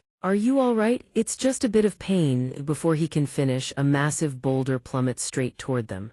"Watch out ahead, Bai Dai." With extraordinary agility, she leaps and twists to evade, but the colossal stone looms directly in their path, threatening to crush them flat. Another violent detonation rocks the earth. The ground splits apart, dust and debris billow skyward. Bai Dai squeezes her eyes shut, dread coiling in her chest, not knowing if she will live to see the next breath. But the Martin Wu Lingjin has already risen to his feet alone, both arms braced against the massive boulder. "Lingjin, you saved my life again. Now is not the time for that." His face darkens, ashen and grim, as though he is on the verge of collapse. "Find a way to get everyone out now." High above, countless boulders rain down in unison. They collide and shatter against one another, the deafening cacophony shaking every bone in their bodies. Wu Lingjin trembles, his face contorted in agony. He stares straight into Bai Dai's eyes and roars, "Get out of here, now." "I can't hold on any longer," she snaps back, furious. "Don't you think I want to?" Wu Lingjin replies through gritted teeth, "But I cannot carry this many people on my own." Jiaxu. Wu Jiaxu and Xiao Huohu stand frozen in place, rooted to the spot, their gazes darting across the crumbling surroundings. Everything is on the verge of total collapse. Boulders plunge from above like a torrential downpour of destruction. Bai Dai screams in terror, "Wu Lingjin, move it away!" His legs buckle beneath him, starting to give way. "My arms are burning, I can't dodge anymore." The cave entrance is completely blocked. He bellows, pouring every last ounce of his strength into one final effort, full power, immortal art. "Hold on." He coughs up a mouthful of blood, crimson spraying from his lips. "What are you still standing there for? Go, hurry." Wu Jiaxu and Xiao Huohu are struck speechless at the sight. "Lingjin, you." Wu Lingjin gnashes his teeth and growls, "The explosion already wounded me. I can't take much more." Suddenly, Bai Dai surges to her feet and lunges forward, wrapping her arms around him. She yanks him free in one swift motion. The titanic boulder crashes down where he stood and explodes into fragments. Shattered to pieces. Wu Lingjun snarls furiously, "Why did you pull me back? None of us can get out now." Bai Dai's blood boils. She slaps him across the face so hard his head snaps to the side, her cheeks flushed crimson. "You fool. Don't you dare treat your own life so cheaply." She leans in close, her voice fierce and unwavering. "Even if you don't value your own life, there are people who care about you." Bai Dai. Wu Lingjun's expression crumbles with remorse. He bows his head. "It was my arrogance. I'm sorry." She rises to her feet, her tone still edged with irritation. "This young lady has no use for your apology." He scratches his head at a loss. "Even though I'm deeply grateful you saved my life. The truth is we have no way out anymore." Wu Lingjun looks down at his own body, feeling the state of his energy. He continues, "With the spiritual power I have left, I can no longer shatter these boulders. Everyone else has exhausted their spiritual chi as well. We may truly be trapped and die here." The others hear his words and their faces turn ashen. Zio Huo slowly clenches both fists and speaks up, "Some of us still retain enough spiritual chi." He turns to Wu Jiaxu, a smirk curling at his lips. "You've been running this whole time and haven't expended a single drop of your spiritual power, have you? Right?" Wu Jiaxu blinks, stunned, then answers flatly, "I suppose so." Without hesitation, Zio Huo jabs a finger straight at Wu Lingjun and demands, "Then why are you still standing there like a fool? Why don't you use your techniques to blast open the cave entrance?" Wu Jiaxu stammers, his voice faltering. "I do still have spiritual chi remaining. But my earth attribute techniques are meaningless in a situation like this." He averts his gaze as if trying to hide. "I don't know any wood or earth divine arts either, so I can't possibly control this much rock and stone at will." The others, burdened with heavy packs on their shoulders, hear this and their faces darken. Mouth's agape hope kindled only moments ago is snuffed out in an instant. Zio Huo's temper flares hotter by the second, as though he can barely contain himself. "Well, you should at least try first." Having no other choice, Wu Jiaxu obeys and immediately launches an attack at the nearest wall. His sky-piercing rock pillar technique stabs straight upward, but when it strikes the fleshy wall, it barely makes a scratch. Without so much as a tremble, the technique crumbles into tiny golden fragments, shattering completely and raining down to the ground. Wu Jiaxu stands there and murmurs, "As you can all see, my earth attribute techniques against these boulders are like an egg smashing against a rock." Xuan Mingling steps forward and asks, "But you are the nephew of Dean Wu, are you not? Your clan's forte is the fire attribute cultivation technique, is it not?" Wu Jiaxu raises his hand, his mind drifting to Wu Tianheng. "I do not wish to use the power that my bloodline grants me." Without warning, another avalanche of massive boulders comes crashing down. Bai Dai shouts urgently, "Stop being so stubborn. If you don't use your fire techniques, we will all die here." Her words strike Wu Jiaxu like a thunderbolt, freezing him in place.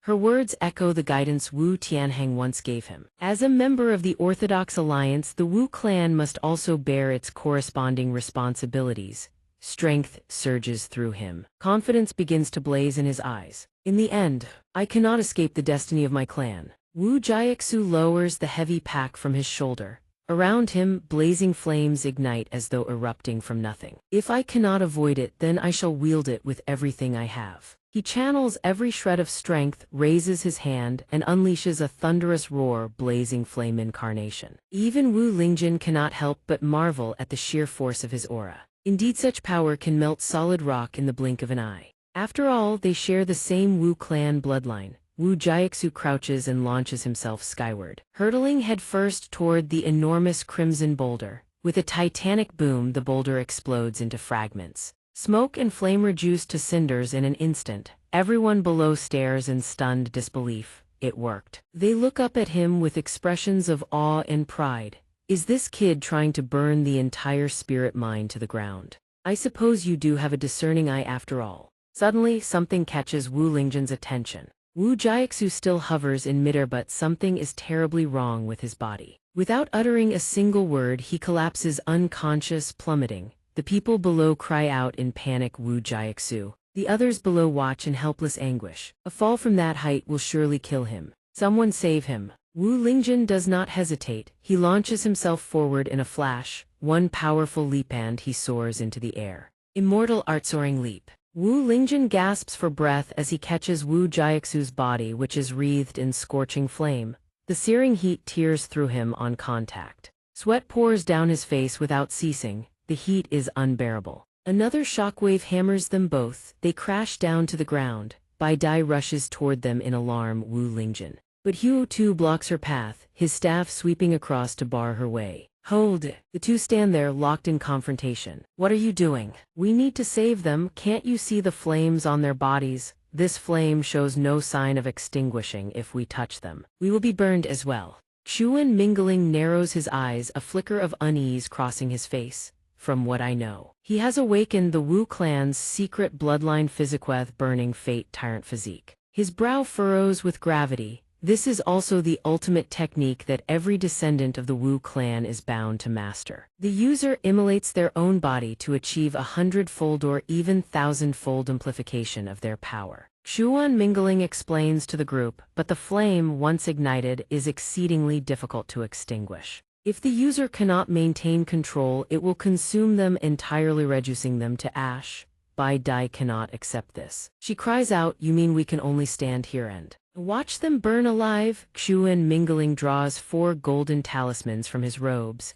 I can only deploy rain-summoning talismans to ease the flames. The rest depends on their own will to survive. Suddenly, 2 figures descend from above. Cutting in sharply, there is no need for any further intervention, little friend. It is Wu Tianheng and Dean Weith, 2 academy heads. They glide down and land with effortless grace, their presence radiating authority. Bai Dai's eyes light up. It's Dean Wu and Dean Wei. But Chuan Mingling's first words make both arrivals stiffen mid-stride. "Dean Wu, your hair is..." Dean Wei says nothing. He moves immediately to render aid. Wu Jiaxu lies engulfed in a sea of blazing fire. The Dean slowly lifts him into the air. Dean Wei glances over his shoulder and fires a few words at Wu Tianheng. "Hey, old man, your nephew and your students are all gravely injured. I'll use a temporary method to suppress the flames. You need to treat them at once. Hurry with the treatment." Wu Tianheng straightens his hair and replies, "I know." He strides toward his nephew.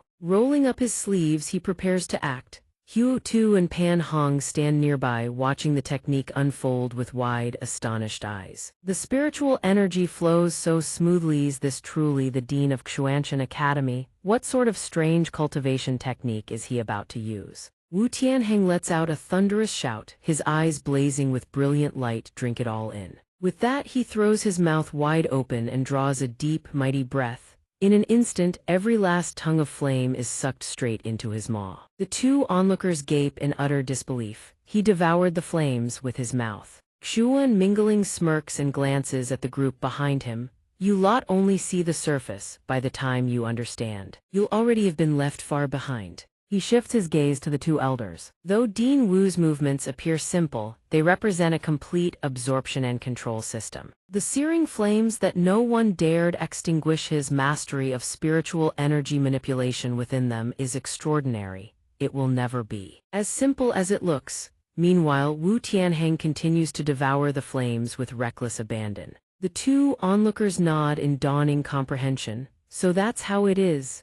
His cheeks swell ever larger as he absorbs the blaze entirely. Wu Tianheng turns his head to one side and expels the collected flames. A massive fireball rockets from his mouth, soaring into the distance. It slams into the fleshy wall with a thunderous boom and detonates, blowing the obstruction to pieces. Done. Only now can Wu Tianheng finally release a long, relieved breath. Chuan Mingling approaches with a bright expression and offers his thanks. "I have long heard of the great reputation of Dean Wu. Today's meeting is truly a great honor," he replies with polite courtesy. "Indeed it is." Tianheng slowly turns his head, and the sight sends shockwaves through every onlooker. His lips are blistered and swollen, ballooned grotesquely like 2 slabs of scorched beef. It was only a few basic inhalation and exhalation cultivation techniques, nothing more. Huo Tu and Pan Hong instantly turn deathly pale with fear. Looking at Academy Master Wu again, he hardly appears to be someone worth trusting. Perhaps all the great figures of the Alliance are like this. In truth, even their own captain is no different in temperament. After a while, Jiaxu slowly regains consciousness. What happened to me?" Tianheng calls out urgently. Jiaizhu. He rushes over to help the boy sit up. Don't worry, the flames ravaging your body have been completely purified once we return. You'll only need further treatment and you'll recover. Jiaxu lets out a bitter laugh. In the end, you got your wish. I still shouldered this burden for the Wu family. Tianheng grips his hand tightly and declares, it is not merely that you bear the Wu family's burden, it is because of your actions that the Wu family endures in this world. Tianheng casts his gaze downward at the others, his meaning clear look at the companions you saved. These living, breathing souls rescued from the jaws of death, they are the future of the cultivation world. The very thing our Wu family has always sworn to protect. Seeing that Jiaxu is unharmed, the others rush forward joyfully. We owe our lives to Wu Jiaxu. He stares at them in stunned disbelief. I never expected this. Tianheng bursts into laughter, stroking his beard as he speaks. Now do you understand why our Wu family has persevered so stubbornly all this time? Jiaxu beams with happiness and gently nods. Yes. At that moment, Lingjun rises to his feet on his own. He says nothing, only gasping for breath without pause. Wu Lingjun stands rooted in place, utterly motionless. Bai Dai stands behind him, bewildered, and shouts, Lingjun, what are you doing? He turns his head and says, everyone is safe now, I can go save Xiao Yu. Hearing this, she freezes, then moves to block him. Have you lost your mind? In your current condition, going to the demon race's territory is nothing short of suicide. Even so, I will never abandon Xiao Yu. Tianheng hears this and fails to comprehend what is happening. The demon race. What in the world happened? Bai Dai condenses the situation into a single sentence for him. The demon race's young master forcibly abducted Lingjun's maidservant. Declaring he intends to marry her, Tianheng immediately surges forward and seizes the boy. This is an internal affair of the demon race. We cannot recklessly intervene. Lingjun's eyes blaze. I don't care about the Lingxi. He locks eyes with Tianheng, his resolve absolute. All I need is for Xiao Yu to live on in happiness. Tianheng hears this and stiffens, stunned. He never imagined the boy's sense of duty burned this fierce enough to risk birthing an inner demon. Behind Tianheng, a towering inferno of fury seems to erupt. He makes his decision. He must stop this boy before it is too late. Forgive me, I cannot allow you to act so rashly. Lingjun hears those words and sees Tianheng's hand reaching out. He surges forward, throwing a punch with all his might. Don't you dare stop me. Boom! A devastating full-force strike infused with immortal artistry. Tianheng is sent hurtling backward. Everyone witnessing the scene is left in disbelief. Tianheng is truly furious. His brow furrows deeply. In an instant, he conjures a colossal golden warhammer into existence. Tianheng swings with every ounce of his strength. Slam. Lingjun is crushed flat as a pancake. He trembles against the ground, utterly unable to move. Lingjun's face rapidly darkens, consciousness slipping away into oblivion. At this moment, night has fully descended.